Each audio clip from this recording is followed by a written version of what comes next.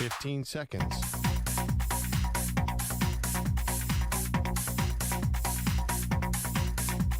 Break ends in 5 seconds.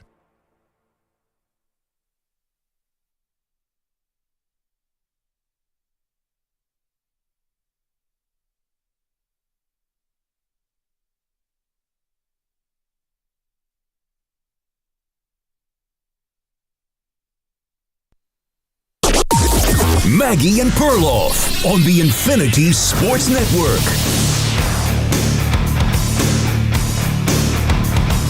Welcome to the Maggie and Perloff Show. Perloff here in the New York studio. Maggie, once again, home at the basement Buffalo Bills homage room. Maggie, how you doing there? I know you're a little under the weather, but you look great. Oh, well, thank you. You can watch us on YouTube and on Twitch, youtube.com/Infinity Sportsnet. Feel better, but out of an abundance of caution to my colleagues, I'm going to stay home for one more day.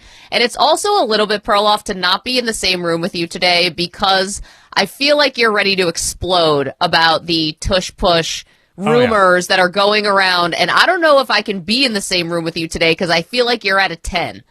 Oh, the Tush Push, the Green Bay Packers with the softest move in NFL history. You know, I am. You know how I get about the combine too, Maggie. Remember we did a combine together in 2013 or something. We interviewed Howie Roseman, and I think some of our questions inspired the turnaround of the Philadelphia Eagles. But today the combine starts. I'm also super fired up. I spent all of last night watching YouTube highlights of Shedeur Sanders. I'm a well-renowned YouTube scout. I can figure out what is going on here. I think that the negativity around Shedeur Sanders, we talked a lot about this yesterday, is getting a little overwhelming. And I decided what his basement is last night, Maggie.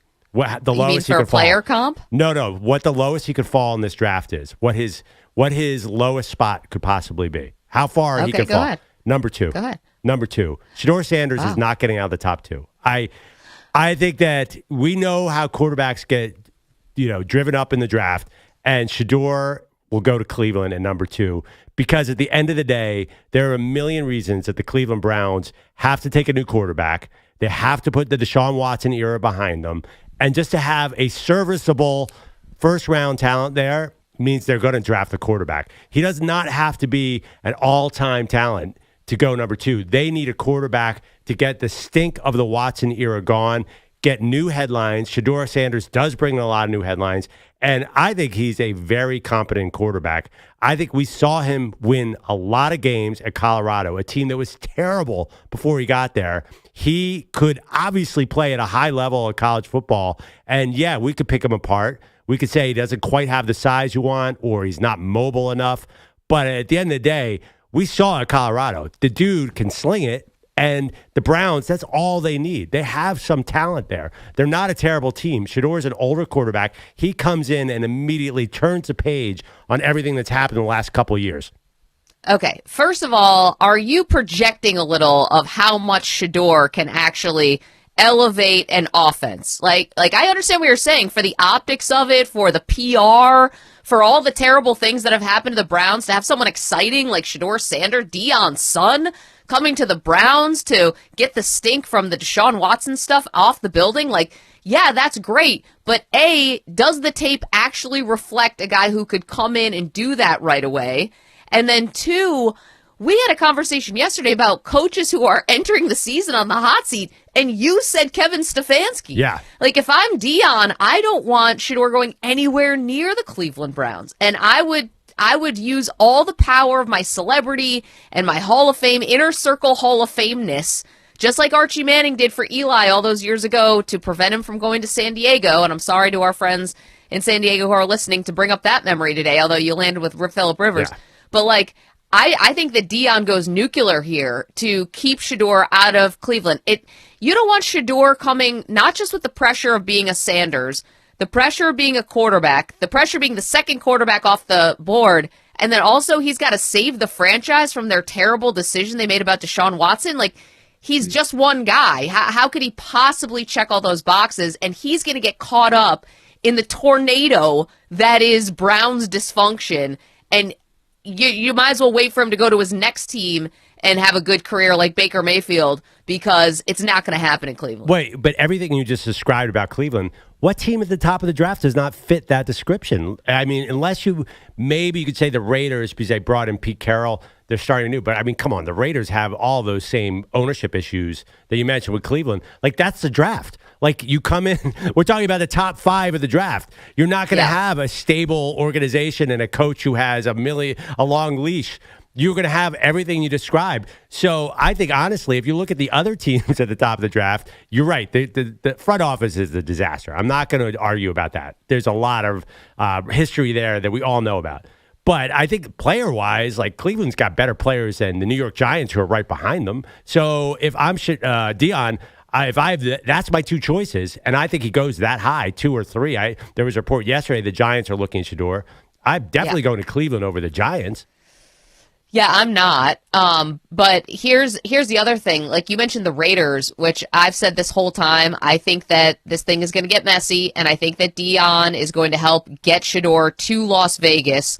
Tom Brady has been his mentor. Pete Carroll is there now, who's the perfect combination of college coach and pro coach in terms of temperament and maybe holding a guy's hand a little bit through his rookie year and understanding all of that. It just set up perfectly for Shedeur to go to Vegas. They just have to somehow manipulate that and make it right with the other teams who are ahead of them. And the Raiders are picking 6th in the draft, so you're going to have some moving to do. But here's my thing about why, like, you can't tell me, that the Raiders' dysfunction is the same right now as the Browns. Yeah. And you have literally a dude in the building. I mean, I know Deshaun is recovering from an Achilles, but he's literally in the building, and now Shedeur has to walk into one of the most awkward, possible situations. It'd be hard for a veteran quarterback to navigate this, let alone a rookie. And at least with the Raiders, there's a new face to the Raiders. It's Tom Brady. And he's the one who's going to be a little bit more of an airbag to absorb some of the Raiders, recent history. I think people are going to look and say, well, Brady's here now. Now, whether he's good at this, we have no idea. I thought Derek Jeter was going to be great running a Major League Baseball team, and he's not. But Jeter was dealing with different stuff. That's a sport with no salary cap, so how much money do you have? This is a different animal. Brady could be good at this, and he's going to be the face, not as much Shedeur. If Shedeur walks in the building at the Cleveland Browns, you're now the face of the team, and to try to dig them out of this horrendous situation, it's too much on a rookie. It's too much. Well, I don't think Deshaun's in the building, actually, because it seems like his Achilles is not even close. And we know how long that's a very serious injury. So I don't even think Deshaun's a factor. And we all know that's coming to an end there in Cleveland at some point. So I'm not so worried about that. I do disagree. I think the Raiders front office I know Tom Brady's a minority owner, but still, they haven't proven anything. But just the talent is so much better on Cleveland. You look at last year, everybody got hurt. So they were terrible. 3-14, that's why they're number 2. But they have all, I don't know exactly who's back, but they have all these stars on the offensive line. They have David Njoku. They have Jerry Jeudy. Then they have potentially a great defense with Myles Garrett. This is the same base. Well, if he just asked for a trade, he wants out. They're not letting him out. They have the same base of the team that made the playoffs with Joe Flacco 2 years ago. And they have Kevin Stefanski. I would take Stefanski if I'm a quarterback 100 times out of 100 over Chip Kelly right now. I think Chip Kelly and Pete Carroll is not where quarterbacks go to thrive. I think Stefanski is going to immediately turn, this is not going to sound like a compliment, he'll turn Shedeur into Kirk Cousins so fast you won't even know you're not watching Kirk Cousins. He is going to have a very productive rookie season because there's talent in Cleveland. Not only that, the AFC North is definitely vulnerable in a way that hasn't been in forever. The AFC West is a meat grinder. Why would you want to go out there and be with Harbaugh, Peyton, and Andy Reid when you could be in the AFC North where the Steelers seem to be taking a step back, the Bengals are taking a step back, and Lamar is a problem. But other than that, you have a much greater chance the AFC North. The AFC West is really tough next year. Yeah, gonna go ahead and disagree that we know anything about the Steelers and the Bengals. I don't know if they're taking. They have one of the Bengals have maybe the second best quarterback in the entire league. And let's see what the Steelers. They land Matthew Stafford. They land somebody else. We'll see. The Steelers are like let's not totally disrespect them. These are both really tough conferences. And listen, I've also looked at the Raiders that have almost $100 million in cap space. They clearly want to, try to microwave this thing because Pete Carroll's 73 and Tom Brady doesn't want to come in and be embarrassed too. So I think they are going to add. But you can't tell me also that you absolutely 100% know that Myles Garrett's going to be on the roster in Cleveland. And even if he is, the optics of that, is one of the best player on the team is like, get me the hell out of here. He's a defense. Who cares? He's a defensive end. He say whatever he wants. Like, I don't even think that. I don't even consider that. Like, my best player wants a trade. If he's not a quarterback, then what's the difference? Just don't trade him. Then boom, you have a good defense. Do you think that the quarterbacks are going 1-2 in this draft? 855-212-4227. I do not. Let's put it this way. I think Cam Ward is going number 1 to Tennessee. They'd be crazy to pass on him, in my opinion. They obviously need a quarterback, and he's there, and he's the better of the two guys in terms of he's projected to be better. I don't know if it's the Browns making the pick at 2. It could be, to me, the Raiders could trade up. Maybe another team falls in love. Maybe the Giants have to trade up just a spot, something like that, to try to prevent and play a little defense on other teams. So I don't know if Cleveland's making the pick, but I would not be surprised if the quarterbacks go 1-2. And I'm not saying that they deserve it or earned it. I think it's this new era of the NFL that pushes quarterbacks to the top, even sometimes when they shouldn't be there. Now, recent history is good, right? We've had some, it's mixed. C.J. Stroud, Jaden Daniels, looks like Bryce Young's coming along. Could be a serviceable quarterback, could be. We'll see what happens with Caleb Williams with a brand new coaching staff and if they can get more out of him. But I don't think that Cam Ward and Shedeur match up at all with the hype that the last 2 years quarterbacks going 1-2 had. I disagree with that a little bit. I think Cam Ward and Shedeur would be right in the mix. Last year's class was amazing. I mean, obviously 6 quarterbacks in the first 12, but I'm not so sure that Bo Nix and J.J. McCarthy go above a Shedeur Sanders. I mean, did anybody really watch college football say J.J. McCarthy's better than Shedeur Sanders? Because I think that would have been an odd take considered. Based on what would you say that? Because he could hand the ball off a lot? I know he's JJ's had such a weird career because he didn't throw the ball at all in Michigan. When he did, it looked good, but I think Shedeur would have been right in the mix after Caleb and Jaden. But Jaden, again, we're looking back at Jaden now. Like, Jaden was a very polarizing prospect because he had some mixed years in college where he wasn't great, and he was so skinny, everyone thought he was going to get killed, including you. Not to you. No, you thought he was. I thought Jaden. You thought he was awesome. Well, I was worried about. But I had the same concern as everyone else. Like, he doesn't weigh a lot. Can he take the punishment in the NFL? So that was on my mind. He wasn't perfect. Drake May was far from perfect. He was a North Carolina quarterback. For all we knew, he was the next Mitch Trubisky. So we're looking back on that class as a bunch of sure things. I think Cam Ward and Shedeur would have been right in the mix. If they'd come out last year, we might have had 7 or 8 first-round quarterbacks. I think both those guys are pretty good bets. Like, there's no surefire thing. So I'm really convinced it goes 1-2. 855-212-4227. Shedeur Sanders. I'm not letting him go to Cleveland if I'm Deion. Why would you? No. Cleveland, I mean, come on. That is ready to go. That's so much more ready to go. The Giants, oh my God, that O-line's going to get him murdered. Well, I'm not going to disagree with you. There's a reason why the Giants have the longest odds to win the Super Bowl of any team. The Raiders, I'm too. just saying, if you go on dysfunction, listen, I know the Giants have not exactly been the model franchise over the last 10 years, but I'm telling you, the Cleveland Browns have a way of embarrassing themselves in new and exciting and inventive ways that we could never see coming. And I don't think that Deion wants Shedeur in that blender.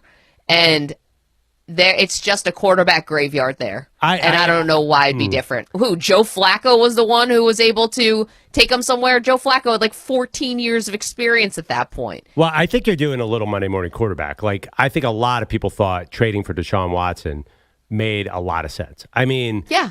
It blew up in their faces. The guy got hurt every single year. Like, yes, it blew up in their faces, but honestly, like they're not any more dysfunctional than the Giants or the Raiders. I think all these teams at the top of the draft and the Titans.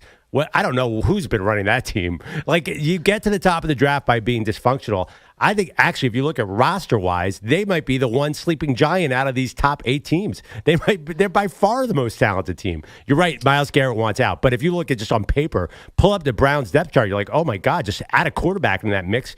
Boom, 11 wins. Perloff, this is a lifetime achievement award for the Browns and their dysfunction. I'm not just talking about the last couple of years. This is.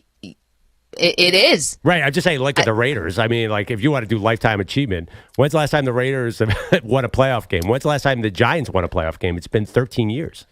Well, no, I mean, the Giants won. They beat the Minnesota Vikings 2 years ago. That doesn't count. I'm not counting that one. Okay. Then they turned around and they lost 38-7 in the next game. Okay, but you just asked when did they win a playoff game, and it wasn't that long ago. But here's the thing about the Raiders. They have had meaningful changes this offseason.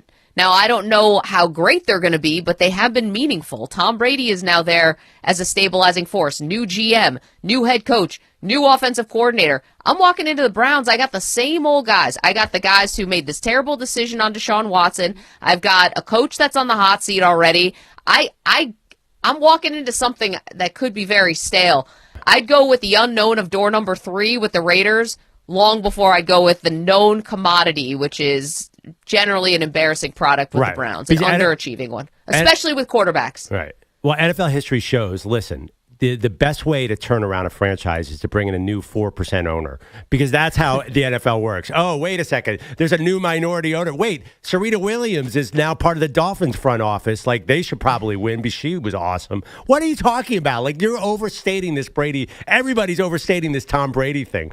The Raiders aren't all of a sudden, the New England Patriots because Tom Brady is there. They're closer. I think we haven't done anything. What do you mean they're closer? Look at the talent. Pull up that roster. You're telling me the Raiders are going to come out of that AFC West? That is ridiculous. That is an impossible situation. They should go to the owners committee and ask for a reorg, Maggie. Get out of that division. First of all, I never said they were coming out of the AFC West. Chill on that. I'm saying ever. No, well, here's the thing. I think that you're not seeing what's in front of your face, Pearl. Tom Brady's involved, man. Like, you gotta you've gotta let this wash over you in a way that's meaningful. Like, the reporting is there. He's the guy. It's not Serena Williams. This is a dude who just hired. They just hired his former college teammate as their general manager, man. So wait, let me ask you this: does everything Tom Brady touch post-retirement turn to gold? Well, not the crypto stuff, and definitely not his marriage, but maybe football-wise, he could be good. Forget that. You're forgetting the major one. As a broadcaster. I mean, so how do we know? He got better. So do we know? He improved. Why do we know that Tom Brady knows how to run a team? I mean, if you looked at the beginning of the offseason and said, wow, they got Pete Carroll and Chip Kelly running the show, would you say, whoa, man, watch out? No. Nobody even wanted Pete Carroll. Like, all the other teams, like, if you look at the market, like, that was definitely not, like, they obviously wanted Ben Johnson, could not get him because they looked at him and said, this is the Raiders. Yeah, you're saying I'm not looking at what's right in front of my face. I think you're being overestimating the impact of a partial owner. I mean, that's sort of my take here. It's like Mark Davis is still Mark Davis. It's still the same guy who's wandering around the Wynn Hotel and hanging out with our former producer Mike Samter at 2 a.m. in Vegas. Like, there's dysfunction there. Every team at the top of the draft has their history of dysfunction. You're right about that. I think Mark Davis will step aside. The thing about Mark Davis, I think that's different than the Haslams. I think Mark Davis has never wanted really to be like his dad. He doesn't have that same, I'm running the show, I'm a football guy that also just happened. All right, I think we lost Maggie there for a second, and I don't know if this was some sort of Tom Brady cutting the cord on this conversation because he doesn't like all this negativity. But when we get back, we'll discuss Maggie back. Yeah, I'm back. Yeah. Okay, this is what I want to say. Mark Davis is begging for someone else to take the reins for the organization. He wanted John Gruden to do it. He doesn't want to be involved. He wants Brady to run the show. This is not his dad. He doesn't want to be like, grinding tape on North Dakota left tackles, as you always like to say. Yeah. He's hoping someone takes this thing off his hands so he can sit in the luxury suite with his weird haircut and eat chicken wings and have no say in anything and just let it happen. Well, how come that hasn't worked for 22 years? Well, the Gruden stuff, I think, really got in the way. He wasn't even going to fire Gruden after those emails came out. They needed more emails to come out until Gruden finally resigned. Like, that got messy. Well, yeah, I'm just saying, like every situation with Gruden. Anyway, we could talk about how bad the the Raiders and the Browns are. That could take up the entire show. But that's why they're at the top of the draft, and that's why we have the combine now, Maggie. And this is a time for optimism. We gotta build up these teams, not talk about the last 20 years. So let's get into it next. Here are Maggie and Perloff. All right, let's do it. You're in a 5-minute break.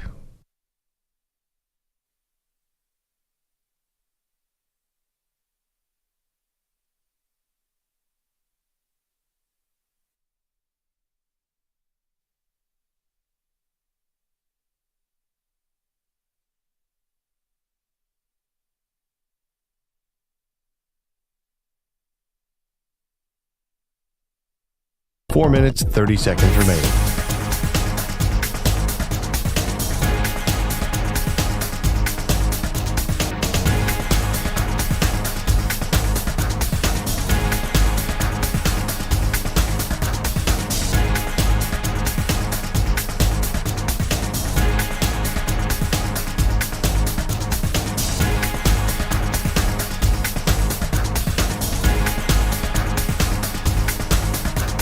Four minutes remaining.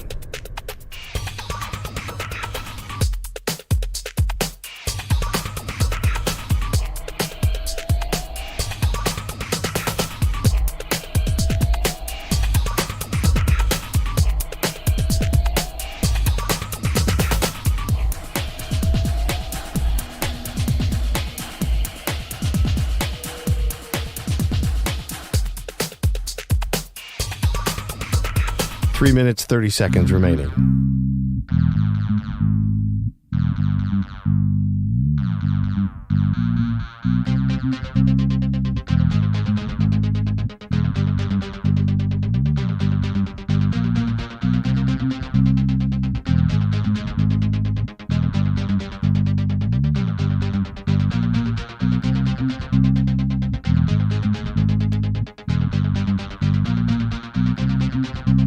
Three minutes remaining.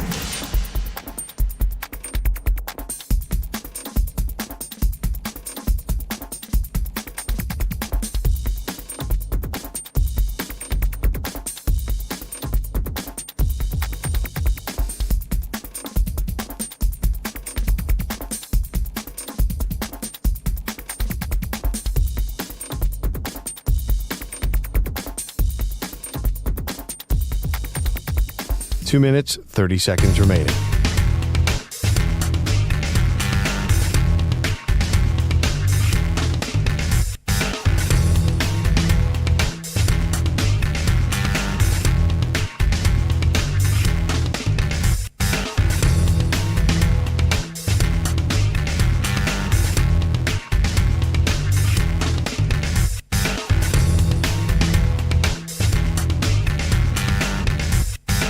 Two minutes remaining.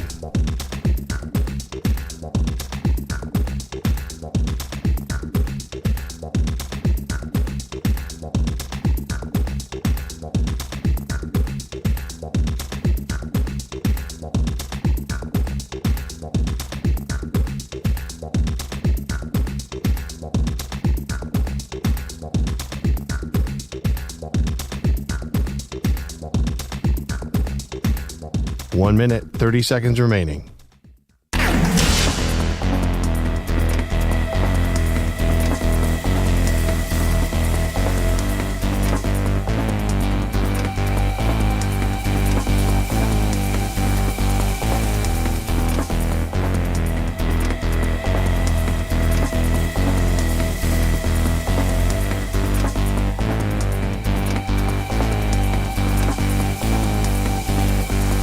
One minute remaining.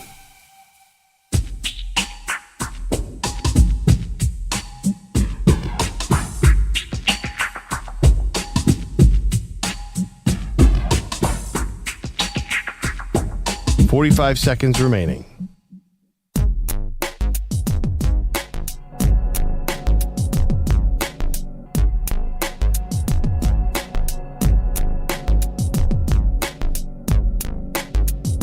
30 seconds remaining.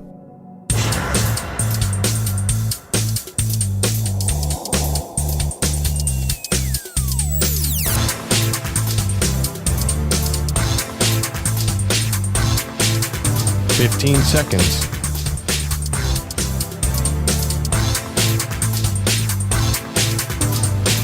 Break ends in 5 seconds.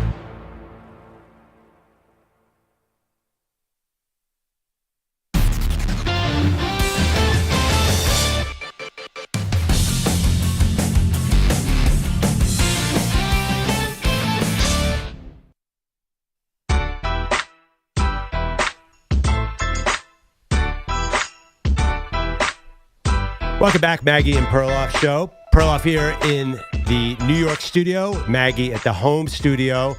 Big debate was how far will Shedeur Sanders fall? I say he goes number 2 to Cleveland. Maggie says someone else might trade up because Cleveland's a bad spot, which evolved into who's in worse shape, the Raiders or the Browns as franchises. I think that's a good poll, Manny. I mean, it's not a fun poll for either team, but I think that's like kind of the debate of the draft, and I think you could put the Giants in that mix too.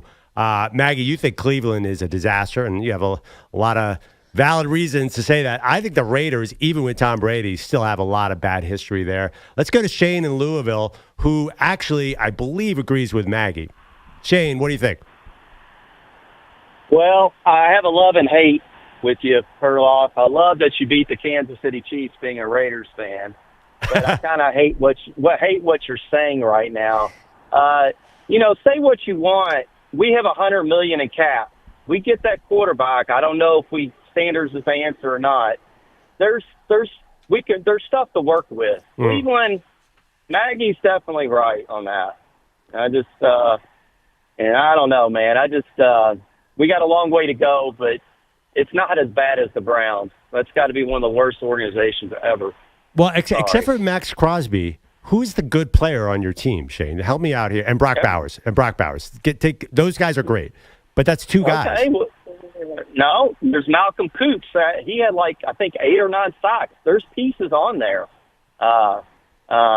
Your boy from Miami, I can't think of his name, the defensive tackle, which didn't even play, got hurt. Christian Wilkins. Oh, my God. That's it. Thank you, Maggie. What? You got it. What? But he was a huge disappointment.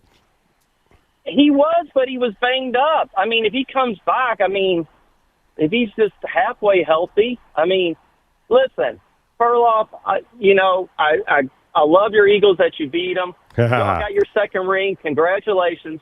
Remember, don't hate on. There's a lot of Raider haters. I get it because of I know we've been bad for 20 years, and this will probably. You can throw this in my face. I lived in Tampa when we lost to Tampa way back when, so that even adds misery right there. But I just think Brady can turn the ship around. I believe. I really do believe. I believe. Yeah, I get it, Shane, and thank you for the phone call. And that's what you got to hang your hat on. One is Brady actually has a nose for team building. 2, that John Spytek is going to be a good general manager. Now, that's somebody who's been in the league for a long time, so he gets his shot as a GM. So you do have someone who's kind of more traditional path, obviously, than just the player. And then you have that $100 million in cap space, and you're drafting high in every round, and you got to hope that this thing can turn around with Pete Carroll as a stabilizing force. I mean, it's not the worst situation in the world, Pearl. It's not. And, again, I'll go with what's behind door number 3 of the Raiders of what I know to be behind the Browns, which is I'm always just waiting for the other shoe to drop that something bad's happening. And let's not discount the relationships aspect of this. Deion put Shedeur and Tom Brady together long ago. I think Tom Brady has been Shedeur's mentor since high school. But let's not discount that, like all businesses, the NFL is very much a relationships business, and I think there's a pre-existing one there. Those are very good points. I agree. But let's look at the skill positions right now on the Raiders. Running back, Zamir White. Wide receiver, Jacoby Myers, Trey Tucker, and DJ Turner. I know that everyone says they have Brock Bowers. You have $100 million. I guess you're going to spend that on wide receiver for Shedeur, and also your offensive line needs help too. So Cleveland is kind of ready to go. They're a ready-made roster with a really proven offensive coordinator. Cleveland, forget Nick Chubb, but they have Jerry Jeudy, Cedric Tillman, David Njoku, and they have a ton of experienced, talented linemen if they bring them all back. I mean, I think Cleveland is basically the core of the team that did really well under Joe Flacco. They've been caught up in this Watson mess. I totally understand that. But they could be an instant microwave success to me. Like, I feel like, especially with Shedeur would fit that really well. He's a Kevin Stefanski kind of quarterback. I think he's like kind of a system quarterback. He would get the ball to those guys. I think they'd be really good. I think the Raiders have a longer timeline than Cleveland. So if I'm Deion, I would at least consider that. You're right. I mean, listen, Tom Brady's attractive, but I think it's going to take the Raiders a little while. Even stabilizing, like we're talking like maybe they go 8-9 or 9-8, but I'm not sure that like they're going to get out of that division for a long time. All right. So Andrew Bogusch is here. He has another team. He's a New York Giants fan in this mix who also likes Shedeur. I think to get up to 2, by the way, the Raiders and the Giants might have to give up draft capital to get there, which is another whole issue. I mean, the Raiders need players everywhere. Why, if Shedeur is really going to go that high, I don't know if you give up a first-round pick for him. Anyway, that's not...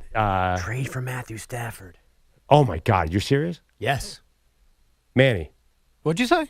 Bogusch wants to trade to Stafford. You're also a Giants fan. Why do you want that? Because I want to use the 3rd pick on somebody like Abdul Carter, and then I have Stafford. I use the 34th pick to get Stafford, and then I use number 3 on a stud defensive player, and now I fixed 2 spots. Okay. So you're basically chasing the Saquon Barkley mistake with another massive mistake. Stafford gets hurt after 3 weeks. You guys go 4-13, have the number 1 pick. Arch Manning goes to the Los Angeles Rams. The Giants can't do this again. I know that you're new on the Giants' struggles as if they haven't been happening for the last decade, but they've been happening for the last decade. Like, they've missed their chance at quarterbacks. Their quarterback chance was last year when they could have had Jaden Daniels, but they loved Tommy DeVito winning 2 extra games for no reason. I watched Offseason Hard Knocks. I saw Joe Shane's kid say draft Jaden Daniels. I saw that one random scout say, this is a mistake. No, I mean they've already screwed the pooch here. They can't. If you're asking them to tank again to have Arch Manning again, then you're asking for things that we can't go through anymore. Maggie, talk some sense in these people. Tell the Giants to tank. These people. You people, you Giants fans. I mean, listen, it's not the worst logic in the world. I don't know if Matthew Stafford, for as good as he is, and I think the end of his career has just been fantastic. I don't know. Where does he get you guys? How many more wins realistically do you get with Stafford over what you had last year? Like, you're starting at 3-14. Yeah. 3 wins. It wasn't a realistic, and an awesome thing to get to 6 or 7, and is that enough? And I don't know. Well, the problem that they're not in position to take one of these quarterbacks right now.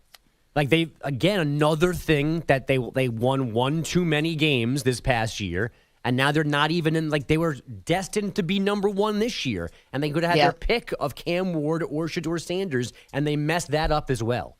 This needs to be solved immediately, and I don't think they can do it at number 3, and I wouldn't trade number 3 for Stafford, but whatever that is, the 3rd pick of the 2nd round, that's a valuable pick. That should start the conversation. If the Rams and he needs to really divorce here, that should start the conversation. And then Stafford solves the position for 2 or 3 years. It gives them time to fix other places in their roster. And then 3 years from now, we figure out who the next quarterback is. But at least this is then done. The most important thing is done for them. Well, Bogues, Maggie and I had a debate yesterday. Do you give up? What if you have to give up a first-round pick, next year's first-round pick? Isn't that too? Maggie said, try to sell a second-round pick. That's way too rich. Yeah, I think next year's first is too much, or number 3 this year. But their 2nd round pick this year, I can stomach that. Okay, that'd be better. But you can't. If you give up next year's number 1, which I think is in the ether, I don't think that's. I mean, the Rams definitely are openly asking for that. Then that really scares me. First of all, Stafford never once played outdoors as a starter. You have no idea. Those splits. Do not look at those splits. You're not going to want to see them. They're not great. So I think that immediately, he's 37, and you're going to take him out of a dome for the first time, really? I mean, I saw him almost have the Rams win in the snow in Philadelphia. I know it's one Almost, game. because the Eagles went into prevent. But generally, I think over the course of a season, and Maggie's right. How many more wins are you going to add here, realistically? You can throw even if I double to 6 or 7 wins, that is a huge jump. Why are you paying $53 million to get 7 wins with Matthew Stafford? Because we've gotten 7 over the last 3 years total. Oh my gosh! You're the Giants. You have Super Bowl rings all over the building. You are aspiring to get seven wins. Yes, because again, you're new to their struggles. We are not. 7 years, I'll have a parade for 7 wins. I'll give them a parade. Wait, sad. I think you guys are dismissing something here. I think the Giants could screw up this quarterback situation in a way that we haven't even comprehended. Of course, they're going to. They're going to have nobody. Yeah, they're this is. I mean, this is the team that was like, Daniel Jones. Yes. And 2 different regimes both said yes to him. Like one that overdrafted him and another one that paid him. Like we have no idea what the Giants could possibly be cooking up. Like I'm actually kind of excited. Is this Sam Darnold? Like what are they going to do? The sky's the limit. Well, I think honestly, it's going to be hard to get Stafford. I think he goes back to the Rams. I think it's going to be hard to get Shedeur at 3, possibly. So I think you're right, Maggie. It could be door number 3. It could be Kirk Cousins for all we know. Oh, wonderful. But even if Sam Darnold and Kirk Cousins, I think you got to eye next year's draft, which could be really good.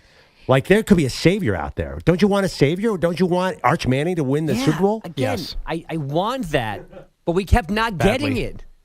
You can't. You win too many games. They were in position for Jaden Daniels last year, and they messed that up. This year, they should have been sitting with the number 1 pick and had their choice of all of this, or sold it to the highest bidder and brought in multiple picks, and they messed that up as well. So it's easy to go, oh yeah, let's go get Arch Manning next year, but they're going to mess that up too. Or with their luck, Arch will go back to school for 1 more year, and then you're asking me to do this again. Thanks for nothing. Also, you don't have to. You don't have to have the number 1 pick to get Arch. We've seen this before. Anywhere within striking distance, and the Mannings will make this happen. But again, for that reason, Maggie, too, I think you have to hold on to that draft capital and not do a Matthew Stafford trade, just in case you need to trade up, unless it's this year's second round pick, which I kind of like. But you can't give up even next year's second round pick. You might need that to get Arch or Nico or one of those top quarterbacks. So I think I'm sorry. You're going to have to wait another year, Bogusch. Oh, 7 wins is not coming your way. I'm sure you're sorry. It's broken up. How about some headlines? What else? Yeah, a headline sponsored by Progressive Insurance. Insurance for motorcycles, boats, and RVs for protection on the road and on the water. See how much you can save at 1-800-PROGRESSIVE and Progressive.com. The final score in Philadelphia last night was Bulls 142, the Sixers 110. Damn! 32-point differential. Actually good news since Chicago led by 50 early in that fourth quarter. Damn! That is 8 straight losses for Nick Nurse's team. First of all, everybody needs to look at themselves at what they can do better, and then look at what they can do better for the team. And do our jobs, man. Be professional. The good news, in Stephen Jones' air quotes, is Joel Embiid's knee hasn't been amputated yet. He's giving us what he can, right? I don't, obviously doesn't feel like he's not himself. We all know that. He's not certainly the guy that we're used to seeing play at a super high level. But I commend him for giving us what he can. But for now, Embiid's knee undergoing a new round of tests yesterday and today. Nurse also said pregame it was way too soon to talk about Embiid's season being over. How about it's career? Way too late. Yeah. How about career? Why use the word season? Back on the floor last night, the T-Wolves erased a 25-point hole, won in OT, in OKC, 131-128. Jaden McDaniel scoring 27.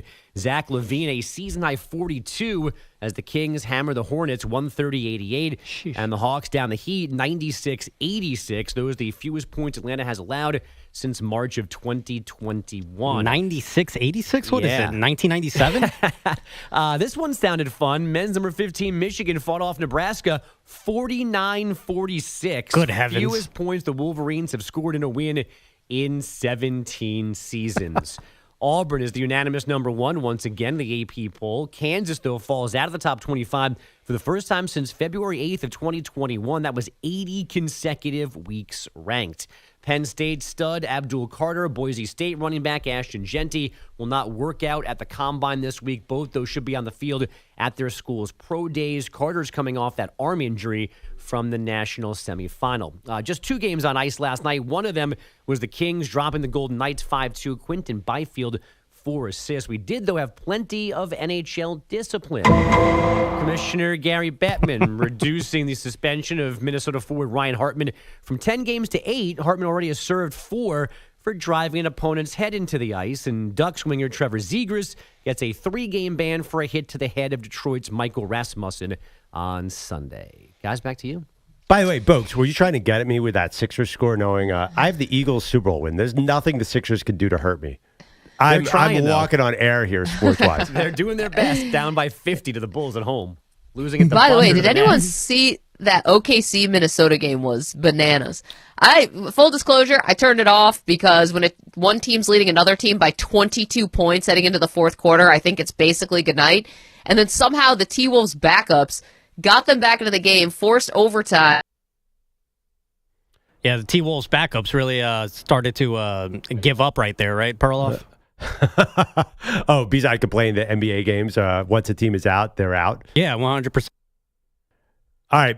We're going to break down more Western Conference playoff positioning in the NBA moving forward. No, I'm just kidding. We're going to get back to the Combine. It's getting started up. We have lots of takes on the NFL draft coming up. That's next, Maggie and Perloff Show.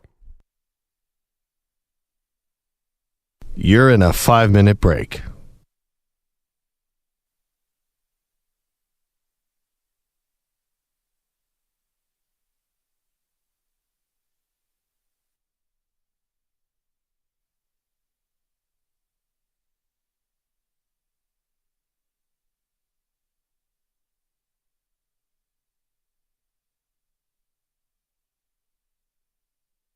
Four minutes, 30 seconds remaining.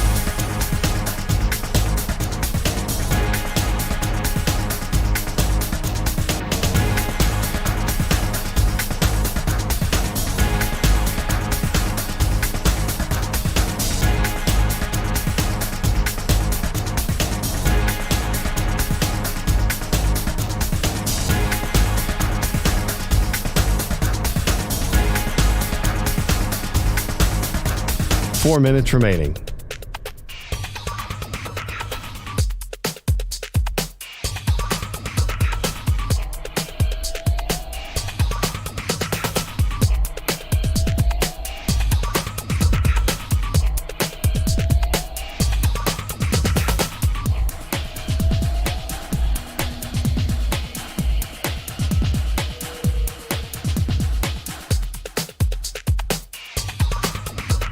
Three minutes, 30 seconds remaining.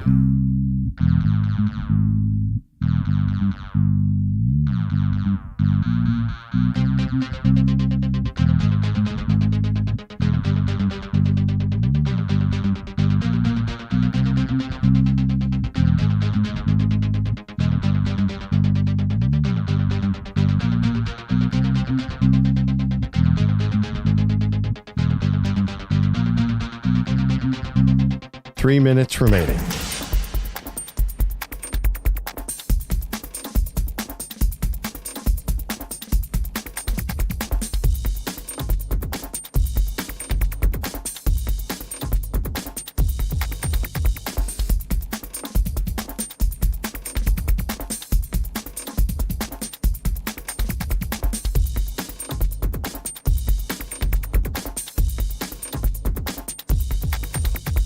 Two minutes, 30 seconds remaining.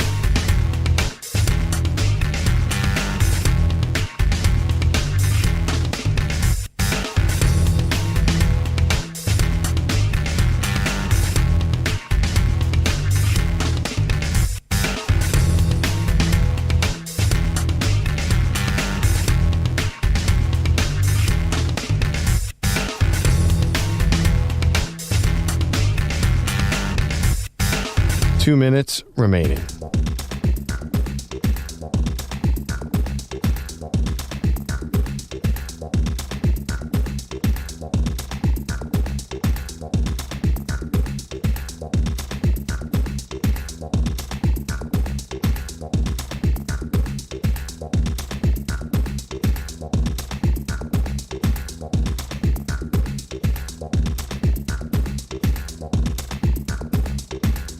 One minute, 30 seconds remaining.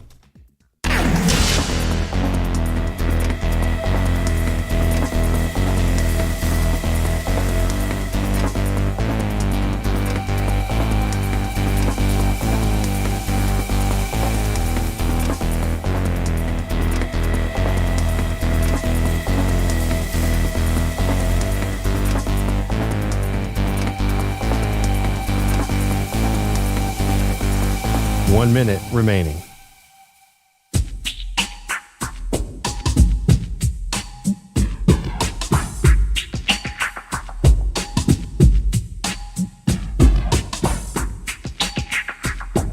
$45 seconds remaining.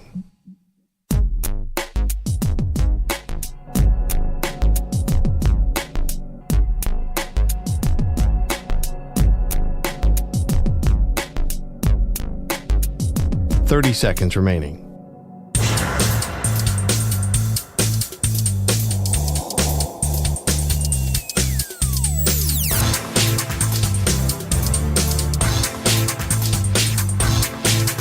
$15 seconds.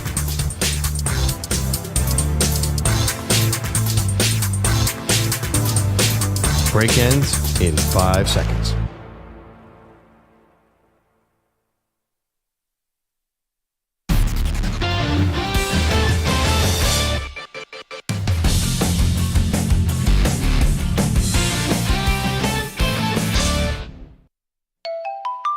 What the is Aaron Rodgers up to today?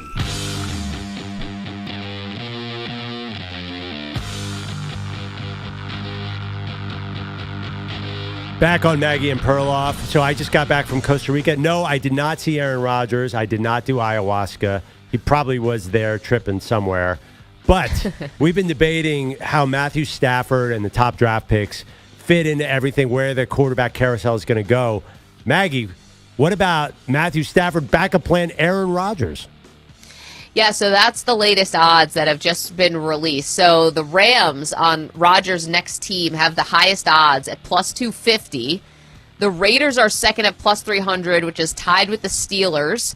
And the next is Indianapolis and the Tennessee Titans before you get into the Minnesota Vikings and the San Francisco 49ers. But yeah, Adam Schefter had reported that Aaron Rodgers could be the plan B if the Rams don't get something done. And this is perfect from the Rams, perfectly played, because you would think you have no leverage, right, with Stafford. Like, how do we play hardball with you on a contract when who knows who would be our quarterback, you know?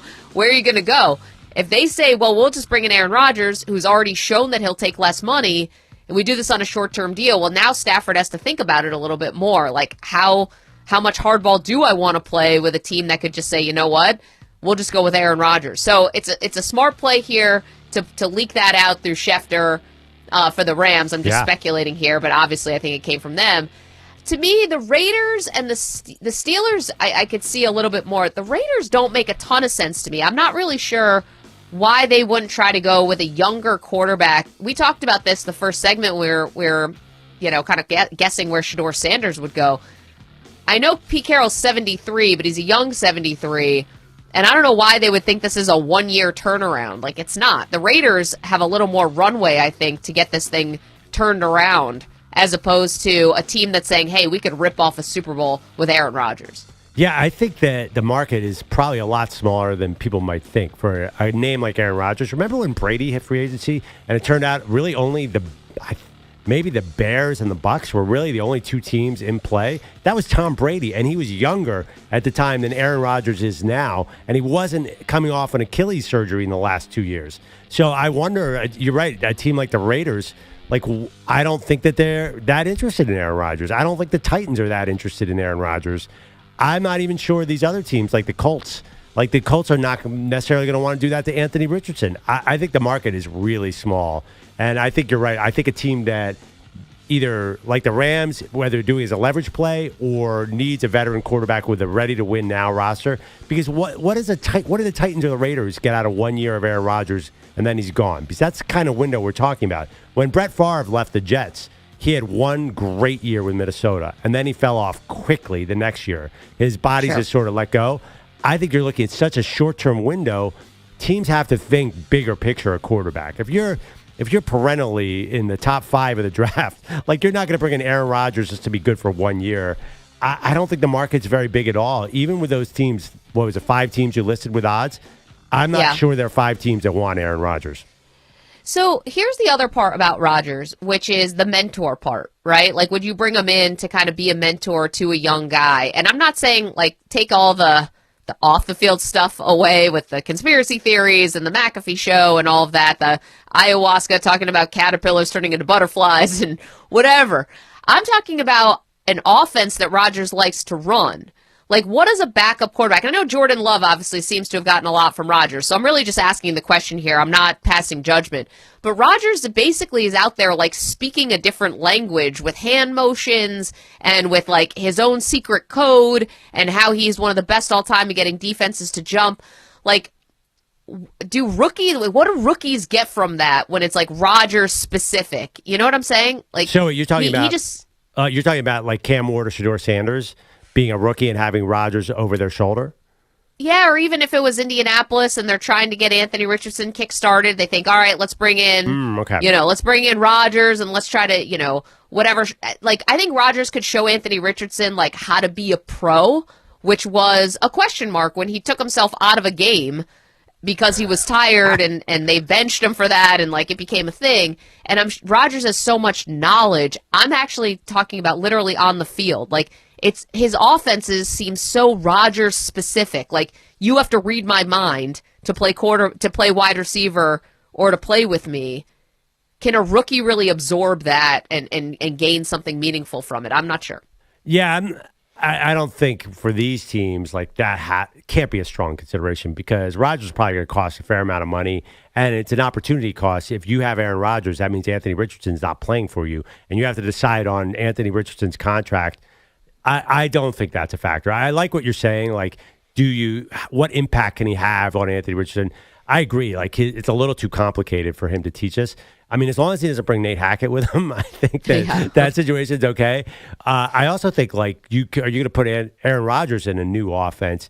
I assume he would know the McVay offense pretty well because McVay was under Shanahan, and I think that Rodgers is connected enough to that kind of offense. It is kind of new. I mean, Rodgers has always been on some form of West Coast.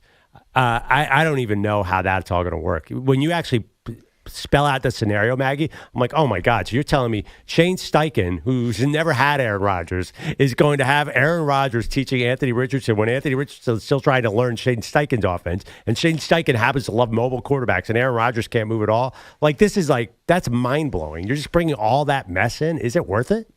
No, I mean, I don't think so. I get it from the Rodgers point of view, play indoors, play in a division that's winnable, potentially. But yeah, I don't see the Colts. But listen, is Jim Irsay always a wild card? Like, definitely. And have they already made a decision maybe on Anthony Richardson where it's going to take a kick save and a beauty to save his, pro career? I don't know. I'm all about Anthony Richardson. I love that guy. I mean, he is not a good NFL quarterback. He's got the lowest passing percentage in 25 years. But dude, he can run like crazy, and nobody throws a prettier 50-yard pass than Anthony Richardson. You got to give that guy time. How old do you think he is? He's 24. Yeah, I get it, but you're going to have maybe a potentially big decision to make. You could always just pick up the fifth-year option and just sort of let it ride. That's still $20 million. He's 22. He's a year younger than Cam Ward and Shedeur Sanders.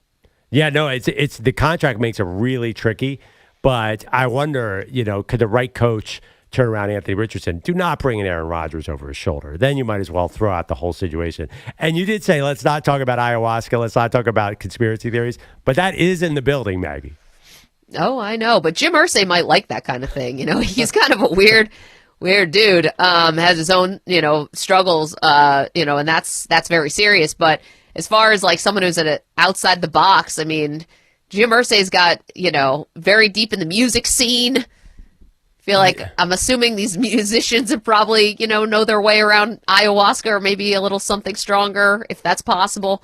I don't know. I could see those guys being kind of simpatico, but I think Rodgers can still be a good mentor, even though he's kind of an oddball. Like the football side, I think he can be something. I just, his whole thing of when I wiggle my fingers this way, it means I want you to do this. Like, what is a rookie supposed to do with that? Same thing? I don't know. I don't know how they gather, like what they gather from that. Yeah, I mean, Rodgers is a very kind of specific offense, but it's also funny too because he's such a pocket guy right now. So like, is he a different kind of player than Anthony Richardson or say like Cam Ward? I don't know. I just don't see the connection there. I think those guys are all so different. The mentor idea. Also, the Raiders, I have Tom Brady. Isn't he going to be, according to you, he's going to be there 5 days a week mentoring this quarterback. So why would you need two mentors? He can't be in half of these meetings if he's going to be a broadcaster because of his conflict of interest. So he'll have a little time on his hands, I imagine. I don't know. Isn't he running TB12? What about TB12? What about the avocado ice cream? We're never going to get over this influence, Tom. Like, this is a show argument that is never going to end. I know. I think you're underestimating Tom. Okay, we're going to let Perloff unload about those who want to destroy his team's secret weapon. Get to that next.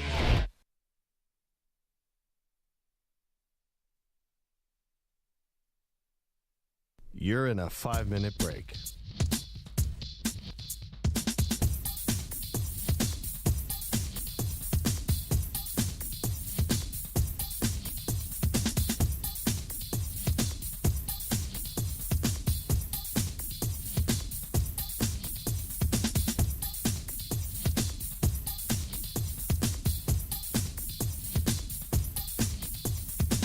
Four minutes, 30 seconds remaining.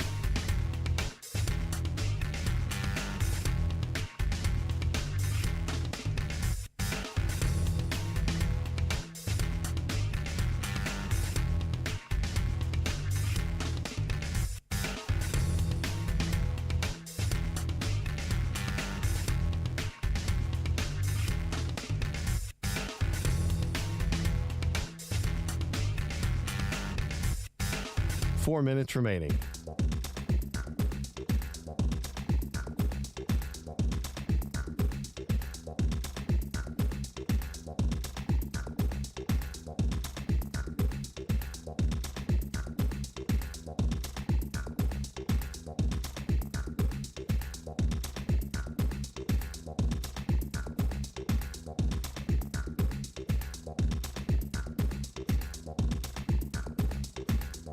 Three minutes, 30 seconds remaining.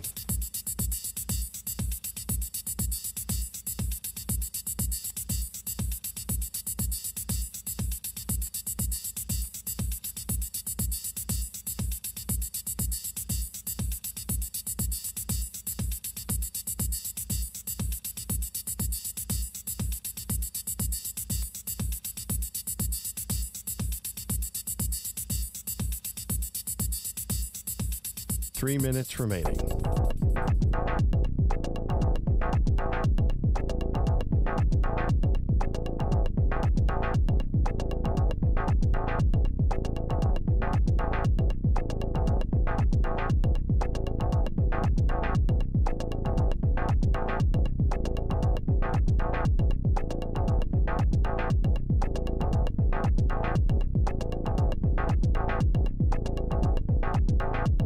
Two minutes, 30 seconds remaining.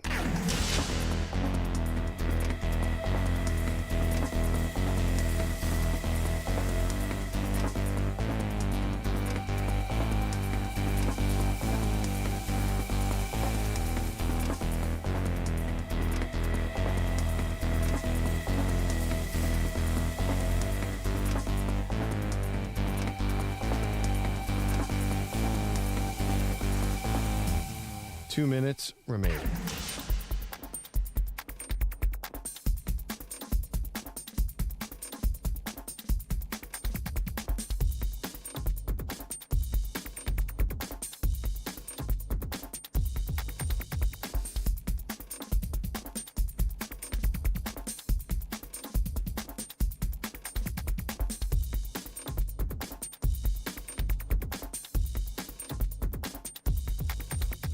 One minute, 30 seconds remaining.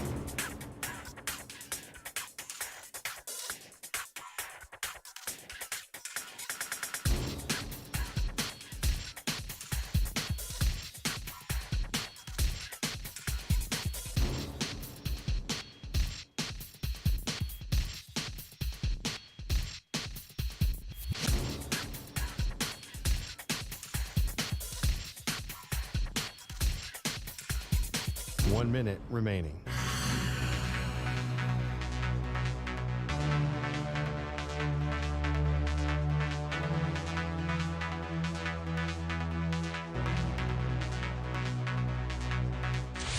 45 seconds remaining.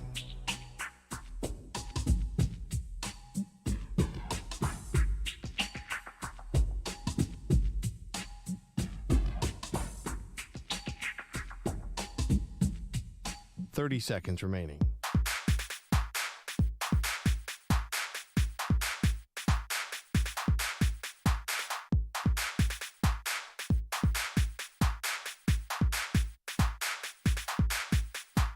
Seconds.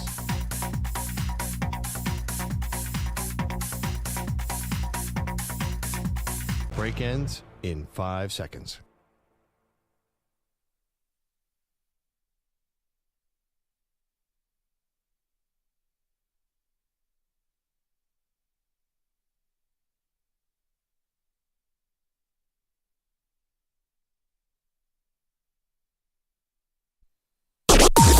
Maggie and Perloff on the Infinity Sports Network.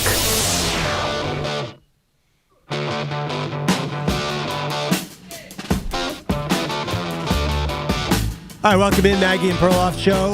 Andrew Perloff here in the studio. Maggie at the home studio for one more day. A little bit under the weather. Of course, I think you want to be at your home base to study all the combine interviews that are coming up. And also, I don't think you want to be around me right now. Let's be honest, because I am annoying because my Philadelphia Eagles won the Super Bowl. So I am sports cocky. And yesterday, Maggie, I was so happy to dunk on the Green Bay Packers because they came up with the softest proposal in the history of the NFL. Reportedly, the Green Bay Packers brought up to the competition committee, we have to ban the tush push. Oh, no. The Eagles have an unfair advantage because their QB sneak is better than ours. That is so pathetic. If you can't stop it, get the rules to change it. Did the NFL change the rules when they couldn't stop the Green Bay Packers Vince Lombardi sweep? Did they change the rules when Bill Walsh was carving up the rest of the league with the West Coast? Did they change the rules because Patrick Mahomes is too good? What do you mean change the rules? What is illegal about the tush push? You can't just change the rules because it works too well. It makes no sense. Well, first of all, this is pretty recent rule in the history of the NFL, right? You could start pushing people again, I think, going back to like 2005 or something. So let's not pretend like this has been ingrained in the fabric of the NFL for so long. And the difference is that it doesn't feel like a football play. That's why. You know, you're not going to ban things that feel like football, but this one, quite frankly, looks and feels a lot more like rugby. And here's my thing about the tush push, and I don't mind if they ban it, quite frankly, and you think your team is the only one that runs it, well, my team does too. And the Eagles and the Bills have run the tush push 163 times combined over the last 3 years, and that's more than every other team in the NFL combined over the last 3 years. So my team's actually been not that bad at it. Take away the AFC Championship game, which we just saw, that aside, where they got a bad spot. But anyway, here's my question about the tush push. If this is a football play, Pearl, if this is more of a football play, then why don't more teams run it? Like, that's my question, because lots of teams run quarterback sneak. Everyone, I think, has some version of quarterback sneak. But if it's such an obvious football play, then where are the other 30 teams? Literally 2 teams run it. Your team and my team. Well, if it's such a football play, then why don't more teams do it? I have no idea because teams are idiots. They go to shotgun in 4th and 1. And that's why they're not in the Super Bowl. Well, I know the Chiefs don't run it because Mahomes got hurt on his. They don't run sneaks because Mahomes not tush push. They don't run any sneaks because Mahomes got hurt on his sneak. But the Ravens are awesome with it with Mark Andrews. Like they tush push. Their tush push is amazing. I guess they don't trust Mark Andrews anymore, but they should. Every team should run it. And by the way, quarterback sneaks. I hate it when the fans are right, but the fans for years have been right about coaches punt too often and they don't quarterback sneak enough. It's insane to me. When it's 4th and inches and some team lines up in shotgun, I'm like, what are you doing? Do you not like first downs? I think everybody should run it, and I don't know why they don't run it. I know that some coaches, like Sean McDermott yesterday, said it's an injury risk. Whatever. I mean, what are you banning? Tell me, Maggie, like, write the rule. It's not a football play. How is it not a football play? Like, explain to me, like, how do you actually legislate this out of the game? Like, what are you writing down in the rule book? I think you're writing down that, you can't push the quarterback from behind. I think that's what you're writing. So You can't push any ball carrier? Or the ball carrier. Yeah, I think you're going to have to, if you are going to ban this rule. And by the way, we're far from that. You need 24 of the 32 owners, I believe, would have to say yes and go along with the Packers if you want to ban the Tush Push. And by the way, you can call about this at 855-212-4227 if you feel strongly about it. I know Perloff does because it's obviously benefited his team in a ridiculous way. But I think you would have to say you cannot push the ball carriers anymore. And okay, you're going to have to call a lot of flags on that, or I guess players just stop doing it because people push the running back all the time. All the time. I mean, listen, I know, and I just think that that's probably going to have to be taken out of it, and it's going to have to require a little more skill from the quarterback who's running it. Right? Like, it's going to have to, there's obviously some kind of secret sauce here. And to be fair, Bill Belichick is actually the guy who's figured it out the most. Going back to 1991, when Bill Belichick was the head coach of the Cleveland Browns, he's been successful on 184 of 205 QB sneaks, a 3rd and 1 and 4th and 1.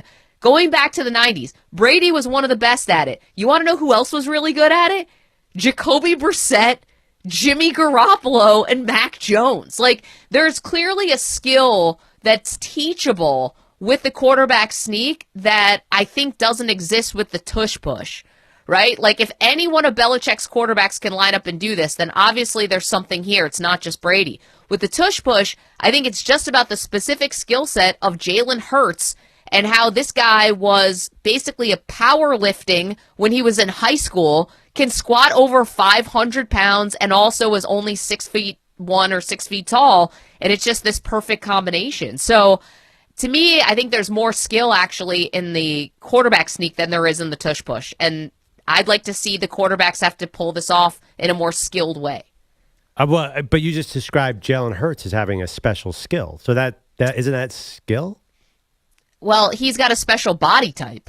I think that, which is like a skill. Because clearly it's not Kelsey. Like, everyone thought it was Kelsey. It's not, because they were just as successful at it this year, where it even was the first touchdown scored in the Super Bowl this year was a Tush Push, right? So I mean, it has nothing to do with the offensive line. I think it's specifically about how Jalen Hurts' body is constructed, and his lower body is just strong. There were a couple little bumps on the Tush Push. They started, they definitely were watching for offsides, and I think the officials were trying to tell they called a couple big penalties. They missed one against, I think it was Washington or the Rams in the playoffs on a 2-point conversion. That was ridiculous. Actually, it was a kind of a big deal. So anyway, the Tush Push, though, I think is a skill, and I think every team that does not do it now is going to start to do it because it's ridiculous. Why would you not push a player? And also, this idea that you're going to ban all the pushes, that's a big part of running games now, is pushing the running back. So I think that's a massive change. Can you imagine, say the Rams, Kyron Williams has a 5-yard carry and somebody pushes him an extra yard and you call a 5-yard penalty on that play? That's going to have a massive impact on the entire NFL, on the whole running game. Not just because this Tush Push, you're going to affect all 32 teams in a big way. I mean, that's going to screw up a lot of things, Maggie. I think that's a big rule change. Well, you know what they're going to do, Pearl? They're going to put it under the auspice of health and safety.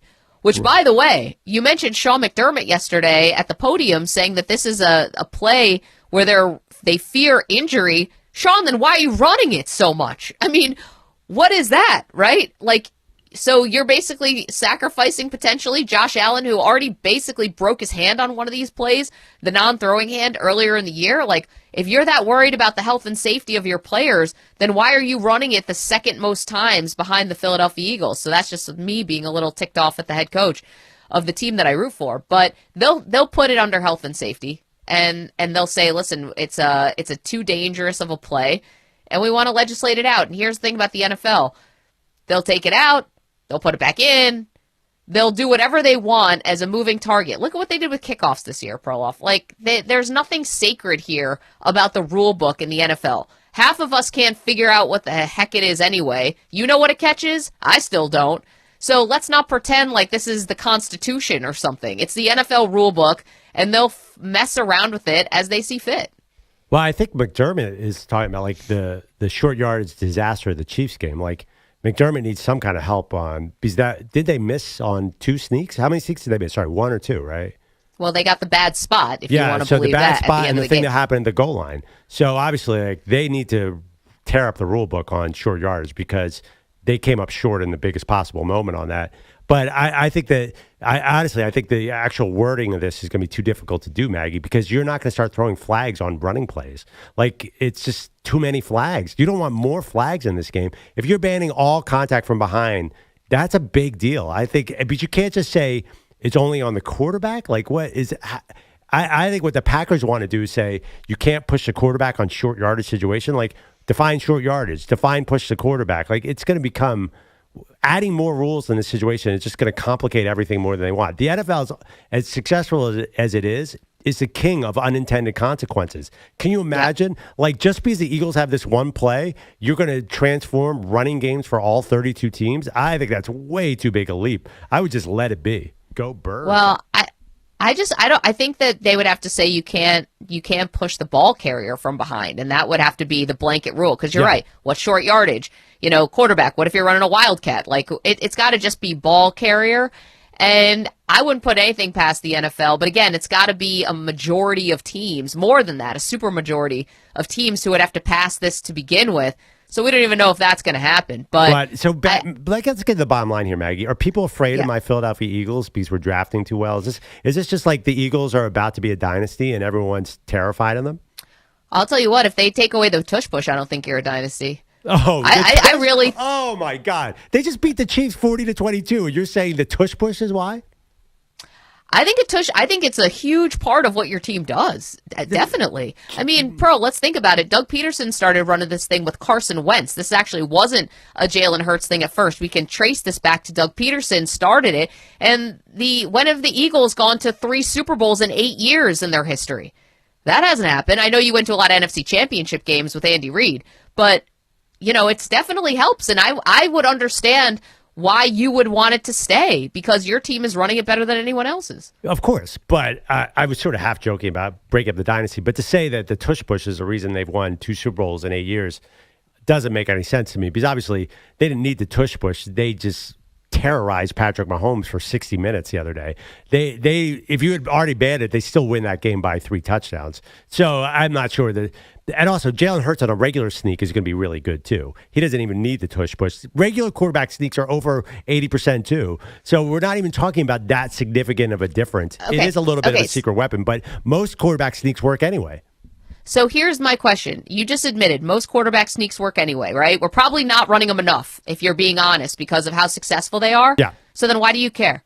Like, if you think that Jalen Hurts can still be successful in a traditional quarterback sneak with not 2 people pushing his butt from behind, then why do you care so much if it's banned or not?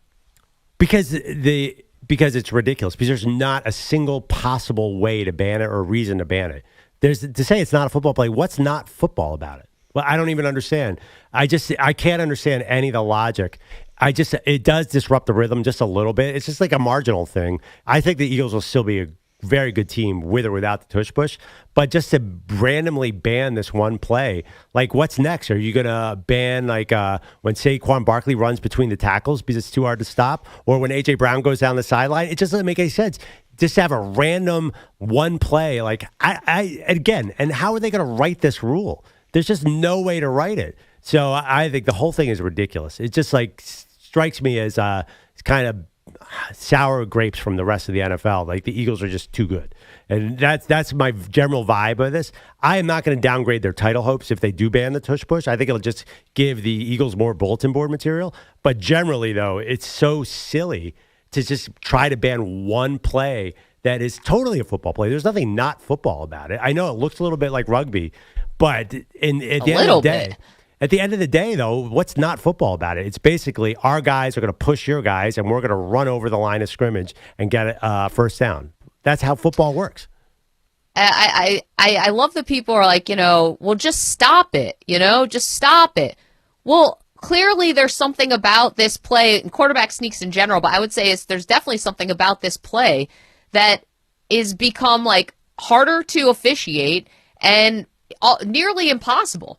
Like, you want to point to the Jacksonville Jaguars who stopped it twice in a game, and that's like basically the highlight of their season. Look at how ridiculous it got with the NFC Championship game with the Washington Commanders, with Frankie Louvu getting multiple penalties to the point where the referee had to come on the public address speaker and say, if you do this again, I'm going to just award the touchdown to the Philadelphia Eagles. Like, are we going to do more and more plays that put the defense at such a ridiculous disadvantage where, because the tush push, at least for the Eagles, has been even a little bit more successful, I believe, than the QB sneak. 855-212-4227. That Frankie Louvu situation, it was 1st and 1 at the goal line. Like, they weren't going to stop him anyway. I mean, regardless of the tush push, that was going to be a touchdown. That's always a touchdown. So I don't know. Like, that was on the Commanders. And I don't blame Frankie Louvu for doing it. It was one of the coolest plays of the year when he dove over the line of scrimmage. But just because it's hard to, again, I want someone to explain to me, like, what's the rationale here? It's hard to stop. Let's ban it. It just seems crazy to me. Crazy to me that they're going to ban a play that, to me, is totally a football play. Well, first of all, they're not going to ban it. I mean, one team said, please, let's take a look at it. And you're going to need, again, is it 24 or 27? I can't remember the amount of teams that would have to say yes to this.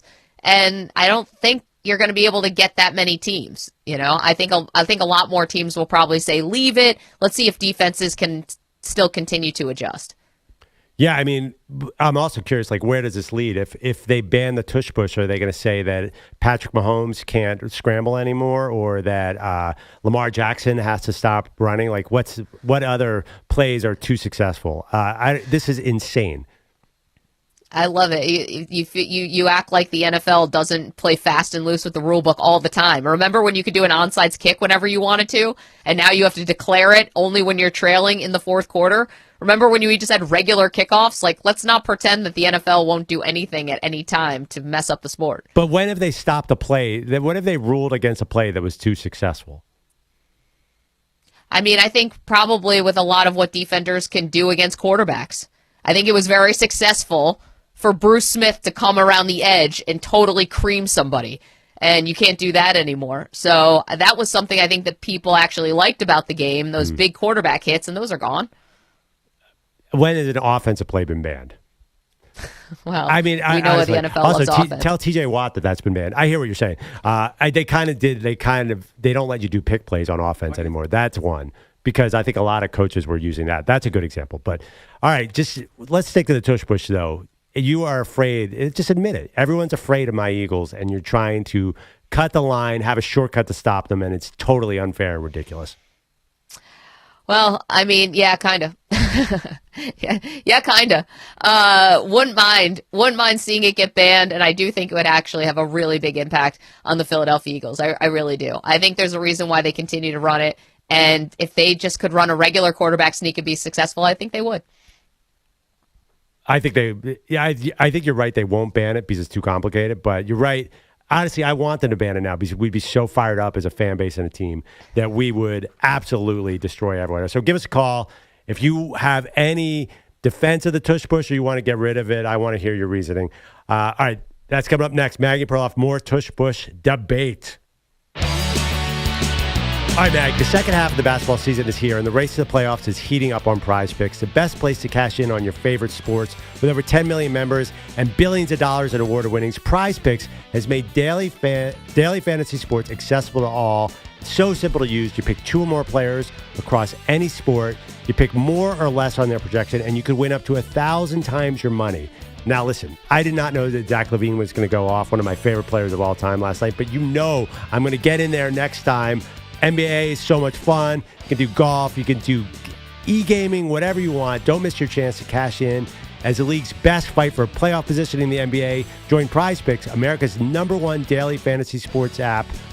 It's available to play in more than 40-plus states, including California and Texas. Download the app today and use the code MNP, and you get a $50 in bonus promo funds instantly when you play that $5. That's code MNP on Prize Picks to get $50 in bonus promo funds instantly when you play $5. That's $50 in bonus promo funds for just $5. Win or lose, you'll get $50 bonus credit for just playing. It's guaranteed. Prize Picks, run your game. Must be present in certain states. Visit prizepicks.com for restrictions and details.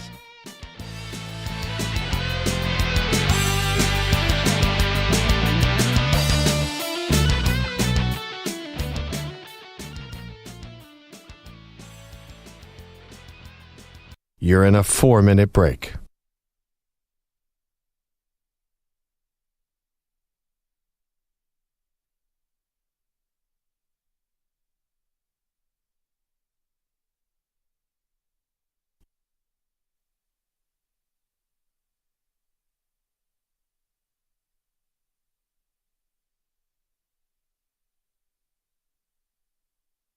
Three minutes, 30 seconds remaining.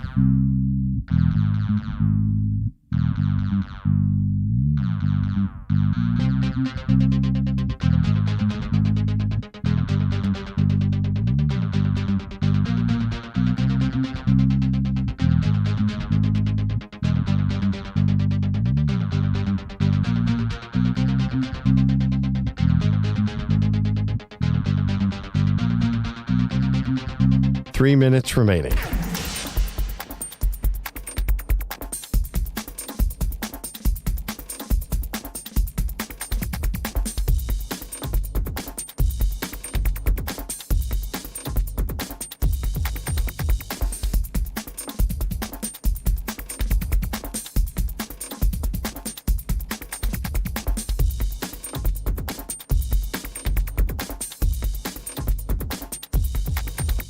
Two minutes, 30 seconds remaining.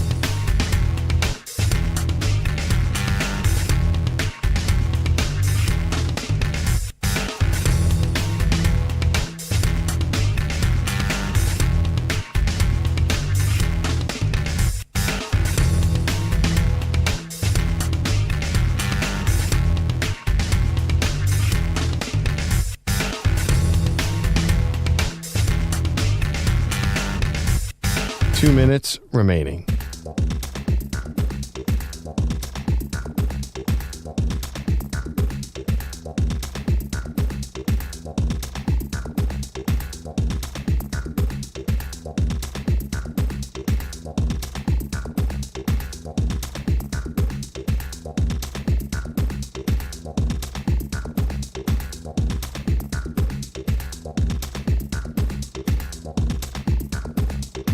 One minute, 30 seconds remaining.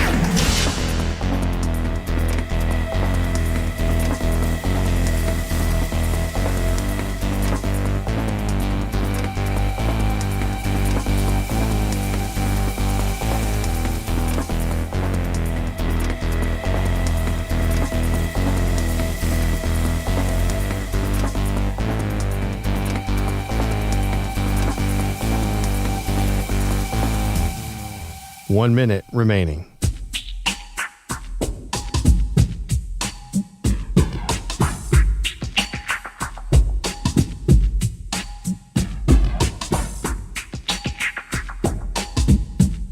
Forty-five seconds remaining.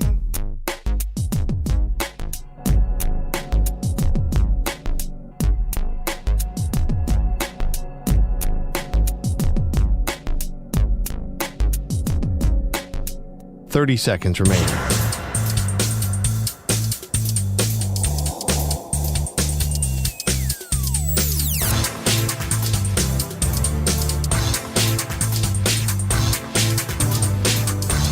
Fifteen seconds.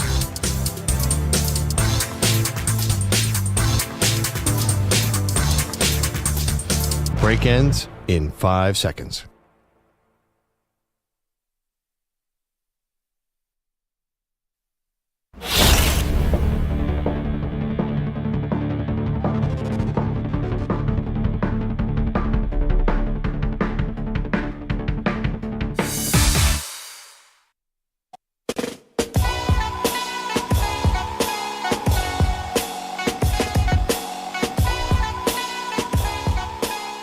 Welcome back, Maggie and Perloff Show. I feel bad for the rest of the NFL.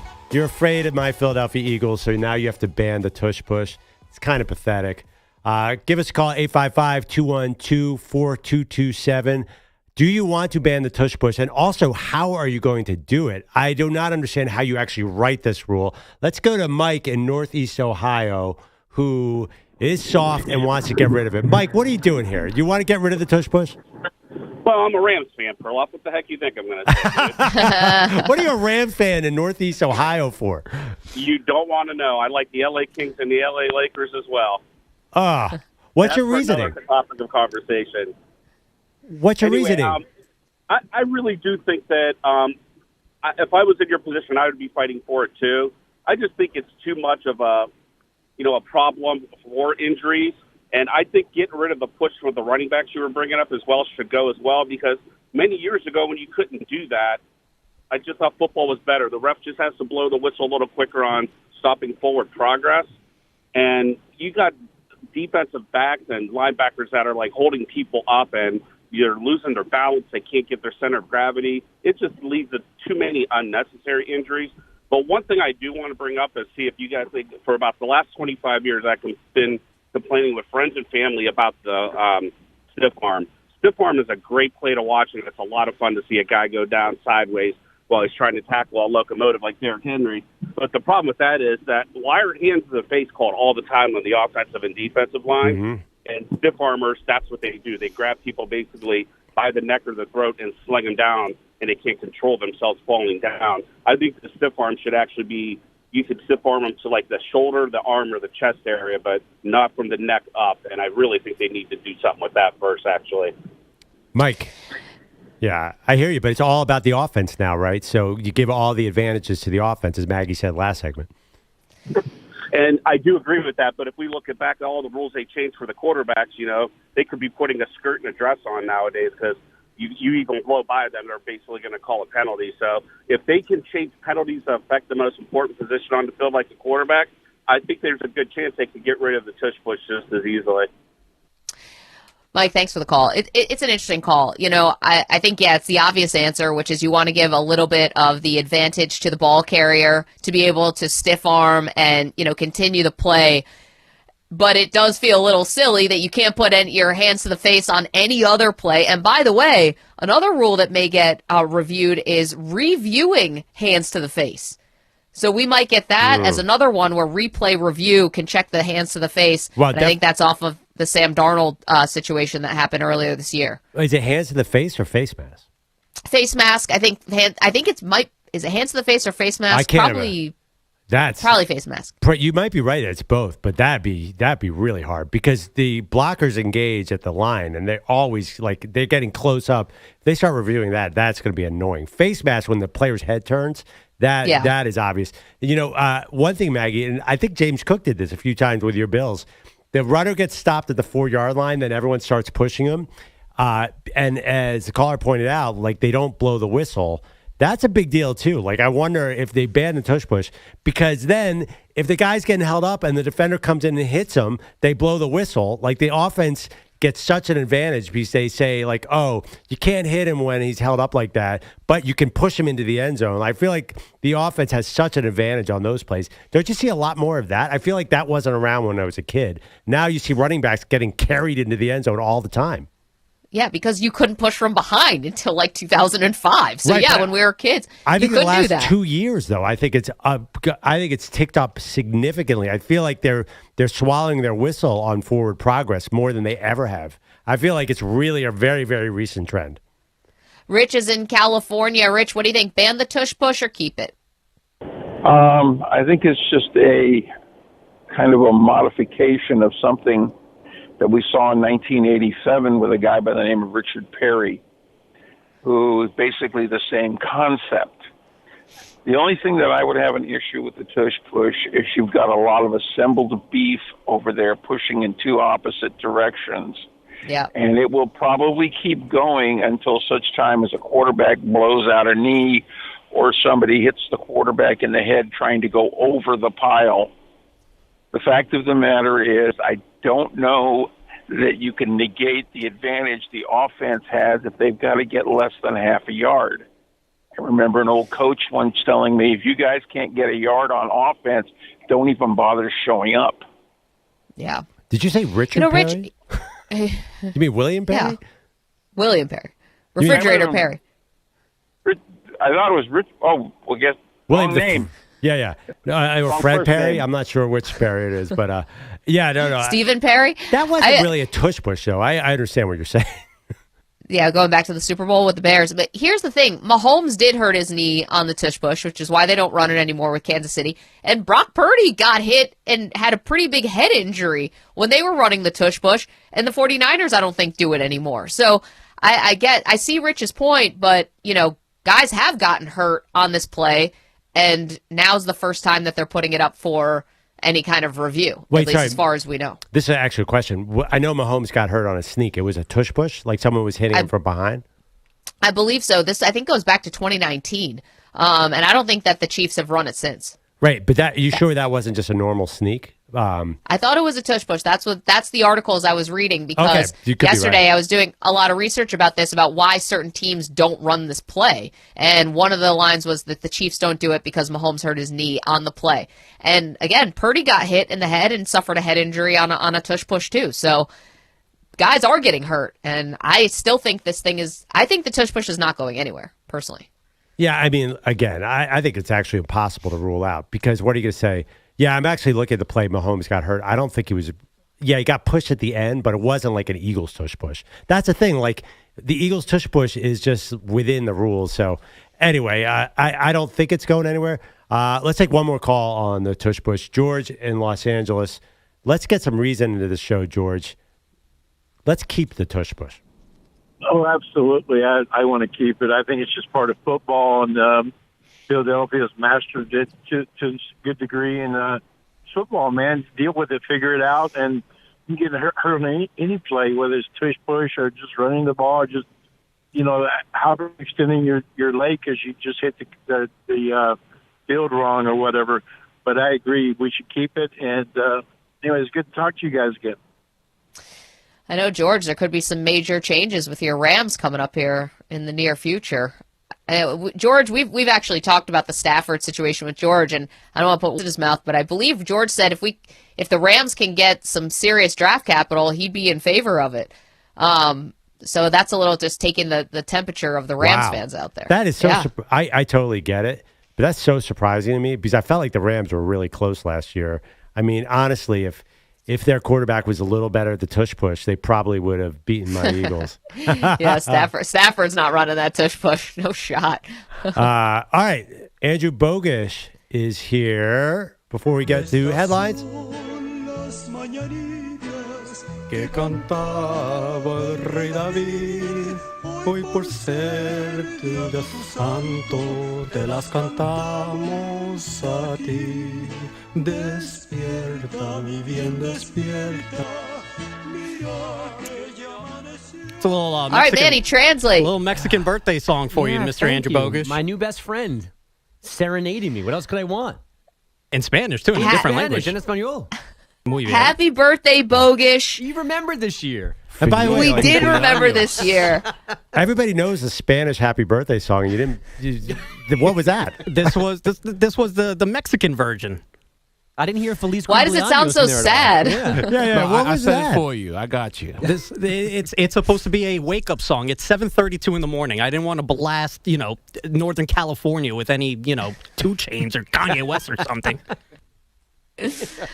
Wait a minute, but Manny, why does the Mexican happy birthday song sound like it's somebody, like a funeral song? Why does it sound so sad? This is what you sing when the person wakes up. You don't want to, you want some like a Slipknot or something as soon as you wake up? No, you want something nice, cool, something nice and sweet to wake you up.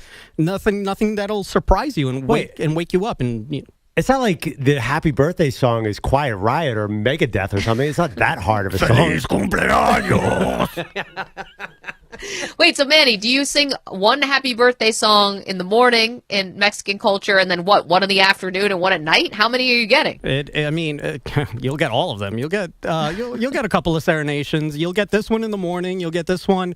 You'll get Feliz Cumpleaños as soon as it's time to cut the cake, and then everybody will go ahead and sing Las Mañanitas one more time. I mean, do we have like a piñata? Can we really just do this whole fiesta, right? But Bogusch, happy birthday. We've been paranoid that we were going to forget for a solid 12 months. Yeah. Because even you were last week. deeply offended that we didn't know your birthday last year, even though we had just started the show. But we're hoping that it's a fun one for you. What do you got planned for today? Something is planned. I don't know what it is. There's some kind of dinner scheme going on around my house tonight, but I don't know what it is. So something's happening, but I got no details. Okay. Well, don't ask too many questions. Just let it happen. I've been asking a lot Ask of questions. every question possible. Yes. Why? Don't kill it with questions. Just, let your family surprise you. Make your birthday an interrogation. Go ahead. Yeah, I was prepared to trade with my kids. They know. I was offering them things like give up the secret. An extra hour of FIFA play with Dad. Yeah, or you want some Robux voice. or some Fortnite money? Let's go. Some Robux? Oh, those are priceless nowadays. Well, listen, we're happy to support your gaming habit if you'd like us to. By the way, I was telling mid-40s guy. I was telling Manny that I heard in an Uber last night the greatest birthday rap song I've ever heard in my life, and tried to Shazam it because it was so cool. It was like a 3-minute birthday song, and I can't find it. Do you know this, Maggie? It's like it's a rap song to celebrate someone's birthday. It's not Birthday Song by 2 Chainz. We already established that. No, it's not Birthday Song by 2 Chainz. I'm going to find this. Whose birthday in the Uber was it? It was just, the DJ on the radio station was playing it out to somebody. Huh. Anyway, there's a lot. I think we have to go back to the birthday song well, Manny. That was good, but I think we can do better. Silence. Manny, I liked it. Thank you, birthday boy. That's all that really matters. So what are you now, about 75 years old? Yeah, feels like it. 45, 75, it's all the same thing at this point. Oh, God, I wonder I what think it they was said like to be born 45 in is the new 75. Yeah. I think that's how it works. Bogusch, what was it like to be born in the 40s? Dude, can you imagine when it was just candles, no electricity? You caught Jackie Robinson, right? You saw Jackie Robinson play? Yeah. I was his camp counselor. Bogusch is like basically the new Forrest Gump. He was there through everything throughout history because you're a million years old. Could Bogusch be a vampire? It's possible. That feels insulting. Why? You wouldn't age. Yeah, but I'd be a vampire. I don't want to look like Dracula. No, but you could be. You don't have to be Nosferatu. You could be Brad Pitt and Tom Cruise. Brad Pitt as Nosferatu. It's called Interview with a Vampire, Manny. I know it came out in the 90s, but you should take a look. It's in black and white. You'll be fine. Bogues, we're happy we can be with you. Well, me from afar, but happy to be with you on your birthday, and hope it's a great one. I'd love to say we got you something, but I think Perloff brought some chocolates from a Costa Rican airport that counts. Yesterday, so that's going to have to suffice. No, and everyone got ones, but mine were the special one, I'm sure. And he's not listening, so we're fine. Yeah, well, that's new. Wait, we just go over the Hawks score? What's happening here? Exactly. We will begin with the NBA. Up by 25 in the third, 22 entering the fourth. The Thunder got surprised by the T-Wolves last night, like Maggie got surprised by Honora. Minnesota forcing OT and then kept going. SGA now with it against Nikhil. They run Nas at him in a double. SGA runs away from that, attacks down the lane, rises up. His shot blocked by Anthony Edwards. It's loose in the corner. TJ Shannon's got it, and a whistle, and a timeout is called by Minnesota. Anthony Edwards just saved the day. He blocked SGA at the rim. Alan Horton on T-Wolves radio after getting blocked there. SGA also missed a tying three a few seconds later, giving Minnesota the 131-128 thievery. Edwards adding 17 points, 8 rebounds, and another post-game curse to that block. Gentlemen, we're on live now. We're on air now, Ant. They just need to stop talking like to he him cares. on FanDuel Sports Network. Okay, is the third one time, thing. I think. So, guys, I think we have our next great NBA rivalry here. Anthony I think Edwards that against the FCC. Yes, a tale as old as time. I think it's got to be Shea and Anthony Edwards. Did you guys see when Anthony Edwards just two-hand pushed Shea to the ground? Like Myles Garrett can't even do that to Joe Burrow. Like he gave him like a two-handed push, and Shea just fell over. No, anyone? I Look didn't it see up. it. Wow, that'd be crazy. great for the NBA, right? A little rivalry action. Well, these two teams just played a home and home. It was fantastic. I can't believe that the T-Wolves came back, and they actually came back without Anthony Edwards. Didn't play a lot of the fourth quarter, but then he was really great in overtime. This was nuts. This game, something happened in this game last night. Like I feel like this is I don't say a turning point, but this was a moment, I think, for the league. Well, I mean, you need them both to be kind of title contenders to get like to the Bird Magic stage. But T-Wolves, after that stupid Karl Anthony Towns trade, are they ever going to be back there? I don't know. I'm not sure. But Anthony Edwards clearly is going to try to do everything he possibly can. I love this as a rivalry, so I'm hoping it sticks. Yeah, the odd thing, though, was you left after the third quarter. I left at halftime. Was anyone still there for the fourth quarter rally? Well, you think when a team goes into the fourth quarter with a 22-point lead that they got this one wrapped up, but the NBA is wild right now. The Nuggets last night, 125-116, winners in Indiana. Nikola Jokic, 18 points, a career-high 19 assists. The Pistons topped the Clippers, 106-97 for a seventh consecutive win. And the Blazers opened a 7-game road trip with a 114-112 win in Utah. I believe Pearl, if he's listening, is still a Houston Cougars fan. The number 4 team in the nation won again last night. Walton down the left sideline. Walton on the bounce, top of the key, launches the three, in and out. There's the horn, and the Cougars win. For the second season in a row, the Cougars are the Big 12 champions. Courtesy of a 69-61 win at 10th-ranked Texas Tech last night. Texas is number 1 in the AP women's poll for the first time in 21 years. Third, new number 1 in as many weeks. Last week's number 1, Notre Dame, dropping to third after losing at NC State, who is now number 9. Yankee slugger Giancarlo Stanton reportedly back here in New York for medical testing. Manager Aaron Boone called it a personal matter. If it is a doctor's appointment, it's unclear if it is related to Stanton's double tennis elbow. Oh, boy. The Winnipeg Jets on a 10-game win streak after outlasting the Sharks 2-1 in overtime, and the Kings scored 4 times in the third for a 5-2 win over Vegas. Pearl, you can listen again. Wait, hold on. I've got a question from my vantage point. I'm sorry, I didn't see this story. So Aaron Boone said that Giancarlo Stanton is back in New York to see a doctor for a personal reason? The quote was, "It's a personal thing. That's all I can say right now." Okay, well, that's not double tennis elbow then. No, so that's not personal. But the newspaper reports are that he's here for medical testing, but they don't know if it's for the elbows. So there's a lot. There's things going in different directions right now. Yeah, I'm a little thrown off by why Boone would characterize it as a personal thing when injury reports are not personal at all. So this is the quote from Boone from yesterday. "I can tell you he is in New York, but it's personal in nature, and I'm going to leave it at that for now. That's all I can comment on." That doesn't sound weird to anybody else. Of course it's weird. That's why it's in the update, because this guy has a new injury and new style of injury every 3 months. Thank you. No, I know. I've never, I feel like we've been listening to a lot of Aaron Boone over the last several years and him talking about Giancarlo Stanton injuries because there's been so many of them, and I've never heard it put like that. Personal. Makes it sound like he's seeing a shrink or something. Or it's like a non-baseball injury. That was my first thought. Maybe the tennis elbows are really from tennis. That would be wild. Giancarlo's got this sick one-handed backhand, apparently. I don't know. That's nuts. Yeah, I can't imagine. Like, can Giancarlo Stanton keep any tennis ball within? Doesn't everything go deep with That it? dude has no lateral quickness. He cannot move side to side. His forehand goes 400 feet.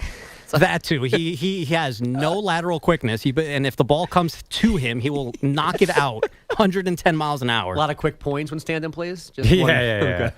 A lot of break points. Yes. Something tells me this is not going to be a guy playing like mixed doubles or something later in life. Like, it would probably blow out both of his knees within the first 5 minutes. Pickleball Giancarlo. Yeah. I'd like to see Aaron Judge serve. That would be a sight to see. Giancarlo Stanton and Aaron Judge playing doubles pickleball. Oh, my God. That'd be amazing. Could you imagine at 6'6" what Aaron Judge's first serve would look like? Amazing. It would be pretty unreal. He'd probably throw out his shoulder, though, and have to be set for 6 months. All right, guys, let's throw a break now. These guys are so brittle. Oh, the all right, Yankees make me before we sad. make Manny depressed, Yeah. all right, well, don't worry about it. Still got a long, long way to go. Oh, great. Okay, Bogusch, thanks so much, and happy birthday to you as well. 85. Okay, coming up. Speaking of pickleball, I think you're due somewhere on a pickleball court any moment. You got a shuffleboard anywhere? Canasta? Coming I up, actually have a bingo night in the Brooklyn nightclub that I'm going to point you to. that's too intense. We learned out. I think Bogusch is like ready to sidle up to a mahjong table somewhere. Okay, lots more to do, including we will get to some college football news that will be coming out later today. Meetings ongoing in Texas that you need to know about. It's Maggie Perloff. You're in a 5-minute break.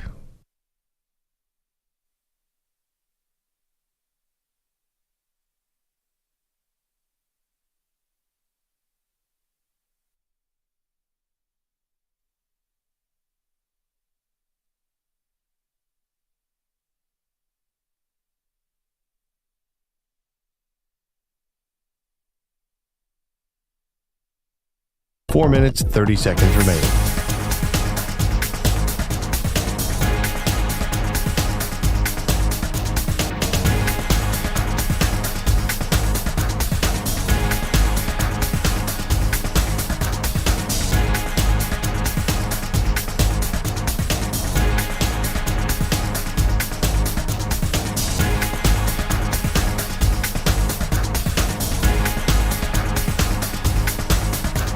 Four minutes remaining.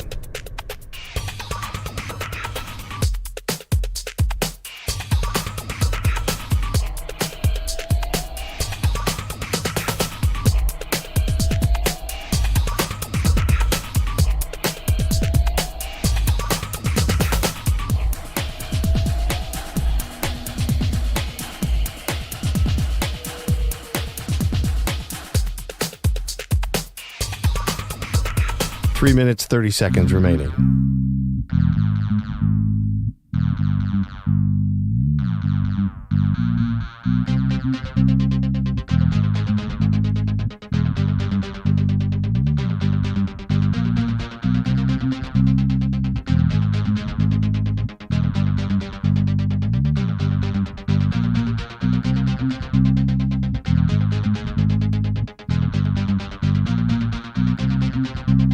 Three minutes remaining.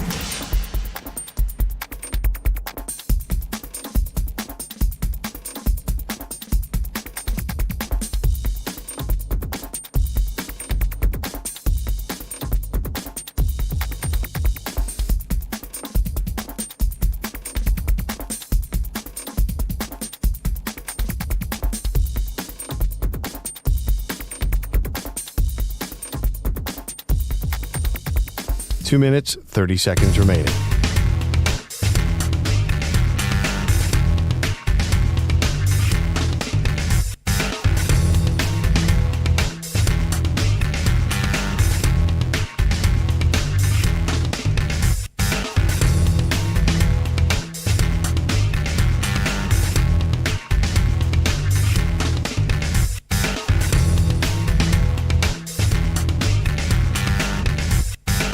Two minutes remaining.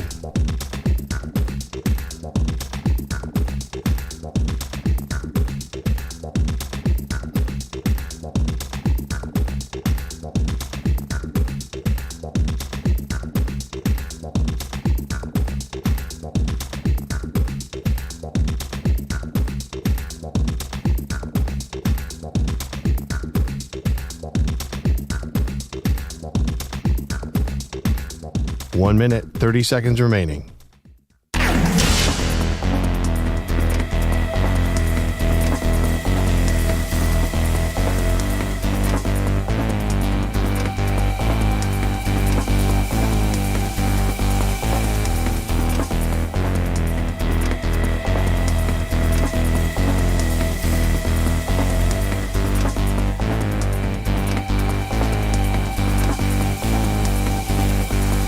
One minute remaining.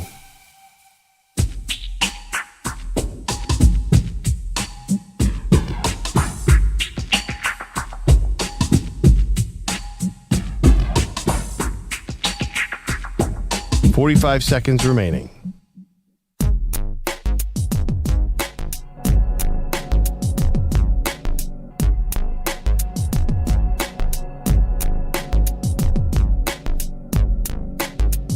Thirty seconds remaining.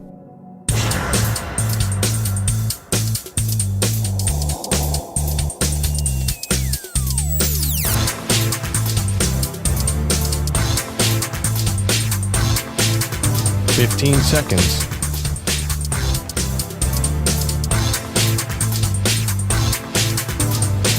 Break ends in 5 seconds.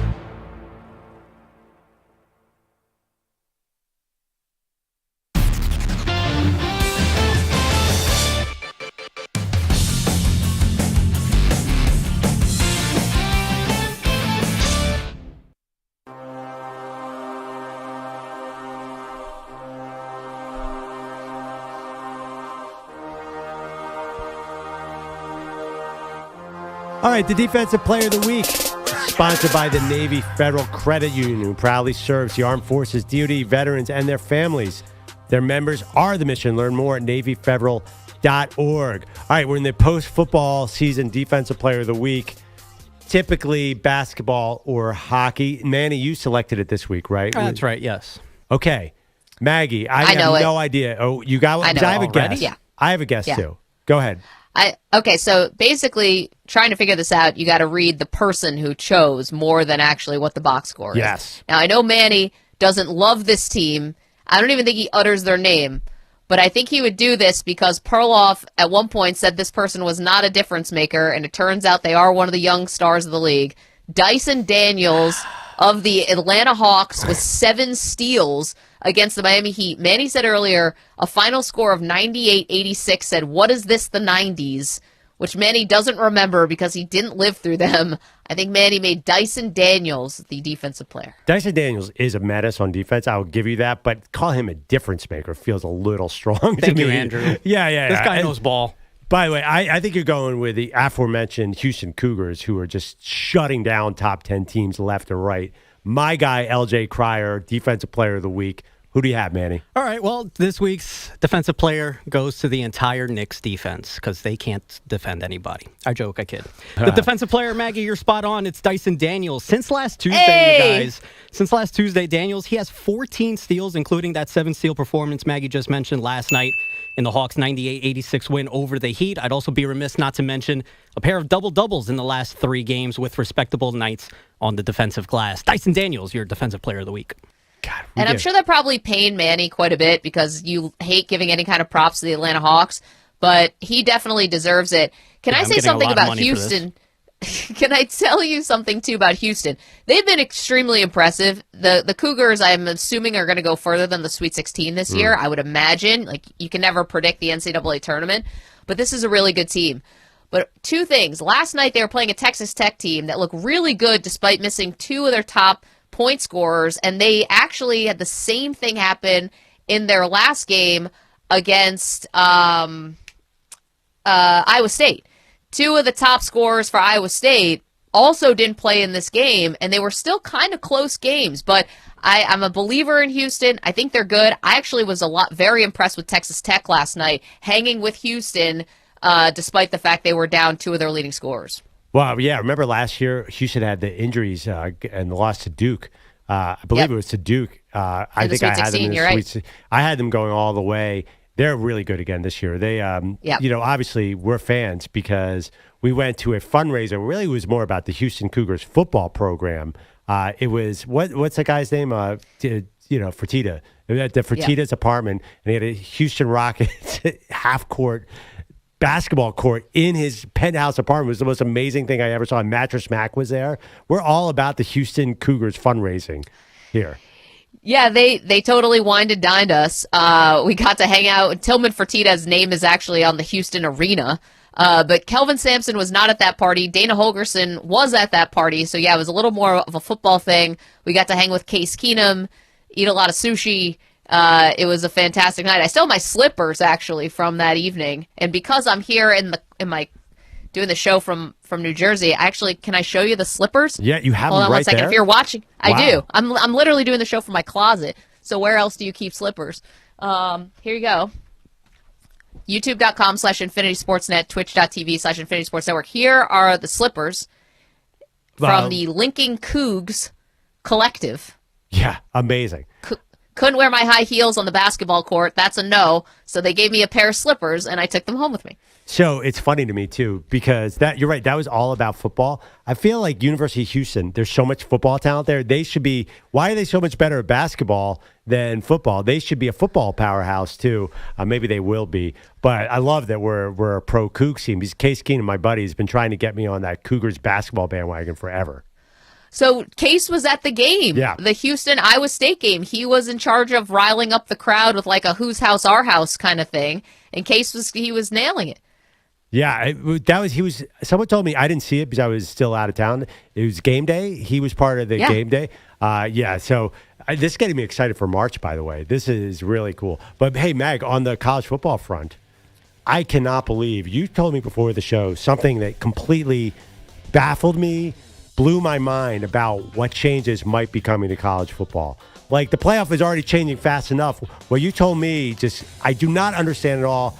And you have to explain it to me. Next, Maggie Perloff Show.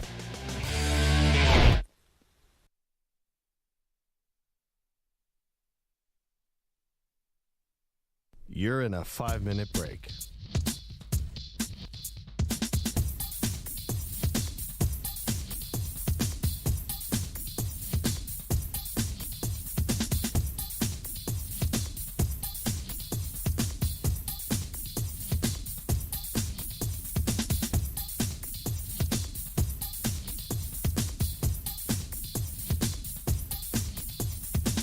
Four minutes, 30 seconds remaining.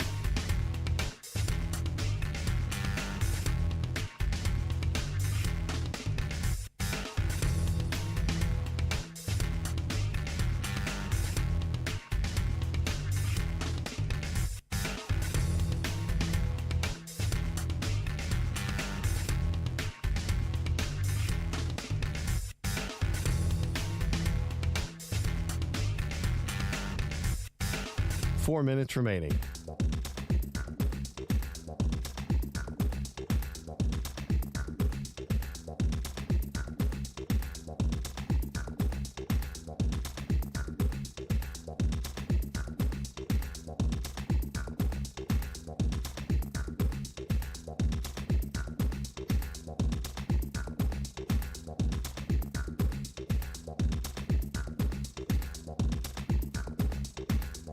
Three minutes, 30 seconds remaining.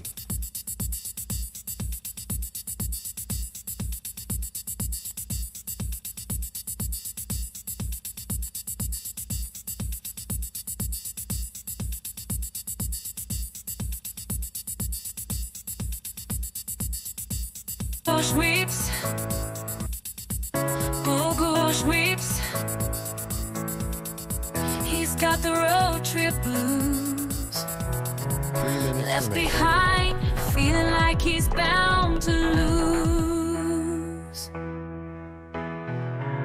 Perloff's off to San Antonio.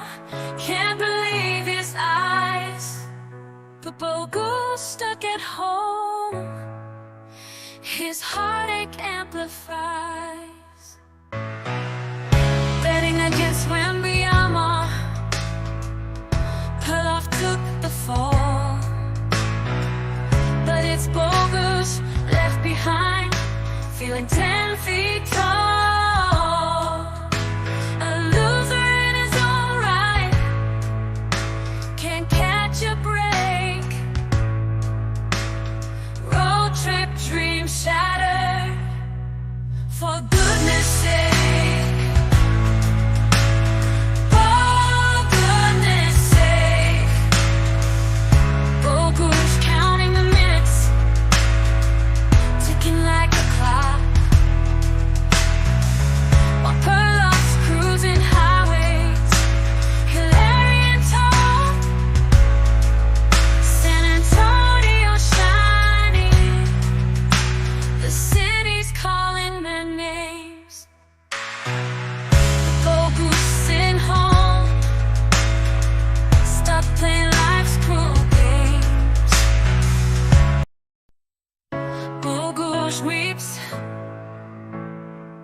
He's got the road trip blues. Andrew Bogusch, lost in the fog of golf. Bogusch can't see his way. People are his voice in his ears every day. Tom Brady's glory, it's all too much. Andrew Bogusch needs a break. Bogusch has had enough of Pete.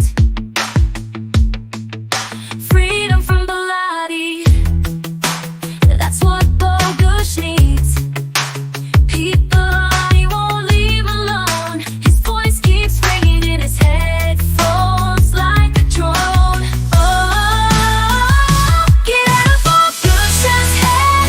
Keep Bilotti, can't you see? Bogusch trying to be free in the sea of noise. Let Bogusch find his peace. Oh, get out of Bogusch's head. Keep Bilotti.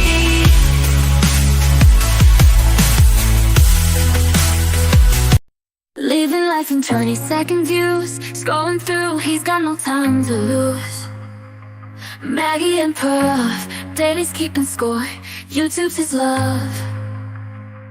He's begging for more, double tap, clicking on that video. From sunrise to sunset, he never lets it go. Maggie snappy, Perloff's got a glow. Daly's hooked, he's looking for the show. Maggie and Perloff on the Infinity Sports Network. Comes morning and he's one of the best from every corner of the internet's reach. College football playoff expanding again. I missed some of the news last week. Welcome to the Maggie and Perloff show. Perloff here in the New York studio, Maggie at home. Maggie, I cannot believe some of the stuff that you were telling me that is happening in the college football world. You know, everyone's focusing on March Madness, so I feel like college football is going off and doing whatever it wants, and the latest plans seem a little ridiculous to me. Why don't you break it down for us? Okay, so yeah, while Pearl was evading crocodiles and poisonous snakes and everything in Costa Rica, as we heard yesterday, in his harrowing adventure vacation, college football was busy at least talking about future changes that could really alter the playoff of the sport. So according to Heather Dinich from ESPN, there are more talks scheduled for today in Texas. And according to her, now she's not reporting this as a done deal, Pearl, but according to her, expanding to 14 teams seems to be the leader in the clubhouse. Now, this would not happen in 2025. We are talking about 2026.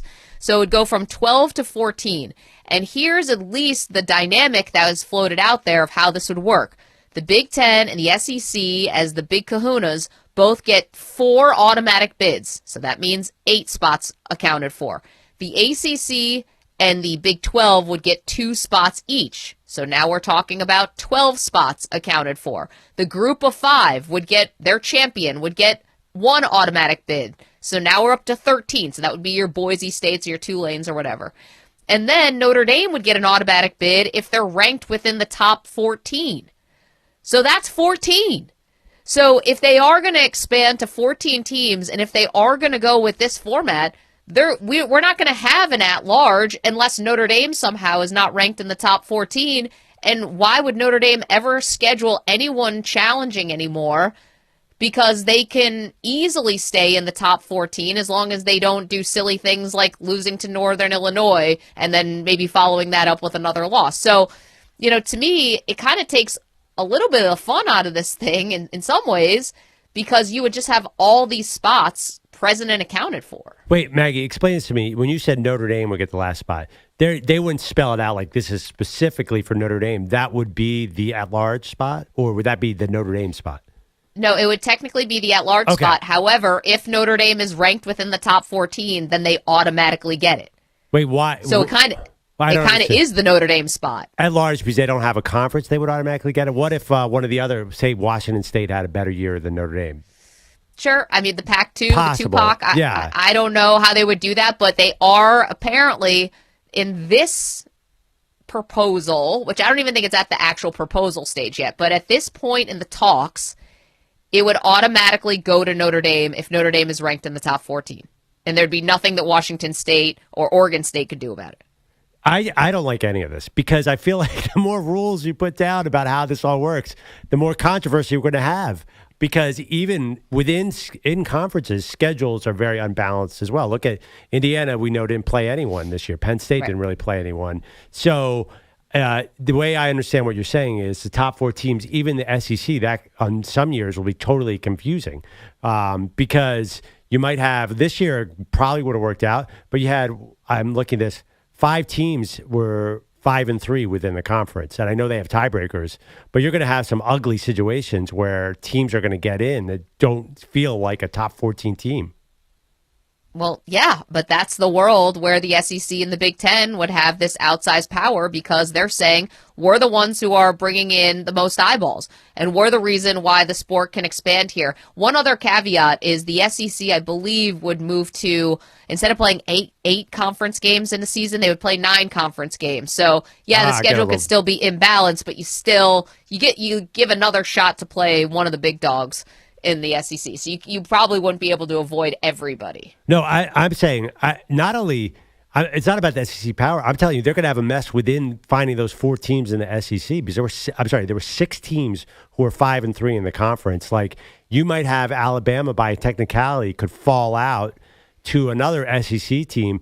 This could end up hurting the SEC. But what if SEC deserves 6 or 7 teams? What if there's 7 top 12 teams out of the SEC, then they're screwed in a way. I know. Well, I think they're kind of going with the bird in the hand, right? Because they want to just make sure that they get their 4 teams in. And again, if you were going to a 16-team college football playoff, then obviously that leaves a little bit more wiggle room for automatic bids where more of your SEC and more of your Big Ten teams could potentially get them. But to do it at 14 and how I just laid out the math of how all these bids would basically be present and accounted for, it's just simply like you got the roadmap here if this is how they're going to do it. So a little bit interesting. The one thing I like about this would be replacing a conference championship weekend with instead more of like a play-in game. So if you did have teams that were jumbled at the top, instead of doing like the SEC championship game or the Big Ten championship game, instead you have the 6th-ranked team in the conference play the 3rd-ranked team and the 4th-ranked team play the 5th-ranked team and try to do a little more of a play-in, win-or-go-home type thing. Yeah, that sounds awesome. But, like, are they going to get all that through, too? It feels like there's many, many things that have to happen here. Okay, so I'm glad you asked. Now, one other thing to keep in mind here. This year, 2025, what we have coming up, any changes, any changes that happen to the college football playoff have to be decided on unanimously. So the commissioner of the ACC is going to have just as much of a say as the commissioner of the SEC. That's only for this year. Starting in 2026, it's the SEC and the Big Ten who can unilaterally put in any kind of changes that they want. They don't need to have a majority. It doesn't have to be unanimous. They don't have to convince the, Big 12 commissioner to get on board. They can just go ahead and do whatever they want. So if the SEC and the Big Ten feel like 4 bids, automatic bids each is the way they want to go, it's going to happen. Right. But what about the play-in stuff? Like, is that up to each conference how they do it? No, I think that would also be something that the SEC and the Big Ten would decide upon. So, again, I don't know. I think that's what it would be. We still have some more details to iron out, but it would be the SEC and the Big Ten's world, and everyone else would have to fall in line after that. I mean, I totally get it. I just feel like I have a better system. Why don't you have a committee pick the top 16 teams and then have a playoff? Like, boom, done. You're done. Like, why wouldn't it work like the NCAA tournament, like the basketball tournament? Well, I think that, the SEC and the Big Ten are trying to get the sure thing, so that would be number one. They don't want to leave it to committee, probably. Well, that's what I would guess. It's so stupid. Again, I'm not saying it's smart, Pearl, but you're asking me what the motivation is behind it. I think it's to get the automatic bids. Yeah. And I think that they probably don't like the fact that the committee, has at times been really subjective and gotten things really wrong. Well, I think case in point would have been Florida State 2 years ago. I mean, that was almost ridiculous what they did to Florida State. Yeah, I mean, I think it's funny. I mean, definitely, like, the SEC will absolutely screw themselves if this is the deal. For example, if they expanded to 16 this year, they would have gotten in 3 more teams. Instead of having 3 teams, they probably would have had 6 teams. Because I think Ole Miss, South Carolina, and Alabama all might have been those teams between 12 and 16. So I just feel like anytime you add unnecessary restrictions on something like this, you're just asking for trouble. So even the SEC and if you say bird in the hand, like this is a big mistake by those two conferences, especially the SEC. Maybe a little less so the Big Ten, because I don't know if the Big Ten is as good. The SEC was down last year, I understand, but I feel like they have a little more depth. Like they're the team, they're the conference that they could get 7 or 8. So they're probably going to end up screwing over Alabama at some point with this new system. It's funny, this is their idea, and it's going to end up hurting them. That's ridiculous to me. Well, 855-212-4227 if you want to weigh in on the future of college football and how this playoff could work. I mean, there is a world, and I'm not saying that the SEC is necessarily, looks scared here, but there could be a world, Perloff, where college football isn't the same as it was before NIL and the transfer portal. And the ability for the Georgias and the Alabamas to stack 5 stars 4 deep is no longer the case, because why wouldn't a talented player go somewhere else so that they can get paid and start? And as opposed to being buried in a depth chart and one of those power schools. So maybe the SEC is looking down the road and saying, you know what, we may not enjoy this dominance that we once projected over the rest of college football because there's more parity. So while we can and while we have the hammer, we're going to make sure that we get 4 of our teams in, because you said down year for the SEC last year. You're right. Was it 1 year? Is it a trend? Yeah. What are we going to see here? And, let's be honest, like the Big Ten actually has the champion, and the SEC wasn't even in the championship game because it was Ohio State versus Notre Dame. Yeah, I mean, it was a down year, but they still had 7 teams in the top 15. I mean, that's the thing. They have so much more depth. I think that they're making a big mistake here by actually limiting themselves. If you go to 16 teams, I mean, there's going to be so many SEC teams, because even if they do fall apart a little bit, I think because Alabama and Georgia weren't so dominant, that means that you give teams like South Carolina, A&M, and Ole Miss a better shot. They're going to be good. If you do a 16-team bracket, it's a bracket of very good, not the bracket of total excellence. And SEC is going to have a bunch of programs that are good, where I feel like there's much more of a cliff in the other conferences, right? Like Big Ten was awesome this year, but it falls off a lot more severely. The bottom of the Big Ten was god-awful. So anyway, I just think restrictions ask for trouble in anything, especially college football playoff. And again, last year, remember all the debates about Indiana? Like, I just think you're going to make this worse and worse. You're going to have the 4th Big Ten team might be terrible one year. They might be a 500 team, and they're going to be in the playoff, and everyone's going to be like, this is unfair. Well, and that's actually, you're talking about a world if it actually is 16 and you have even more at-large bids. What ESPN is reporting now is that 14 is really the thing. Yeah, 14 too. Right. But no at-large. 1 at-large, but it would go to Notre Dame if they're ranked high enough. Yeah, I think if they did do this, Maggie, my honest prediction is that they scrap it after a year because it's going to cause so much imbalance. Like you're going to just have some teams going to have a quirky record. It's going to be in there. Like the number 28 team will be in there. And also, we saw so many blowouts last year. Aren't you asking for more blowouts? So I think what the committee would probably say is that what they're looking at for this upcoming year is reseeding. They would probably say that was a seeding issue. We should have never had Boise State and Arizona State just because they were conference champions getting an automatic bye. And how much did that end up, hamstringing things later? And, Ohio State shouldn't have been, what were they, 8 or whatever. It should have been more, the seeding should have looked more like the rankings, which it did not. Right. Well, they might say that's a seeding issue and we can get rid of it if we just change that. But how do you have SMU not getting blown out? Like, who are they? How is the 14 team not going to get blown out by the 3 team, even with the new seeding? I think that's generally a problem with the overall ranking. If you have 14 or 16 teams, you're going to have blowouts. But if you have automatic bids for all these spots, then you're going to get some real serious blowouts. Like you're going to have like TCU, Georgia in the first round. I think it's all bad. I think the question for the committee, and I think we already know the answer to this, is this about actually creating a system that tries to find a true champion in college football, or is this a system that's being thought up to make more money? And I think we're all cynical enough, even though we love college football, I think we're all cynical enough to know what the actual answer here is.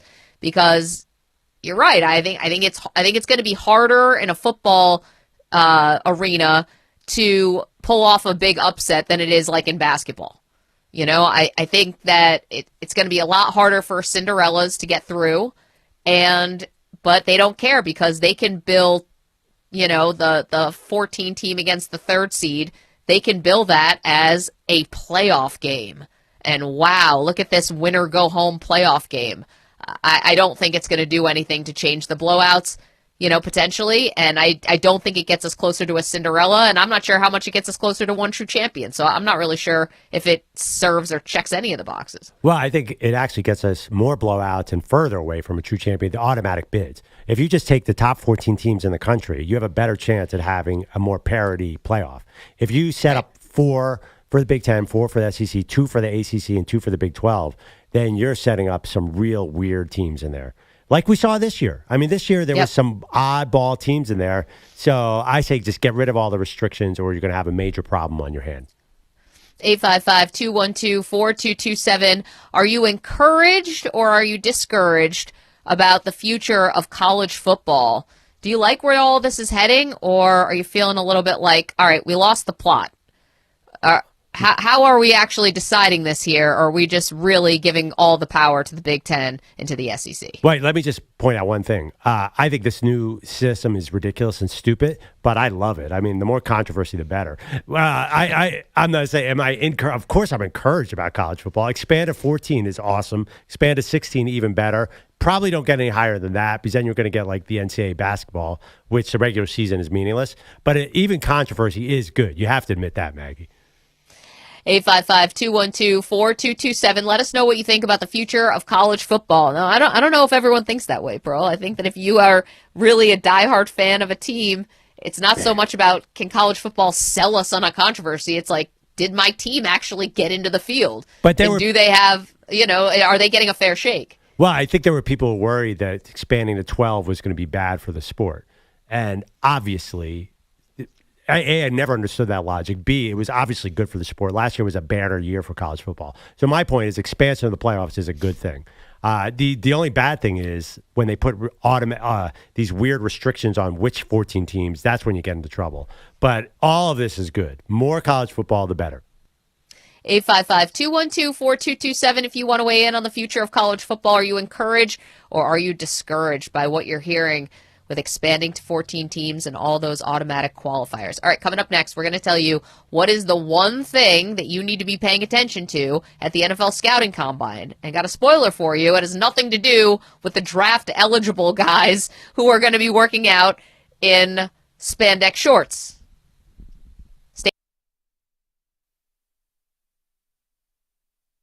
You're in a 5-minute break.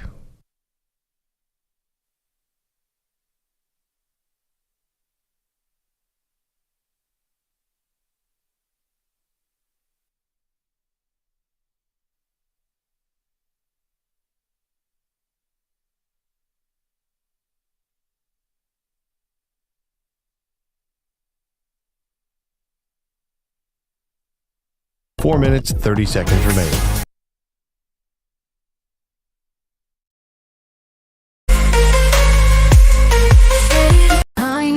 Wakes up at dawn, coffee brewing, screen turned on. He's got a favorite show to see, the Maggie and Perloff Symphony.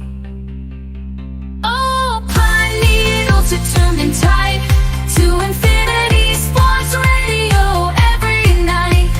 Maggie and Perloff, your daily delight. In their words you find your life, from highlights to the breaking news, every take you can't refuse. In the chat, he's always there with comments, questions, wisdom to share. Oh, pine needles, you're tuned in tight to infinity, sports radio every night.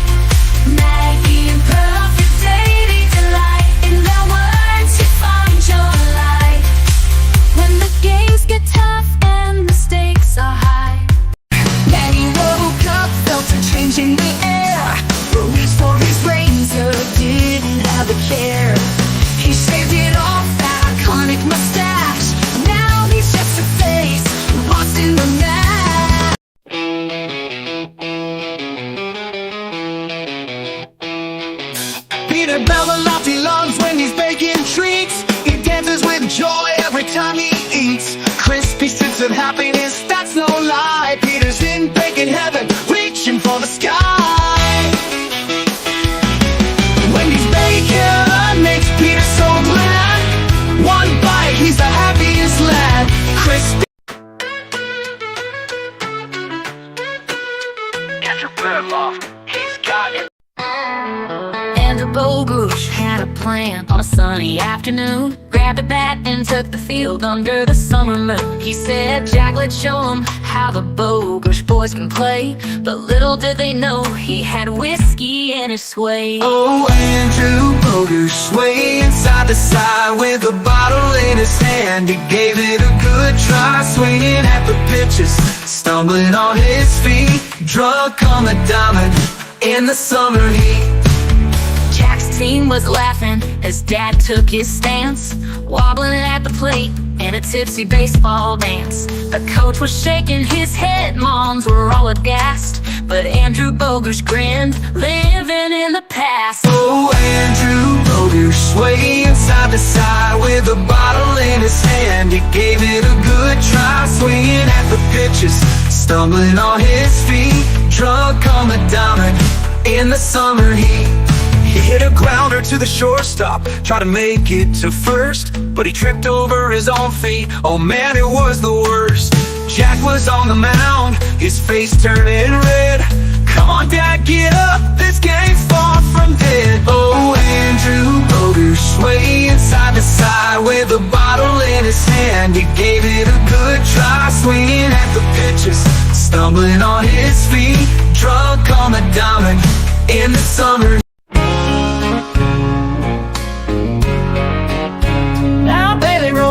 Town with suspicion in his eyes, saying Kaplan's got a secret and he's hiding it inside. Sack Job's lost in darkness, Ryan Stream's a mess, Chappelle Wolf's just a spinning wheel. Oh Lord, what a distress. But Maggie and Perloff, they shine so bright, like a star in the desert on a Texas night. Daily says it's shady, but I swear on my name, I just push the buttons, I don't play no games. Now Peter Bellotti, well he don't show, and that man's supposed to be running this show. If there's a tech problem, don't look at me, ask the guy who's missing more than Tennessee team. So Davey, my friend, don't spread that lie. I ain't no bandit, I just make strings fly.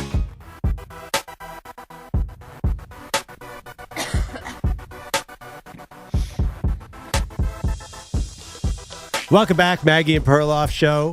Perloff here in the New York studio, Maggie at the home studio, discussing college football expansion. Will they go to 14 teams? Will they go to 16 teams? Will there be a lot of automatic bids? I think this is going to be the controversy of the year, Maggie. And by the way, whatever they come up with, you know that half the audience is going to absolutely hate it. and they'll probably have a point, because you can't predict, what's going to happen, which is one of the reasons why we absolutely love sports. But you're right to look at this and say, what's the SEC and Big Ten doing? Why would they hamstring themselves into only 4 automatic bids I don't know. with no more automatic qualifiers when you do have, in theory, 2 of the deepest conferences in college football? Let's go to the phones and tell us what you think. 855-212-4227. Rob's up in Tennessee. Rob, what do you think about the future of college football? You encouraged by this? Actually, it's Brandon in Tennessee. Brandon, how you doing? You're fine. I'm good. By the way, I'm a big fan. I listen to you guys every morning while I'm working. I think it needs to be fair across the board with all of football. If you've got the Pac-12 come back as a full conference, so you've got 10 conferences across the board, let's give everybody a shot in the playoff. Every conference champion gets an automatic bid, and then you have 6 at-large bids. That evens the playing field across the board. I understand. I'm a Big Ten guy. Big Ten SEC wants all the power, or most of the power, but let's make all of college football equal across the board. Wait. Am I hearing this right, Brandon? You're saying all the conferences, like the Patriot League? And wait, what are you talking about? All of the Power 5 and the Group of 5 conferences. All the Group of 5 conferences? Yes. You got 5 5 Power 5, 5 Group of 5. That's 10 conference champions. Every single one gets a chance. Here's the reason why I say that. I think you look at it like this. With the transfer portal being like it is, you're going to have more bigger-name kids decide to go to these smaller schools, and it's going to even out the playing field a little bit more. It's not at first. But over a couple of years, it'll start even things out more. It'll make things more interesting. And honestly, if you don't do it that way, what is the Group of 5 plan for? Just a conference champion? Are you secretly the commissioner of the MAC or something? This is I haven't heard this yet, but they would love to hear it. You know, that the Group of 5s, that every one of their conference champions could have a shot at an automatic bid. I love it. It's outside the box.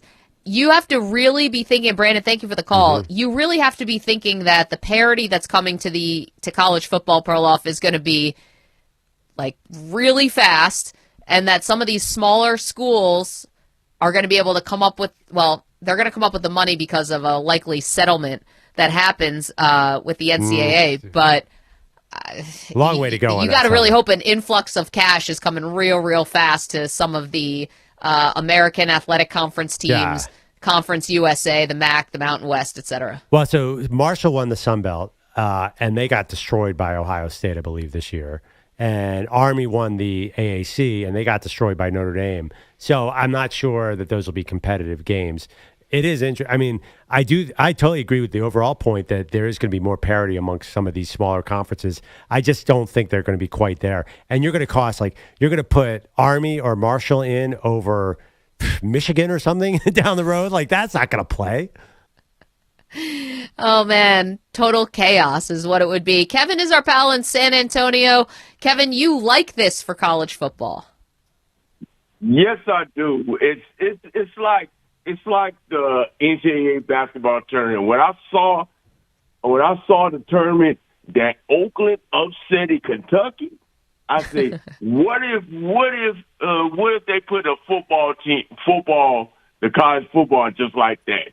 Because you never know. The football, it's just growing. This is just a stepping stone right now. And I'll piggyback with that college said. You know, you get some of these schools. It's gonna take some time, but it's gonna work out. Man, Kevin, thank you for the phone call, and keep sending us pictures of your breakfast every morning to maggieandperloff@gmail.com, because it's been a delight for all of us to see what you're eating every day. Love that kind of loyalty from our listeners. Perloff, maybe you and I are being naive here. Maybe in the future of college football, the Sun Belt is dealing with the same kind of talent as the SEC. No, absolutely not. And by the way, I don't think House versus NCAA actually is going to happen, Maggie. The way, this huge rev share where it's going to even it out. Even if that does happen, you have an even playing field. Then Ohio State and Alabama and some other big programs are going to come in on top of that money and spend more in NIL. And even if it's illegal, they'll find ways to spend more. So I don't think that they're going to have this wild parity. It's not going to become like a 110-team NFL where all of a sudden the University of Louisiana is going to be beating up on Michigan State. That's just not going to happen. But I just think, again, it brings up the same point that I keep getting to. Why have any rules? Why not just give me one reason not to just have a committee pick 16 teams? I know the committees are flawed, but then you could solve all of this. You could say, well, Marshall looked great this year. Let's put him in. Or there was no Sun Belt. There was no Group of 5 team this year. Let's put all the good teams in. Why not just have the best 16 teams? No one ever gives me a good reason not to have that. Well, the only thing I can think of, Pearl, is that somehow the top two conferences are spooked. Because they're the ones who are pushing for this. If they really thought, hey, we're going to get 7 teams and 6 teams, and we're going to be we're going to dominate this bracket, then they would never suggest anything like this. But in fact, the opposite's happening. They're passing off 4 automatic bids to the ACC and Big 12, and they're passing off one to the group of 5 and essentially rolling out the red carpet for Notre Dame. So, they obviously see some kind of value in just saying, hey, we'll take our 4 automatic qualifiers and then let the chips fall where they may. I just don't understand this. Did Sankey originally want 6 out of 12 teams to be SEC teams? I feel like this is a wildly unaggressive move by the SEC. If they're, like you said, if they're controlling all this, then why aren't they really controlling it and saying, give us more than 4? They're just not allowing enough wiggle room, especially if it's 14. With all those automatic bids, there's just not enough space because you could have just a weird season where the 4th team in the Big Ten is awful or the 2nd team in the ACC is mediocre. So anyway, I just say less rules. 855-212-4227. Keep it coming. Are you encouraged or are you discouraged by where the future of college football is going? Andrew Bogusch, the birthday boy, is in for us doing updates. Have more people now been reaching out, Bogues, that we played the very soothing Mexican morning happy birthday song to you to reach out and say, hey. I can't say that anybody has reached out because of the song. They hate you. That's obvious. I've heard from people, but I don't think anybody has been was pushed by the song. Because the reach words out. Feliz Cumpleaños weren't even in the song. I thought I heard desperation. Like the limited Spanish I know, the words we're picking out were not happy words. Yeah, is there what's the word? Did it ever say happy birthday in that song, Manny? No. I think it said don't worry, it'll be over soon, was what I heard in there. Which is also kind of encouraging for a birthday. I'm always kind of interested about this because, for men, I feel like birthdays may be a little bit different in terms of your friends reaching out. There's really no expectation. I don't think that even your best friends would necessarily remember your birthday. And I'm really going off of Perloff here, who said he can't imagine sending a text message to another man telling them happy birthday. Am I right about that, Pearl? Actually, there's 2 best friends that I do. But generally, no, this is not something that I would do. I mean, I don't even, if you're texting a guy, you kind of have to have you never say, yo, what's up, man? I don't really send that text that often. I don't know. Am I alone here? Would you guys text all your friends when it's their birthday? Yes. Yes. All of them? Would you see it on Facebook the or ones something? that I remember. Right. Course. The main ones. I'm going to get a text. It's still early for the most part, but I'm going to get a text from, my college buddies' text thread. Those will all start soon. They all know your birthday? Yeah. This is because of Facebook, though, right? Or because of social media? I think there's one. If I went back, I think one person is always the first. The same person is always the first one to wish the rest of the group the happy birthday. So I think he's the one that remembers. How he remembers, I don't know. But he starts it, and then everyone else joins in. Yeah, Perloff. Usually when people love you, they remember their birthday. Right, yeah. Yeah, real friends. Okay, sorry. Perloff, you have no idea when your best friend's birthday is? I don't know if your best friend is from college or high school. 2 friends. You do? 2 friends who I know. Okay. That's it. I go too deep on the birthdays. Man, you guys are so lucky. Do you realize for women how different this is? For women, if you don't send a birthday text or call, it's like a federal offense. You could get kicked out of group chats, friend groups. There's so much more riding on this birthday stuff for women than there is for men. I'm actually envious of you guys because it's one less stressful thing that you have to have flying around in your brain because women get deeply offended if people forget their birthdays. Well, we win again. And the silence. All right. Yeah. Headlines. Go ahead. Y'all got a lot going on there, right? These friend groups. Dude, you don't even know the half. The birthday should be the easy part, but we'll find a way to make it complicated because Maggie, we're women. Do you have to get presents for all your friends? No, I don't think so. But actually, that's not true. If I'm going to celebrate someone's birthday, then yes, I must bring them a gift. Oh, that's the worst. When you have to now, one thing is awkward. When you take your buddies out for birthday dinner, you have to pay for them and one guy, someone wants to go to the expensive steakhouse and the other guy can't afford that. Do you guys get in any of that awkward dinner economics? All the time. Oh, it's the worst. Birthday dinner economics are tough. That's funny. That's kind of the last thing that for women, actually, that we care about because, who eats? No, I'm just kidding.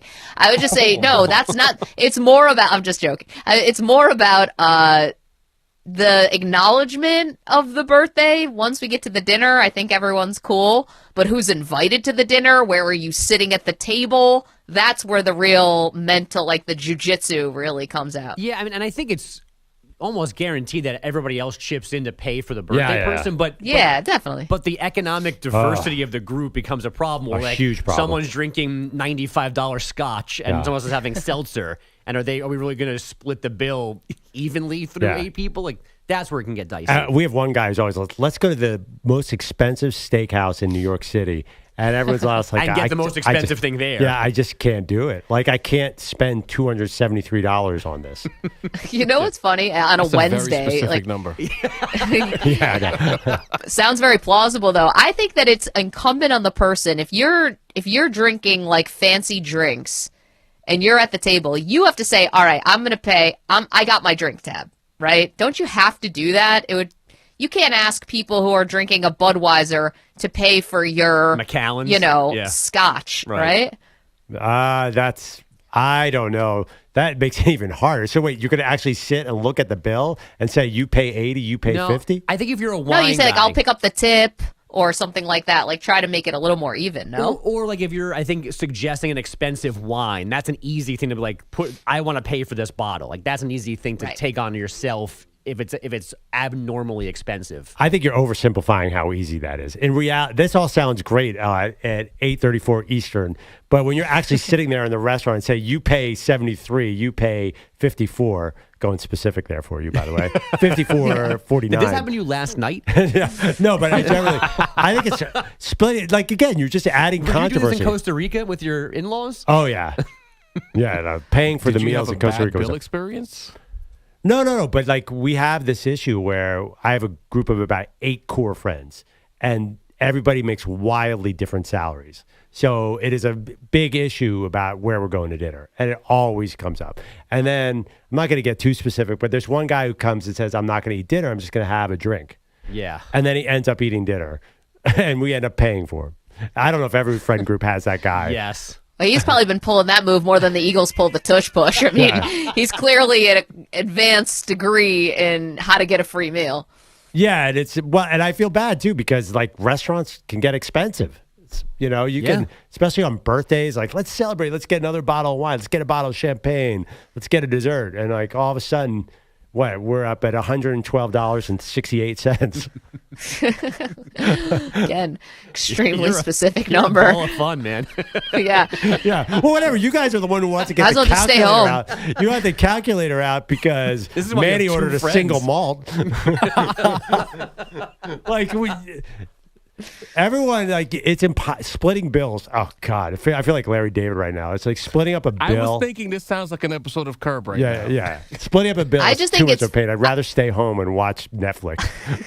I just think it's funny that men are very worried about splitting up the bill. And for the woman in our group, it's more important about where you're literally sitting at the table and did you send a text message to the person saying happy birthday to begin with. We worry about very different things. I guess Again, so. Silence. I am really striking out with this group. Bogusch, what's going on in the world? Well, when you start talking about what life's like for women, you're not getting anything back from us. I'll tell you that right now. Like, we get it. Are you afraid to comment? No. All Right. No. I definitely am. Yeah, I am, but that's not the point. Like, we have no idea. Like, you think that we understand you at all? You're dead wrong. You want me to call you crazy broads? I don't understand what you're... Oh, my goodness. Like, what do you want? Honestly, I can't even believe I had to explain that to you guys. No, it's not like we're afraid to comment back. Like, honestly, like, you're explaining to somebody, like, you're explaining calculus to a caveman here. Like, we have no idea, like, what you guys go through on a daily basis means nothing to, like, we don't understand. Like, Manny, you think Manny, all he wants to do is go home and watch a Knicks game? Like, he understands the dynamics of where people sit at a birthday dinner? I'm worried about where the guys are sitting on the bench. This is Maggie's trying also to important. Fifth-degree unspoken languages to us. We don't get it. Like, you should see how, like, really, our faces are totally blank. You're like, we have no idea what you're talking about. To be honest, I'm just scratching the surface. I haven't even really gotten into the complicated stuff. But anyway, deeper? It gets deeper. This is level 1. I mean, you guys haven't even gotten past. This is 101. This is Women's introductory brains. level? 101. Oh, great. Yeah, exactly. Wait till you get to the real This core. isn't even 101. This is 99. How about getting to the one woman tells another woman, "You look tired." Ooh. Oh, Man. My wife hates that more than anything. I say, honey, you look tired. Why don't you take a break or something? And it's like, oh, I look tired, huh? I'm like, oh, boy, here we go. I get that every day from the deli guys as well. Every morning. You look tired. Thanks, buddy. Yeah, guess what? I am tired. Yeah, same thing. That's your spouse. That's where the comeback has to be made. Like, that's funny because I feel great. See what he says to that. Again, silence. All right. No, but you'd be like, you feel great, man. You look like crap for somebody who feels great. You just must be. It's like, funny, I'm in the best shape of my life. Weird. Take that egg and cheese now. Bogusch, should we leave you anytime? Yes. The longest active winning streak in the NBA currently shared by the Cavaliers and the Pistons. Who? With the lead and the ball. Harris, Cunningham, he's wide open and hits a three. And that could be the dagger. 103-93 Detroit with 1:03 to go. Holy mackerel. Pistons radio sounds older than me. Detroit a 106-97 win over the Clippers. Their 7th victory in a row. Man, I'll tell you what, Kate Cunningham, he really put the ball in the basket that time. He's got 32 points. He did. He had 32 and 9 rebounds for Cade. Every night, you have to come with it. You have to play with that grit. You have to play with that sense of urgency. And that's something I think we've gotten better and better as the seasons went on, is maintaining that sense of urgency each game or finding it within the game. This is the Pistons' longest run since January 2015. They are 3 games clear of the Magic in the 6th spot in the East, so comfortably above the play-in in those East standings right now. January of 15, I was a senior in high school. The T-Wolves took a thriller in OKC, 131-128 in overtime. The Thunder led by 22 after 3. Nikola Jokic, 18 points, a career-high 19 helpers in the Nuggets' 125-116 win in Indy. The Sixer losing streak is 8, a 142-110 home beating from the Bulls last night. The Wizards, though, stopped their skid at 6, 107-99 over the Nets. Nets. Penn State pass rusher Abdul Carter is still recovering from that shoulder injury he suffered during the CFP, so he will not work out for teams at the Combine. Neither will Ashton Genty, but both should be on the field at their school's pro days next month. Men's top 25 action last night, 4th-ranked Houston, a 69-61 win at number 10 Texas Tech. That clinches them at least a share of the Big 12 regular season title. And number 15 Michigan won a shootout with Nebraska, 49-46, and yes, they did play all 40 minutes. Utah fired men's basketball coach Craig Smith yesterday. The Utes will not make the NCAA tournament in any of his 4 seasons. And Justin Verlander made his Giants spring training debut yesterday. 2 innings, 1 strikeout, 1 solo homer allowed against the Rockies. There's a guy that's older than Bogusch. He's actually not. In reality, and he's or married any to other Kate form. Upton. He wins there as well. Yeah. Yeah, he's You're married to a K too, aren't you? I am. Yeah. Yeah. Bogusch. What's his face? Very similar. Sames. I'm not touching that, but can I tell you now I know how you guys you feel. afraid of talking about women, Maggie? Yeah, well, I don't listen. I'm just looking out. I don't, as any woman does not want to be compared in any way to Kate Upton, even if her names are the same. Field goal percentages: Michigan and Nebraska. You shoot 29 from the field for Michigan and 25% That's from basketball. field goal range. That's basketball. That is an abomination. That's not good. Hey, can I one quick Kate Upton comment? Yeah, Maggie, you've been please. around her a lot for swimsuit, right? Yep. She's ridiculously tall. Did you guys know that? Like, she's like A model's tall?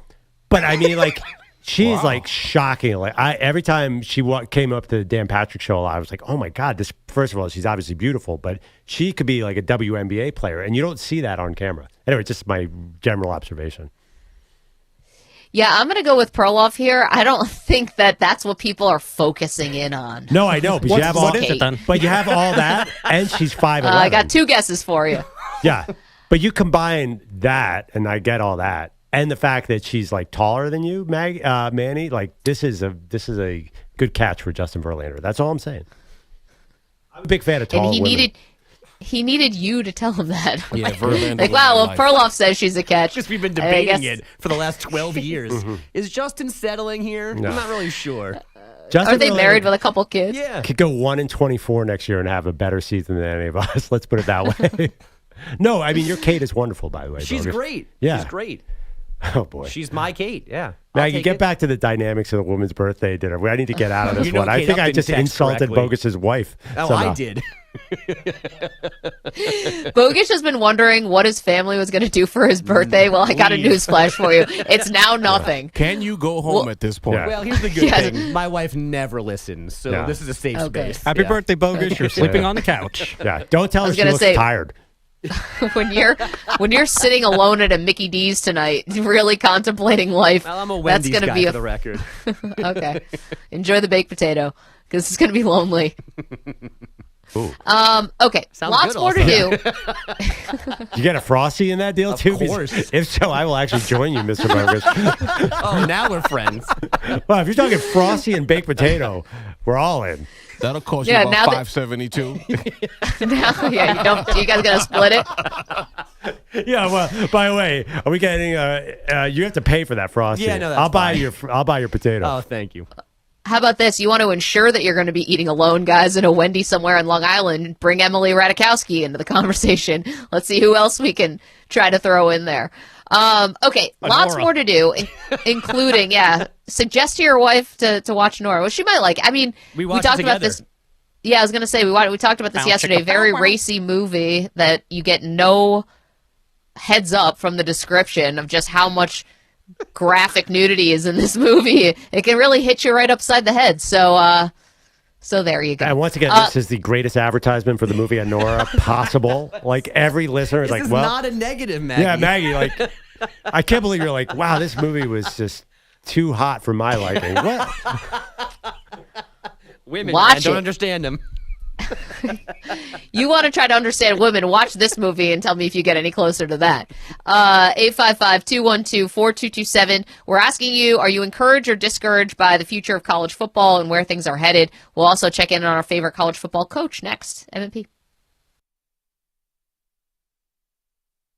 You're in a 5-minute break.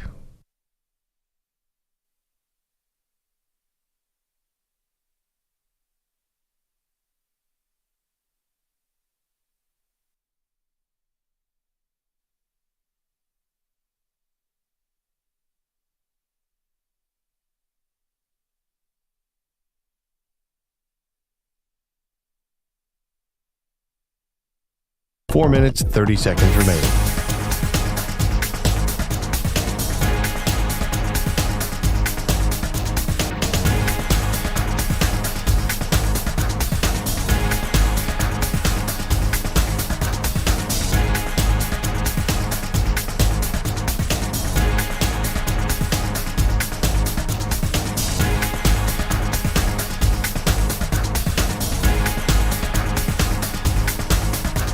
Four minutes remaining.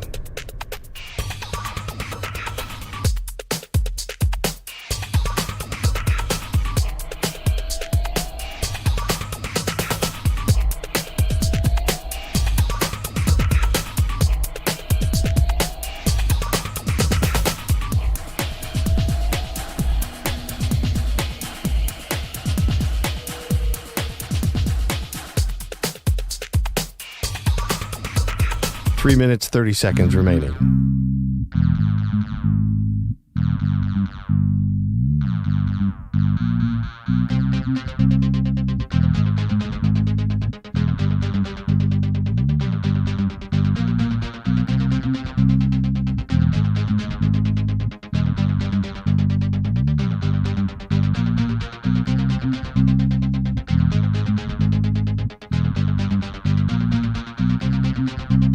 Three minutes remaining.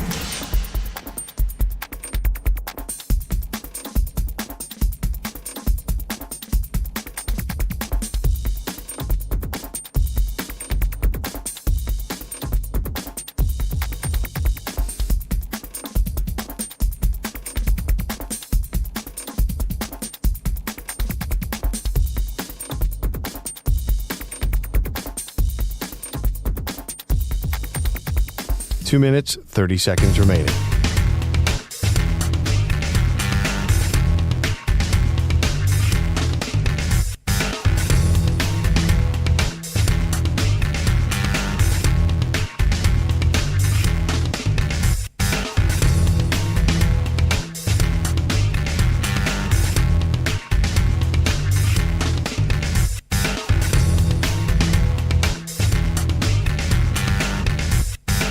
Two minutes remaining.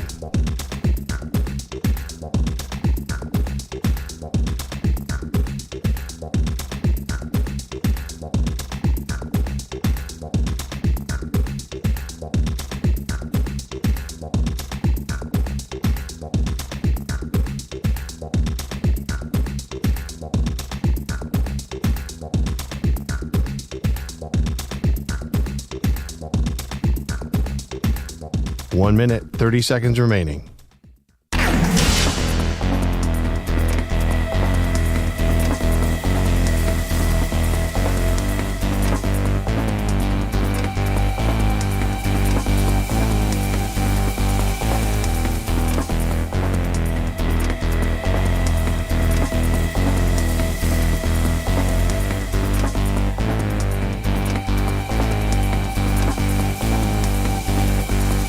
One minute remaining.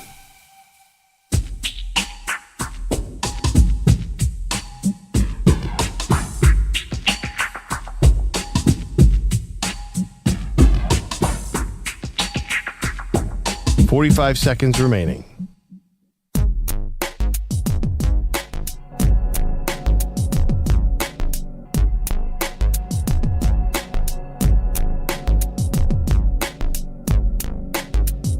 .30 seconds remaining.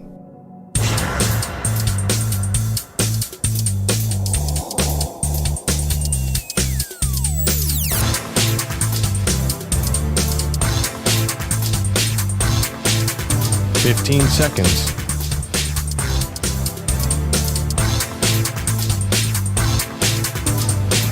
Break ends in 5 seconds.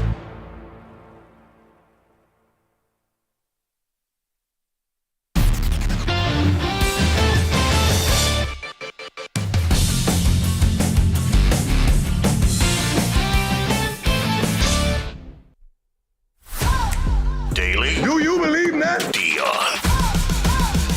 You believe that?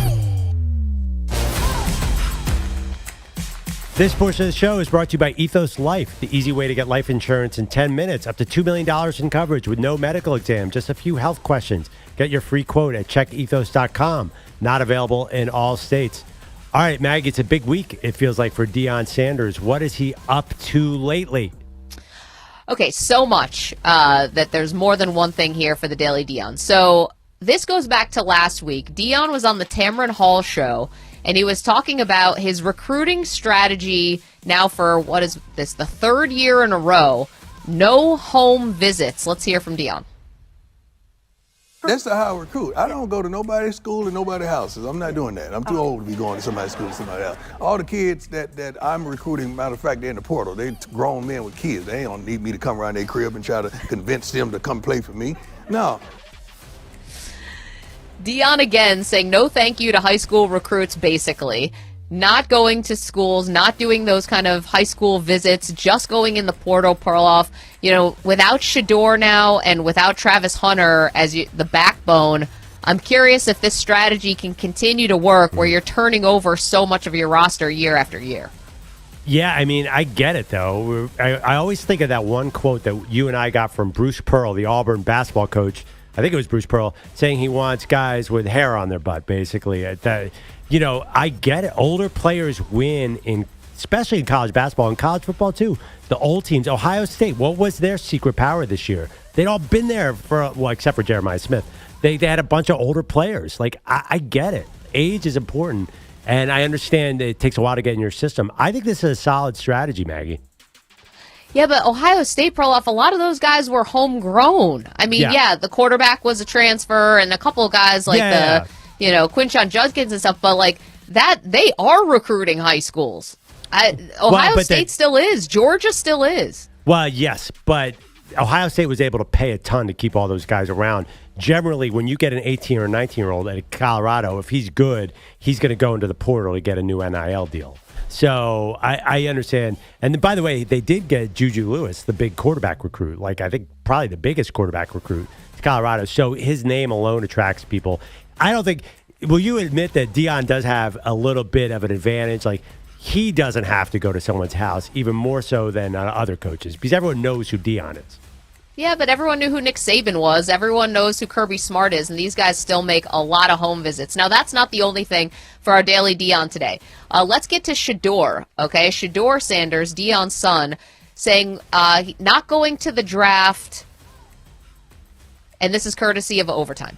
We most likely do Colorado or Dallas. We ain't really decide like fully yet. Yeah, we plan on doing it, like an event thing. And where it'll be fun, it'll be more family, friends be able to come. Because the only thing with going to the draft is just like, I want to spend those moments with my people. And you got to think, having everybody come out there, bro, it's going to be so expensive. You feel me? So cost-wise, you saving a lot of money. You get to be around your people and all that. Like. Okay, so Shedeur not going to Green Bay. That's where the draft is this year, and everyone knows Green Bay in April. Dicey weather. I don't know if it's going to be nice and balmy and warm there, but what do you think about Shedeur not going to the draft, not walking across the stage? He makes a very valid argument. I mean, there's always more involved here, some kind of marketing deal. Maybe he's afraid he'll fall. You mentioned that yesterday. I can't argue with that logic unless you have a CeeDee Lamb where you have to hide your phone from your girlfriend. That's embarrassing at home. All right, coming up next, which team goes from worst to first in the NFL?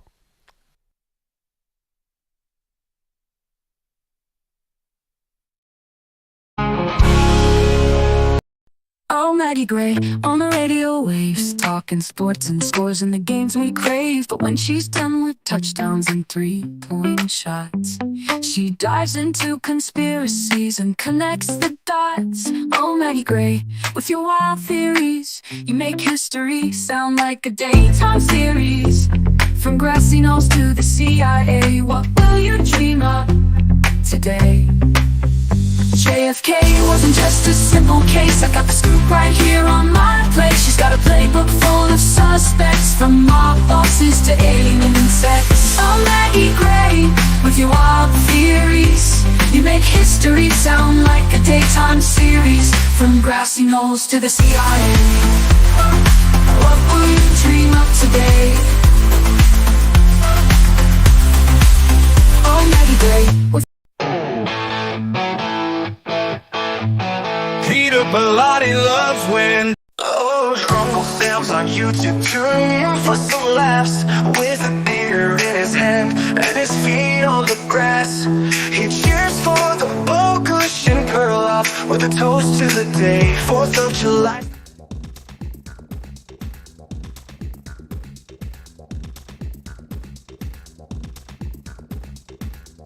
Three minutes, 30 seconds remaining.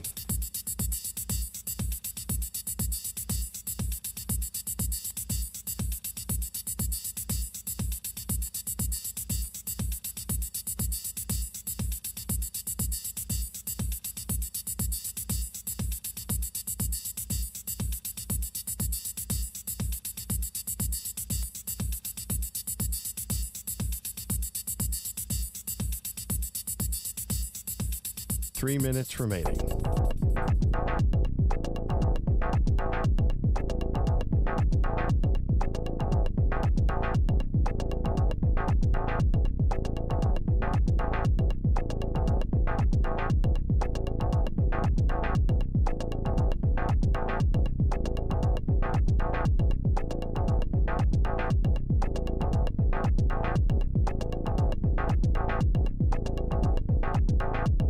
Two minutes, 30 seconds remaining.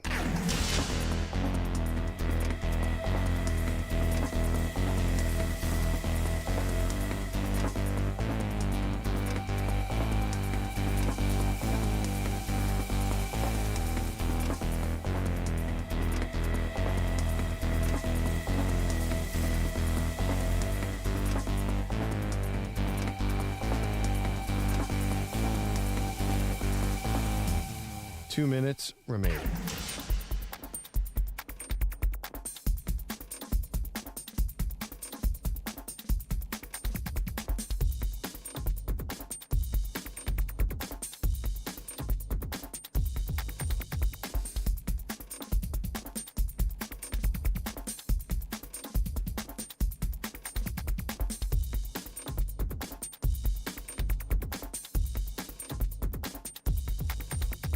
1 minute, 30 seconds remaining.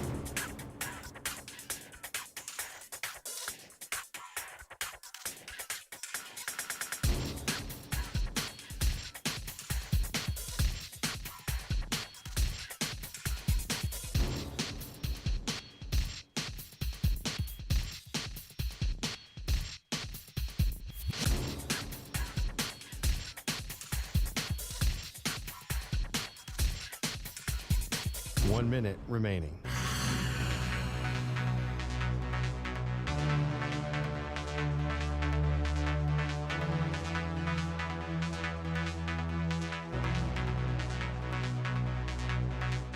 Forty-five seconds remaining.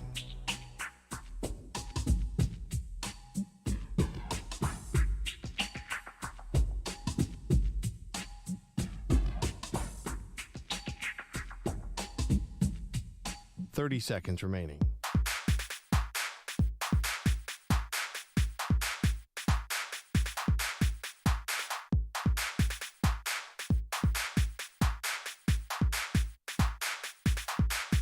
Fifteen seconds.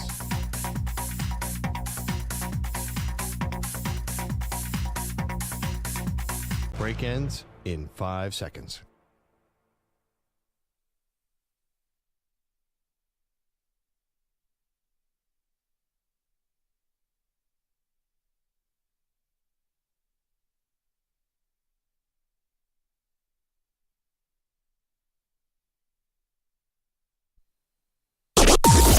Maggie and Perloff on the Infinity Sports Network.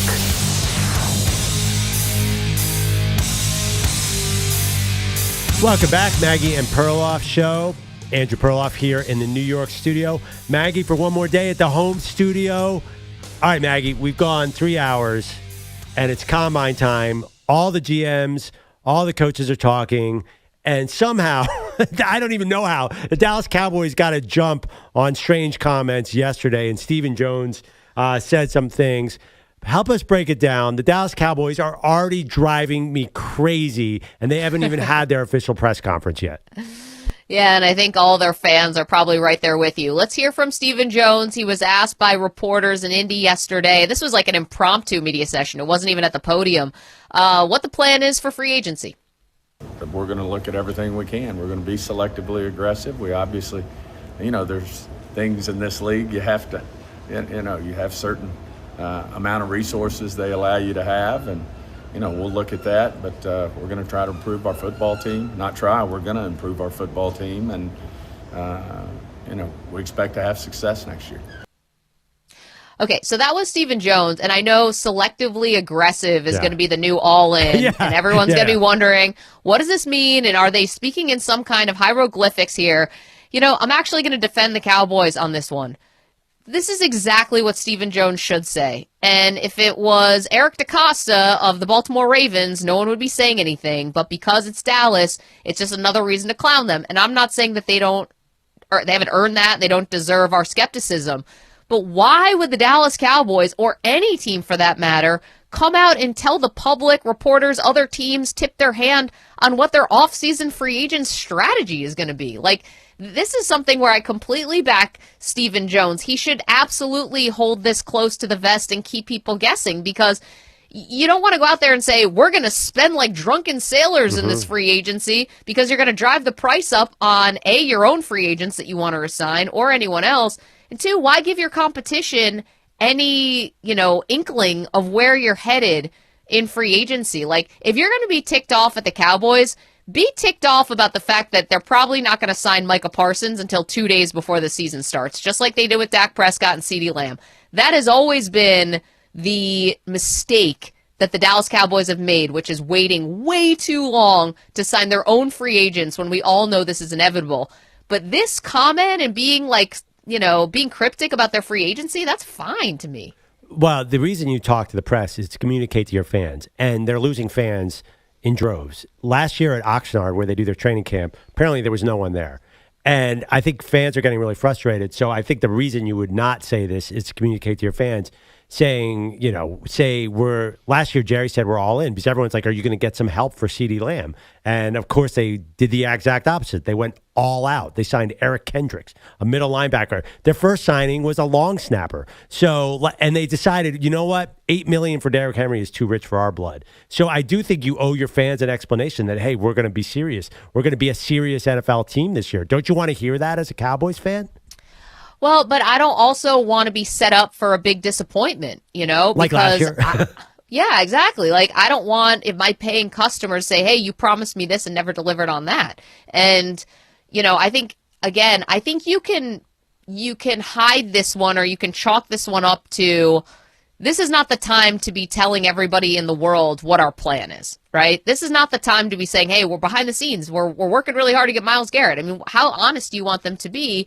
It is a business. And so for this one, I think that, again, if this was John Lynch who was saying it, no one would care. But again, maybe John Lynch has earned the benefit of fans being patient, whereas the Jones family has not. And here's the other thing about the Jones family, Pearl. You're saying that they're losing fans in droves.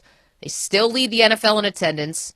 We know how high the TV ratings are. They are willing to call everybody's bluff when it comes to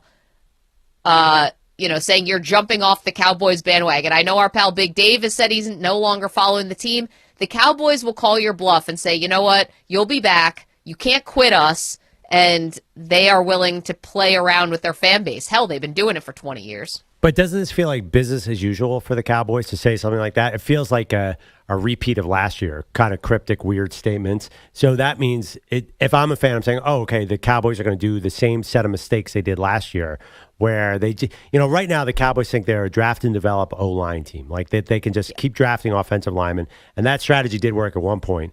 But it's not going to work anymore. They have major problems. Number one, their quarterback is old and injury prone, has taken up all their cap space. Number two, it's been 3 years where they cannot get a number 2 wide receiver. Makes them so easy to defend. Number three, their offensive line turned out to be young and then injured. And number four, by the way, their schedule's impossible next year. They get the Chiefs, Chargers, and Broncos, and a tough NFC schedule. Like, this is all looking bad for Dallas. Manny is celebrating on the other side of the glass. You can't see it right now, Maggie, because as a Giants fan, he thinks the Cowboys are headed down the tube right now. So I think you're right. It's from a strategy standpoint, there's no reason for Stephen Jones to say that we're going to be aggressive. But I do think, like, if you're a Cowboys fan, you're like, great. Another summer of kind of hot garbage team building. This is glorious. Perloff, they just hired Brian Schottenheimer. Yeah, I mean, know. What do you think? Like, how much more do you need it telegraphed to you that this may not be the big offseason for the Dallas Cowboys? Then what are they doing here? Why aren't they at least trying to build around? Like, honestly, did they really think Brandon Cooks was going to be the number 2 there? Because, maybe 5 years ago, their problems are so obvious, Maggie. I can't believe some of the things they've done. Yeah, well, they'll tell you we drafted Jalen Tolbert and we thought that he was going to develop, or this, that, and the other. I mean, they'll have an excuse for everything. And I actually do think one other thing Stephen Jones said, because I don't want to make excuses for last year, but boy, we did have a lot of injuries.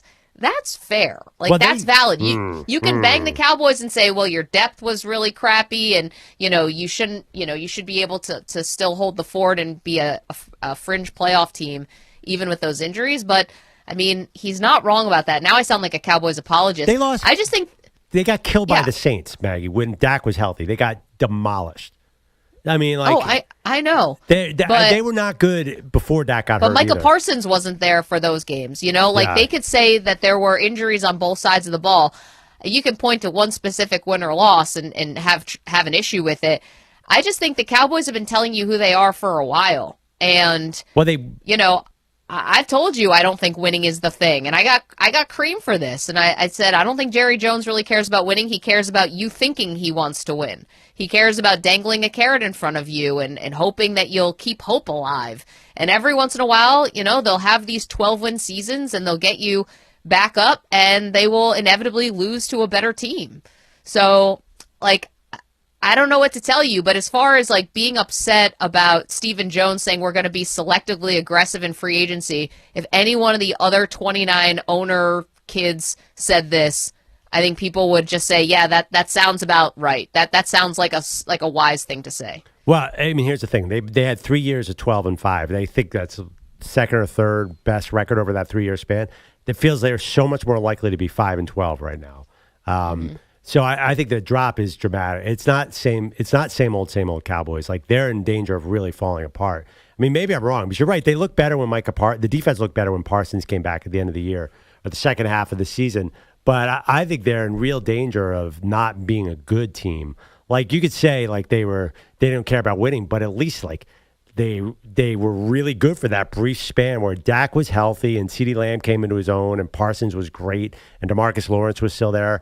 Like, they're gonna pine for those days unless I think they need to take decisive action, not selectively aggressive. I want to hear Stephen Jones say we're going to be decisive this offseason because it doesn't feel like that's what they're doing. It feels like they're kind of in a bit of a daze where they're just sort of sleepwalking through this portion of the franchise. Like, even like good. If they were 12-5 this year and lost in the first round of the playoffs, I'd be like, that was a great year for the Cowboys. Because I don't know how they're going to do that, Maggie, especially with the Eagles looking really good and the Commanders are now good. Now that the Commanders are good, like, I don't see 12-5 coming anytime soon. Well, I think a lot of this stuff is self-inflicted. You're kind of right to question sort of this era of Cowboys football, which is like Jerry post-80, and not to be ageist about it, but like Jerry post-80, still insisting on having a say in what's going on, and this sort of end-ish of the Dak Prescott era, which they're treating like the end of Kobe Bryant, where he's getting these, like, thanks for the memories, huge contracts. Well, he's when 31, I wonder if 31, though, Maggie. He's not the end of his career. Okay, well, and I understand that they gave him this contract before he had yet another lower body injury. That's going to I don't think that's going to make things better for Dak Prescott. But, this is the funniest part about this to me with the Cowboys is that Jerry Jones and Steven or whatever, they can claim to be these incredible business people. And I think they are. I mean, Jerry bought the Cowboys for how much and has turned them into what, $10 billion business? Like, if you were just looking at the balance sheet, they are phenomenal business people. Yet when it comes to negotiating some of the contracts with their own players, it's like they are asking to be had. Dak Prescott has gotten over on them like 3 different times because of their own inability to read the room. Could you have gotten CeeDee Lamb any cheaper? Could you have gotten Micah Parsons any cheaper? And Micah's even saying, I'll take less, as long as you're aggressive in free agency. And you know what's going to happen. They're going to wait this Micah Parsons thing out until the last possible second. And Jerry's going to talk about leaves falling off the trees and all of this folksy stuff that's going to end up being a hamper to their bottom line and to their cap. And it's all just silly. It's just funny to me that they can be these incredible business people and yet fumble so often, pun intended, when they're dealing with their own players. Wait, I'm not sure I totally agree with that. So you're saying because the valuation of the Cowboys has gone up so much, that proves Jerry's an incredible business person? Does that mean Woody Johnson's an incredible business person and Shad Khan's an incredible? Because every team's value has gone up and some teams have gone up even more percentage. So every NFL team's worth billions upon billions. That doesn't make them all great businessmen. No, I think I'm talking more specifically about some of the things that Jerry's done where he had to take on the league to get their own soda sponsors, where he has taken on the league as far as some gambling stuff too. I think they were at the forefront of. And so I think it's just beyond of being in a rising tide that lifts all boats. I really do think Jerry, give him credit, I think he has blazed some paths that the Cowboys took advantage of that now the rest of the league takes advantage of. Okay, but and Steven, by the way, I don't know that he's proven much business acumen. I mean, he's the son of the owner. Anyway, but besides that point, I'm not sure. I do disagree. Like, CD probably got what he deserved. He came in at $34 million, and Jefferson was at $35 million. He was going to be in that range. And the truth is, they weren't the only team that got a little screwed by the quarterback market went bananas last year. I think, yes, they probably could have gotten in around 52 to start.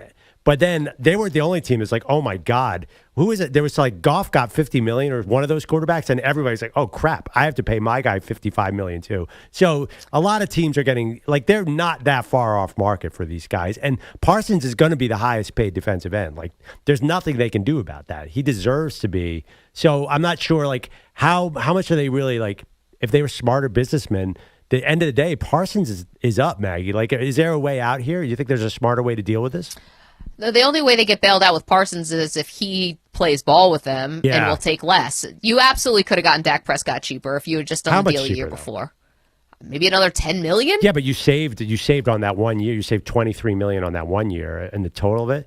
Yeah, I mean, maybe. But then again, like, honestly, the reality is they probably shouldn't have done any deal with Dak. I mean, seeing that injury coming up, they probably should have said, let's start over. Well, and that's the other thing. They've never put anyone behind him. You know, Dak always kind of had them over a barrel because what was the question we always asked? If you don't re-sign Dak Prescott, who's playing quarterback for the Dallas Cowboys? And spare me the Trey Lance. Like, you know, that was a pipe dream, I think. And so they never actually really addressed, you know, any type of backup quarterback situation, even after Dak had that devastating leg injury. I believe that was in 2019 or whatever, and Andy Dalton came in. So if that wasn't writing on the wall, say, hey, this guy could have a shelf life here, then I don't know what is. Well, right. I mean, it'd be, honestly, instead of having like a backup developmental guy, like they actually did say we want to draft like a Will Howard in the 4th round this year. Many teams have said that. I think like they might need to start over. Like maybe it's time to rip the Band-Aid and actually rebuild. Think about it. Zach Martin's gone. A lot of the old guys, like they haven't had their full rebuild. Is it time? Could you make an argument, Maggie, that they should just like stop paying everyone, let everyone walk, and just start over again, fresh? Maybe with like a new GM. Well, good luck with that. How schizophrenic would that feel? I mean, now you're all in paying at the top of the market for your quarterback, your wide receiver, and soon your pass rusher, and you're going to be like, nope, you know what? Screw it. We're actually going to rebuild here. It makes no sense. Now, if you want to trade Micah Parsons and you want to talk about something really drastic, well, now we're swimming in the deep end. But if that's a big, big decision, and I don't think the Cowboys I don't think they'll do something like that. I believe they signed Dak to a 4-year deal, right? And I think, like, I know the dead cap would be crazy, but they gotta start to think about that. That end of that contract's coming soon. Like, they're going to be looking at quarterback. Honestly, like I hate to say this, the best thing for them would be to tank and get get into Arch sweepstakes or get into like the Nico sweepstakes or something. Like, I think, unfortunately, like a rebuild is coming. That great O-line of the past, unless they can recreate it with these young guys, Maggie, like Zach Martin and Tyron Smith, like those guys are gone. Like the really good Dak teams might be over. So, unfortunately, they might rebuild. That being said, watch them go 12-5 with Brian Schottenheimer because I didn't see that first 12-5 run coming either. To steal a line from Chevy Chase, I could wake up with my head sewn to the carpet, and I wouldn't be more surprised than that. If the Dallas Cowboys can somehow pull off a 12-win season this year, that would be an all-timer. 855-212-4227. All right, let us know what you think. Selectively aggressive. What does that mean? Do you speak fluent Jones? Stephen or Jerry? And as a Cowboy fan, is that just falling flat, or do you understand maybe what the team is about? 855-212-4227. So much more to do, including we've got to get to one of the biggest stories heading into the Combine and what we need clarity on while the entire league is assembled in Indianapolis. Get to that in just a moment. Maggie Perloff. You're in a 5-minute break.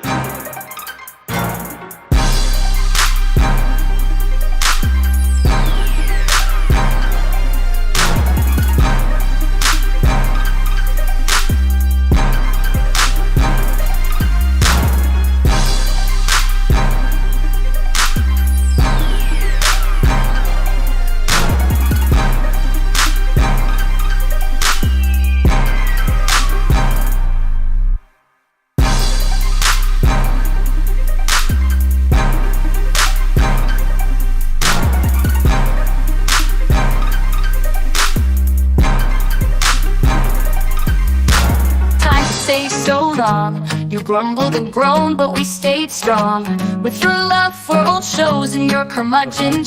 Oh, people, Okay, first it's minute's time sponsored to by Old say goodbye.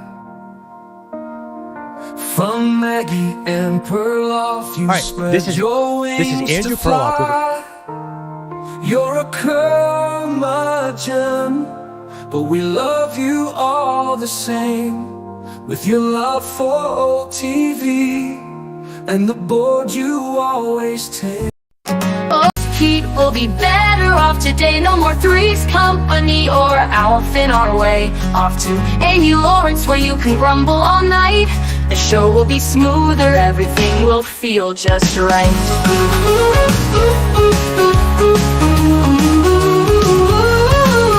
You offered to run the White Sox, what a plan. But running our show, you were our grumpy old man. With the NBA on NBC playing in your head, we'll carry on now without all that dread. Good riddance, people, be better off today. No more Three's Company or Alf in our way. Off to Amy Lawrence where you can grumble all night. The show will be smoother, everything will feel just right.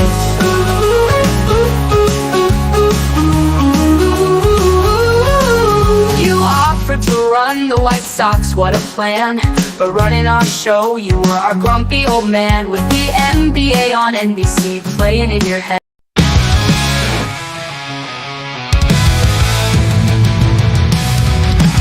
I'll never stop, no, I'll never be done talking about Peter Bellotti, the missing one. Day after day, your shirt's empty and cold, but I'll keep singing cause the truth's been told.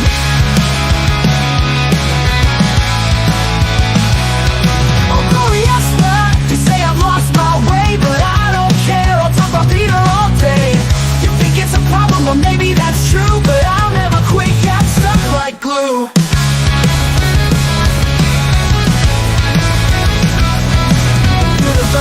I say I've lost my way, but I don't care, I'll talk about Peter all day.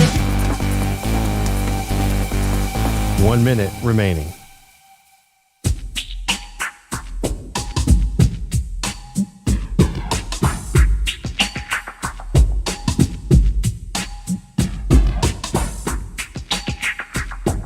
$45 seconds remaining.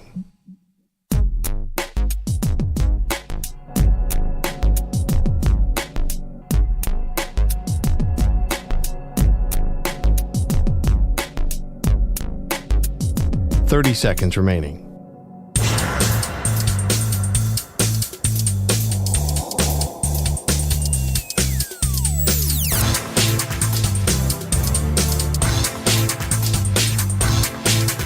$15 seconds.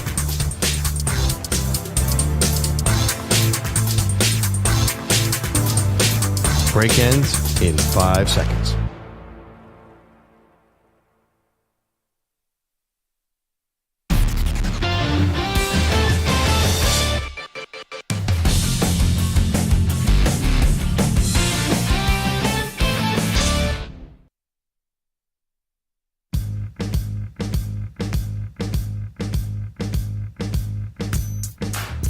Back on Maggie and Perloff, NFL Scouting Combine begins today with the interviews, most of the interviews of general managers and coaches. One of them will be Cleveland's Andrew Berry at 1 p.m. That's going to be interesting.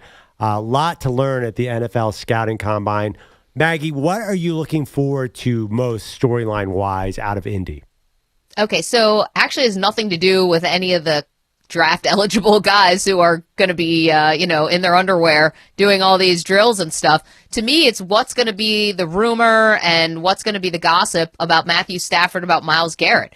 I actually think more than any rookie in this draft, and I'll include Cam Ward and Abdul Carter and all of them, the people who can actually change the fortunes of the upcoming NFL season could be Matthew Stafford and or Myles Garrett if they're on the right teams. So if you're asking me the biggest thing, it's, what are the agents for both of those guys doing in terms of getting new teams, new deals, if that's to be done for the upcoming year? That's the biggest thing to me, no doubt. What about you?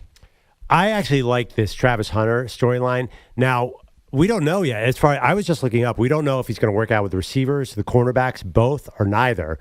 he obviously has enough on tape where he doesn't have to do any workouts. We all know he's awesome. He just won the Heisman Trophy.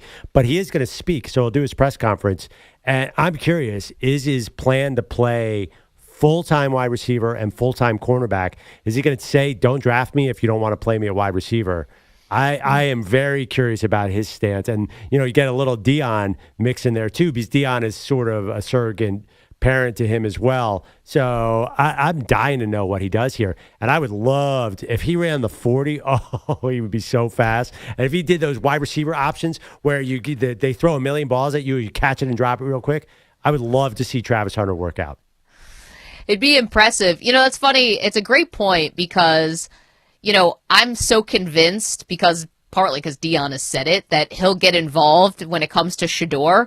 But Deion also said he'll get involved when it comes to Travis Hunter, he said, like a son to him. Yeah, I'm actually curious, if it's the Cleveland Browns or the Jets or a team that has, a bad reputation right now, would Deion get involved and say, I don't want Travis going there either? I'm curious about that. Well, yeah, I mean, listen. Probably it's going to be Cam Ward, number one to the Titans. But the Titans did have that line about not passing on a generational talent. And Travis Hunter might be a generational talent.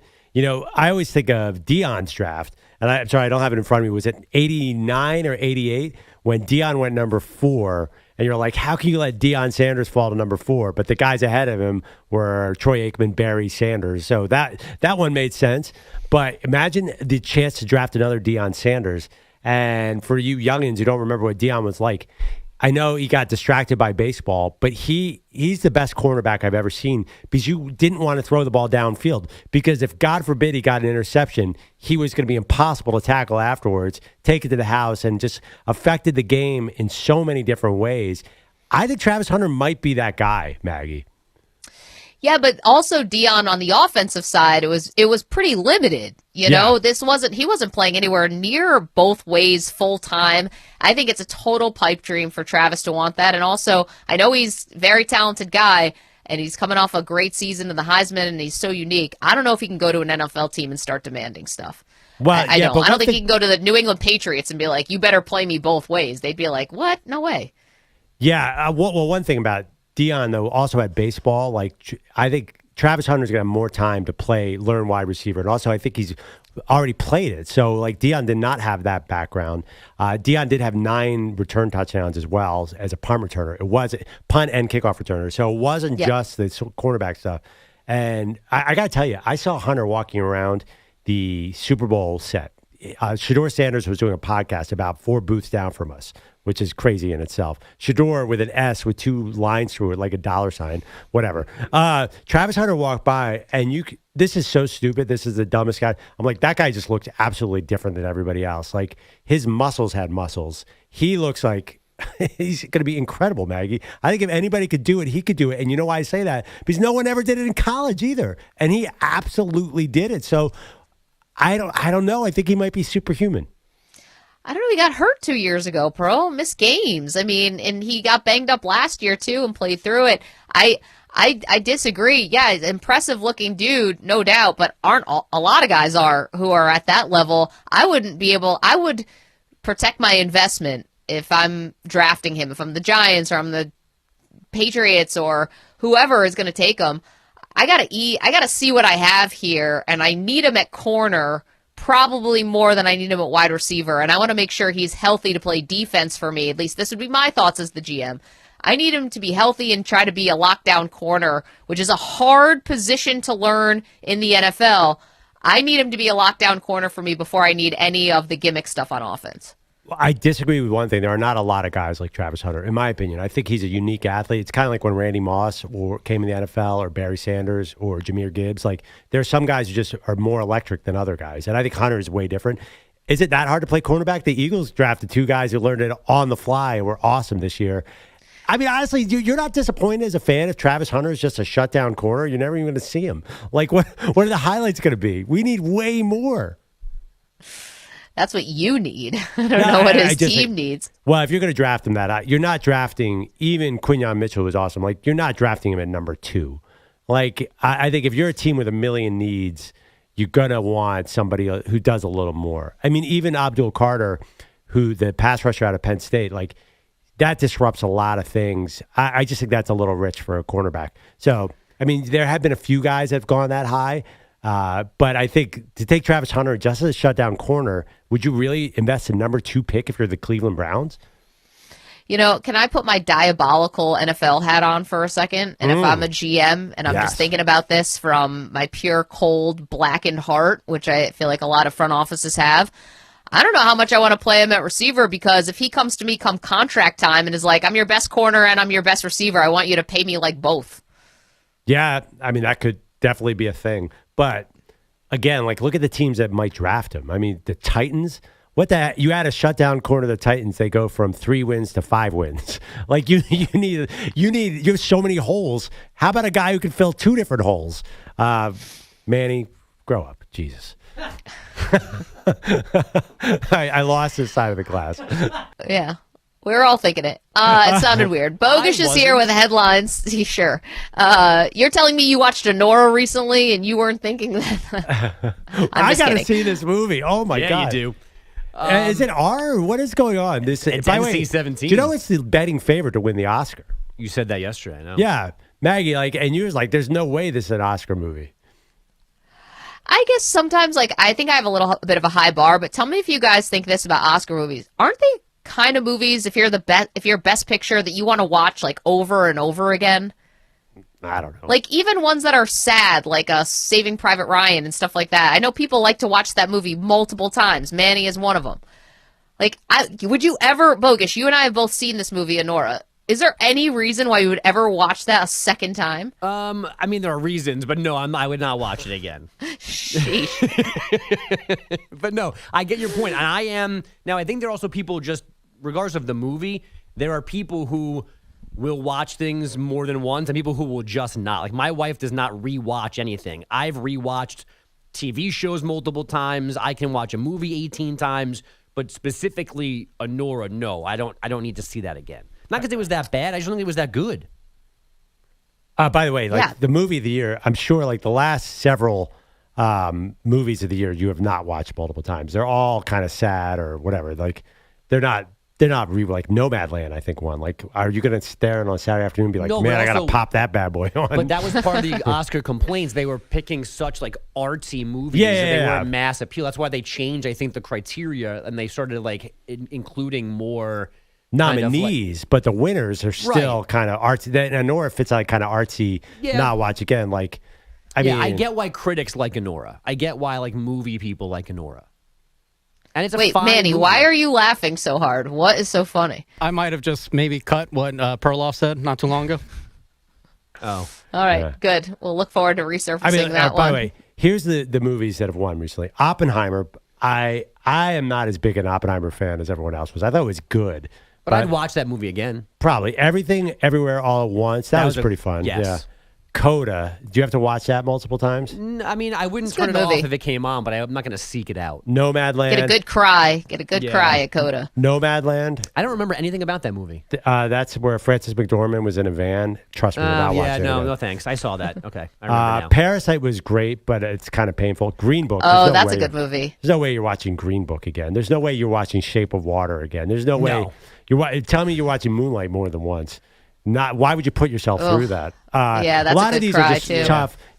What about movies. La La Land? You watched La La Land a couple times, right? Yeah, but it didn't win. Remember? Oh, right. They said La La Land, but it was actually Moonlight. My bad. Yeah, there's a lot of 12. A lot of them are heavy, like 12 Years a Slave. Great movie, but it's not a. So Honora kind of fits like that critical darling. If you want to do the popular one, it's a Dylan movie, right? Yes. Or Wicked. Yeah. I mean, Wicked's not going to. I haven't seen Wicked, but Wicked is not going to win. But it's a very good movie. Right. Like the rewatchability. So I don't think the fun movie's ever going to win, Maggie. I think Honora has a great chance. Or the other one is Brutalist with Adrian Brody. Like, come on. You're going to watch that twice? 3.5 hours long? Maybe if you're hospitalized and you can't change a channel. It's like, oh no, I got stuck on the independent film channel. I was like, what is coming up next? The batteries don't work in your remote. That's the only way you're watching that twice or once for that matter. Bogusch, what's going on in the world today? Maybe you guys have seen these crazy videos and pictures. The Indiana University Indianapolis men's basketball team returning home Sunday from a game in northern Kentucky when their bus broke down. Within minutes of pulling over to check the problem, a fire started in the bus, eventually engulfing and burning the entire thing to a crisp. Now, thankfully, everybody got off the bus safely, but they lost almost everything: luggage, cell phones, uniforms, equipment. There are various kind of GoFundMes set up right now to help them kind of recover from this quickly. But if you guys haven't seen the video, this bus is cooked. I don't know what could have caused it, but it was apparently instantaneous. Fire spread and maybe like a mini explosion too. And there's only like the front of the bus and then the frame of the back, like 95%. It's crazy. Yikes. I'm Googling it now. Thank God everybody got off as fast as they did. Oof. I know how if this happened so quickly, yes, thank God everyone got off. How did they even know that it was that acute of an emergency? Like, did something start smoking or what happened that they knew, oh my gosh, leave everything and just get off the bus right now? So Jeff Goodman had a series of tweets yesterday, who covers college basketball, talking to their coach. And I guess what happened was clearly there was a problem with the bus. They pulled over. The bus driver and one of the staff members got off to see what was going on. And as they got off the bus, there were flames in the back of the bus. So everybody got up, and luckily they were not trapped by where the fire was. So they got up and they got off. So it all happened apparently very, very fast. And it got very out of hand very quickly. Man, thankfully everyone's all right. This is not exactly the glamorous life of college basketball, right?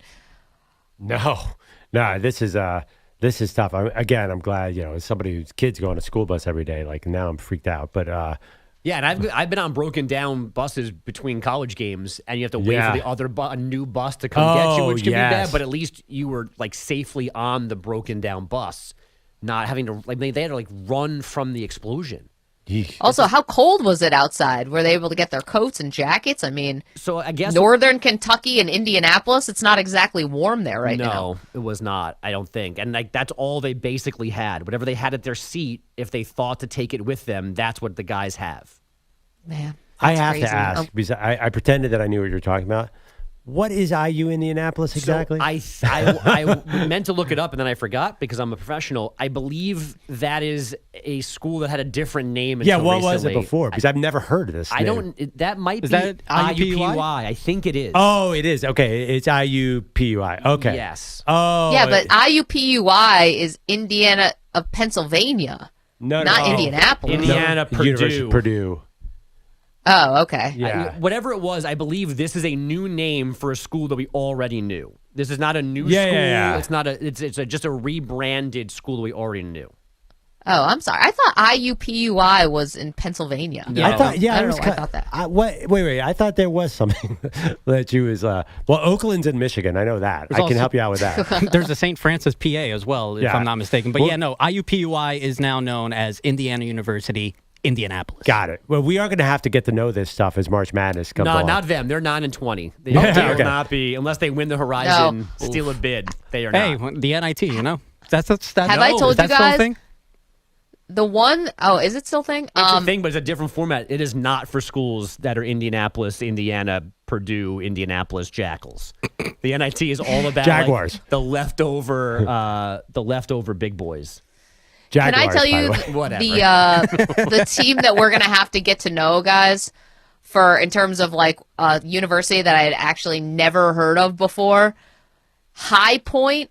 Have you heard about High Point? The Rockers? They're 25-5. Is that good? Do you have any idea where this place is? California? Is that North Carolina? North Carolina. North Carolina. Yeah. You guys are right. I was looking it up the other day, the Panthers. We got to get on board because they are clearly an amazing team. Rack up 25 wins. They're going to have to win their conference. And then I think High Point could be the next Oakland. Something like that. Yeah. I feel like we know somebody who went to High Point. Anyway, we're going to have to get to know a lot of these. Now, Manny, on the other side of the glass, is an expert on arenas. Manny, are you an expert on what state this small school is in? Which one? Like, are you? Well, I mean, like Jacksonville State. Do you know where that is? That kind of That's stuff. in Alabama, if I'm not mistaken. All right. Yeah. Because that's like a big game we do every year. Where is the school? Is this like a real school? Is this a real school? What city is it in? It's tough, right, Maggie? It sounds easy, but you can always get somebody on one of them, right? Game.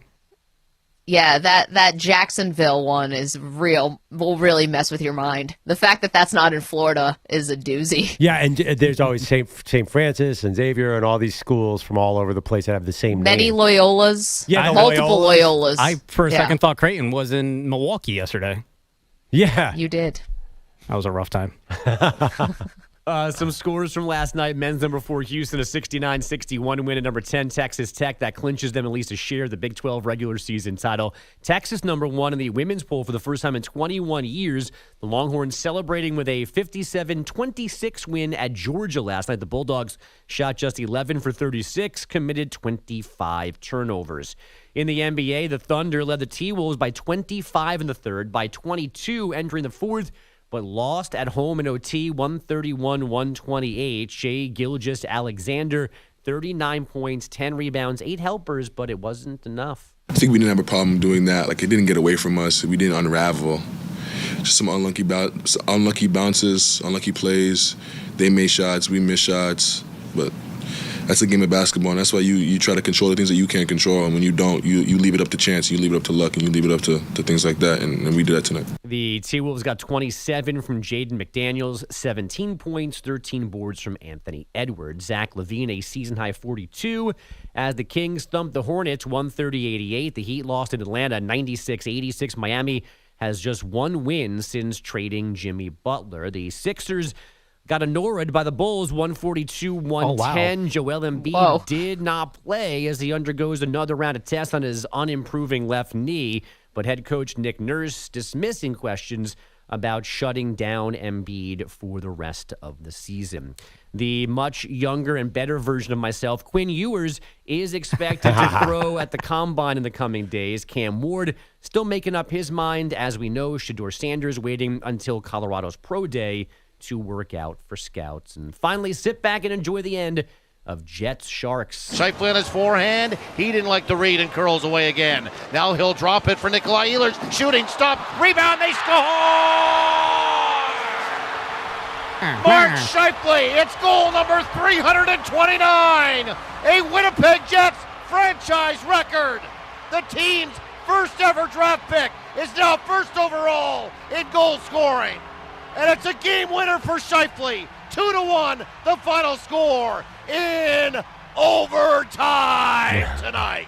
Wow. A lot happening in Winnipeg last night. 2-1 win over the Sharks. It extends their winning streak to 10. And congrats to Mark Shifley for being number 1 in Winnipeg history in goals scored. Quick story. I was cleaning up my desktop the other day. You guys ever do this where you have a bunch of documents and you were putting in the folders? I had this random little image, and I'm like, what is this? I couldn't really see. Clicked on it. It's a side-by-side of Andrew Bogusch and Quinn Ewers. And it's crazy how much you two look alike.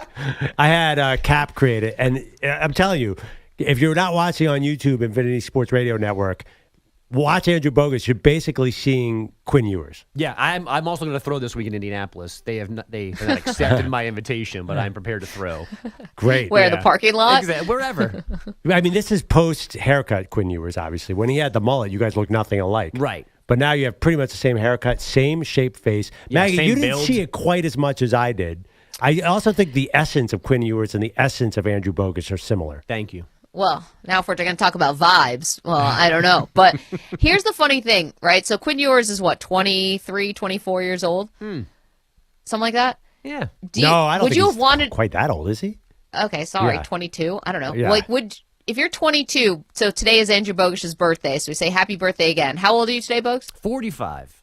Which, Right. by the way, So- just for the record, I am not the oldest All right. person on the show. Okay, 45 does not make me number 1. Quinn Ewers turns Yeah. 22 years old next month. Okay. Okay, There so, you go. and you guys are around maybe the same, you're born around the same time. So maybe you have similar vibes, similar sign, whatever, if you're into that stuff. But if you're 22 years old, would you like to see a picture of yourself of what you're going to look like at 45? I mean, I know a lot of us probably just look like our parents, but would you have wanted to see that? Like, hey, happy 22nd birthday. This is what you're going to look at 45. If I look like Well, Bogusch, actually, I wouldn't. Honestly, like, they look alike now. Like, I don't even think it's like an age photo. Okay, ask yourself now. Look pretty much the same. Like, I think Quinn Ewers would be like, Who is okay, that I'm good or going bad for? to look the same in 20 years as I do right now. Bogues, if I could give you, do you want to know today if I could show you a picture of what you were going to look like at 65? Today's your 45th birthday. I could give you 65. Do you want to see it? I think a more emphatic yes for this than your original question. I don't think I wanted to see old me at 22, but at this point, I don't care. As long as I have a picture at 65, that's all I care about. Still in the game. Exactly. You're going to still be in the game. Still providing updates. I just want to be awake at 65. You act like 65's old, dude. Pete Carroll's 73. He's coaching the Raiders, and it's like they're in a rebuild. Oh, no, 65's not old. It's just too young to not be in the game anymore. That's my concern. That's very true. Yeah. I'd love to see it. If you could tell me exactly what I look like at 65, I think it would be great. Take a little of the anxiety away. What if it's not a good picture, though? I mean, it's a double-edged sword. Then I can change it, right? More Then anxiety. No, you can't. Then I can change it. change my future. No, but then things just start to disappear. Have you not seen Back to the Future, Maggie? Wait, Maggie, Get don't you? erased out of a photo. I look exactly like my dad, so I know exactly what I'm going to look like. Don't you look like your parents? Oh my God, I look exactly like my mom. So thank God, And your because mom's- I'm going to be in good shape. Your mom looks great. Oh, Mr. Yeah. Great catching strays. Oof. Wait, Wow. wait, is Pam hot, too, on top of making good Yeah. cookies? My I mom's don't wanna she get is into a this on catch. air. I don't want to touch this conversation. Did you hear the groan, Perloff? I'm just saying, like, we're going to get into this. Listen, I I'm think those biscottis are hot. when anyone says I look like my mom, I always say thank you very much. I'm happy. The other thing is I look like my brother too, which is a little bit of a different story. But anyway, Well, that I don't see. That your brother was in studio. You don't look identical to your brother. You look related, though. I've seen a picture. You look of your brother. related. You really do. Like, you kind of look like your mom. yeah, no, my brother looks exactly like Jimmy Fallon, No, spitting image. You're going to do great at 65. You're totally fine, Mag. Nice. You're gonna do Can't great. wait. What does that mean? Yeah. Well, Bogusch is just like, I want to be awake. Is she back on the market? She's not going to be I'm tired. saying, like, but Maggie said she was worried about what she was going to look like when she was older. Wouldn't you want to know to get the anxiety to go away? You have nothing to be anxious about. You're going to look totally out fine. there strutting around the pickleball courts. Everyone's going to be like, who's that? Fox. Bogues, again, happy birthday. Sorry I couldn't be there in studio, but hope it's a great celebration tonight and hope they haven't changed the locks on your house after what you said about Kate Upton earlier. I did a wellness check. We're good. No one was listening.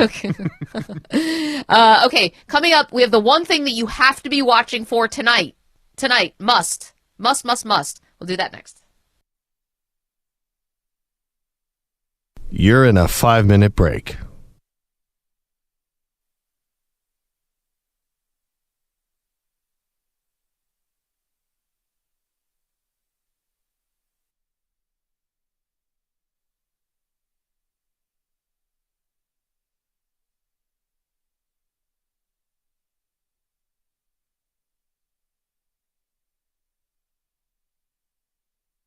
Four minutes, 30 seconds remaining.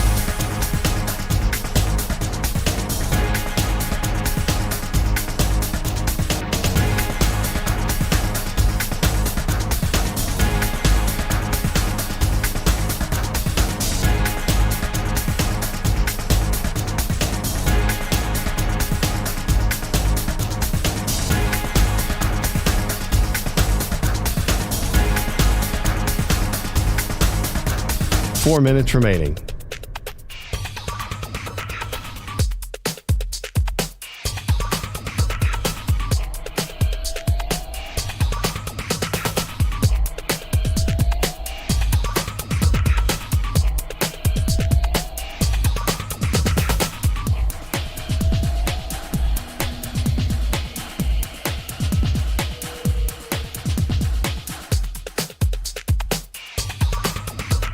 Three minutes, 30 seconds remaining.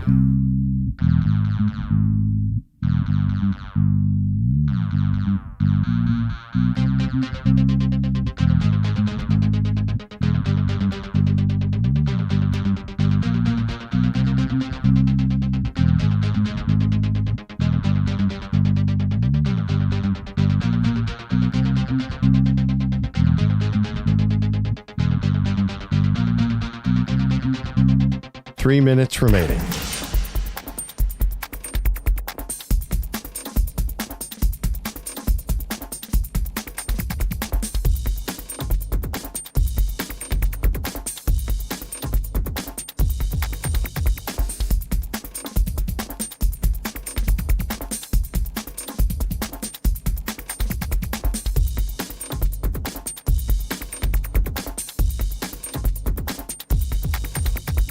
2 minutes, 30 seconds remaining.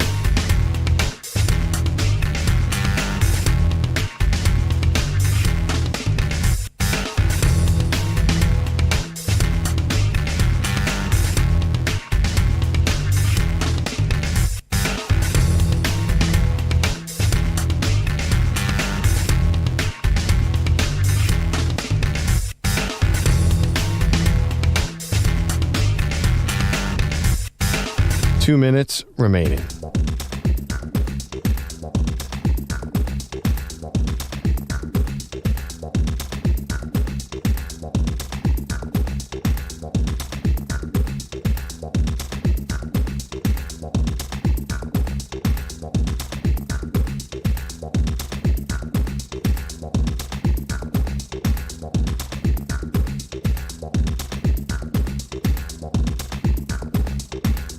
One minute, 30 seconds remaining.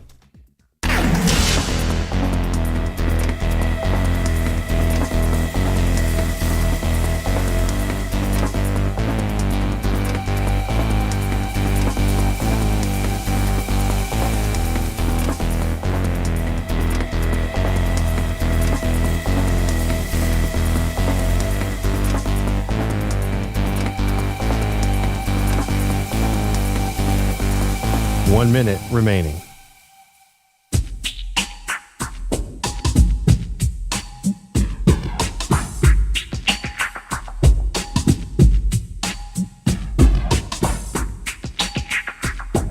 .45 seconds remaining.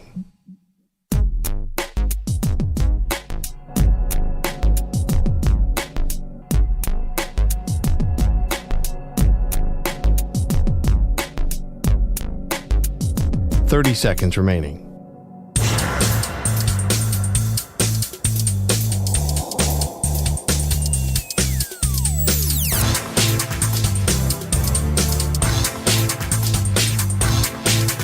.15 seconds.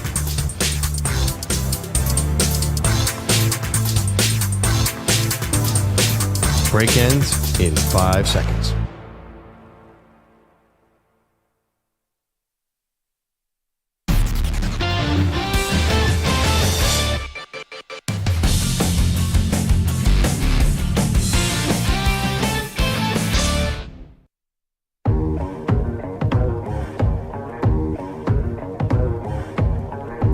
Welcome back. Maggie Gray, Andrew Perloff. Hopefully today, the last day that I'll be at the home offices as I get over this cold that has just been awful. Perloff, though, I got to stay up late tonight because there's one must-watch thing on the sports calendar, and that is Luka Doncic and the Lakers welcoming in the Dallas Mavericks. Now, this would be a little better in Dallas because I'd be very curious about the reception he'd get from the home crowd, which I'm assuming is going to be a standing ovation, because the home team, the Mavs fans, never wanted this.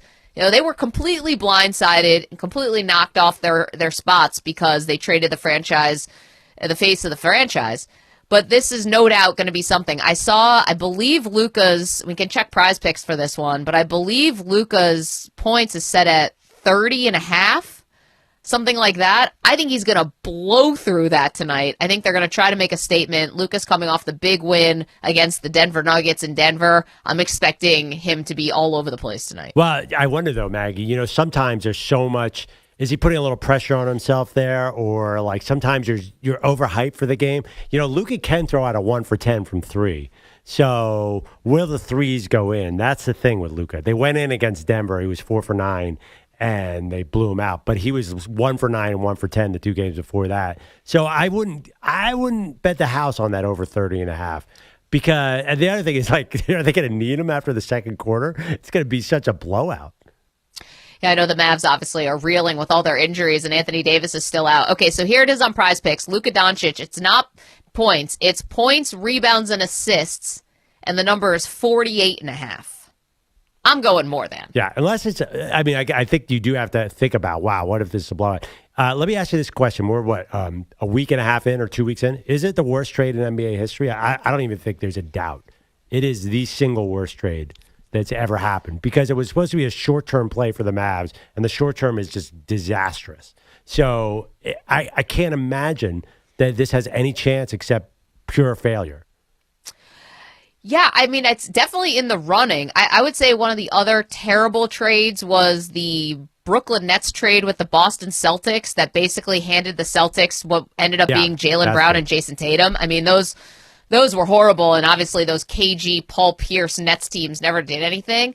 But yeah, of course it is. And here, the only way that it was going to work, air quotes, that it was going to be defensible, I think, for the Mavs, is if somehow Luka, basically did his next appearance on My 500-Pound Life. Like, there's no, that you had to expect his body to break down, like, in real time, as opposed to now, like, we just are, worried he won't stay in good condition for the future. Well, the one thing I will say, I think it could have worked out for the Mavs if Kyrie Irving and Anthony Davis got to the finals this year. Like, I think they needed short-term success because they traded for a 31-year-old injury-prone big man. Like, you needed that guy to get on the court and win you basketball games immediately.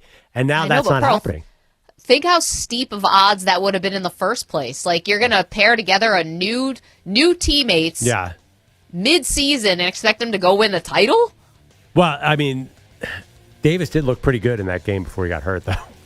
I know. Well, now you're expecting Luka and LeBron to do it. All right, Maggie, feel better. Hopefully we'll see you in person tomorrow. Thanks, everyone. Thanks, Ray Jarvis, Andrew Kaplan, Manny, Maggie. See you guys tomorrow.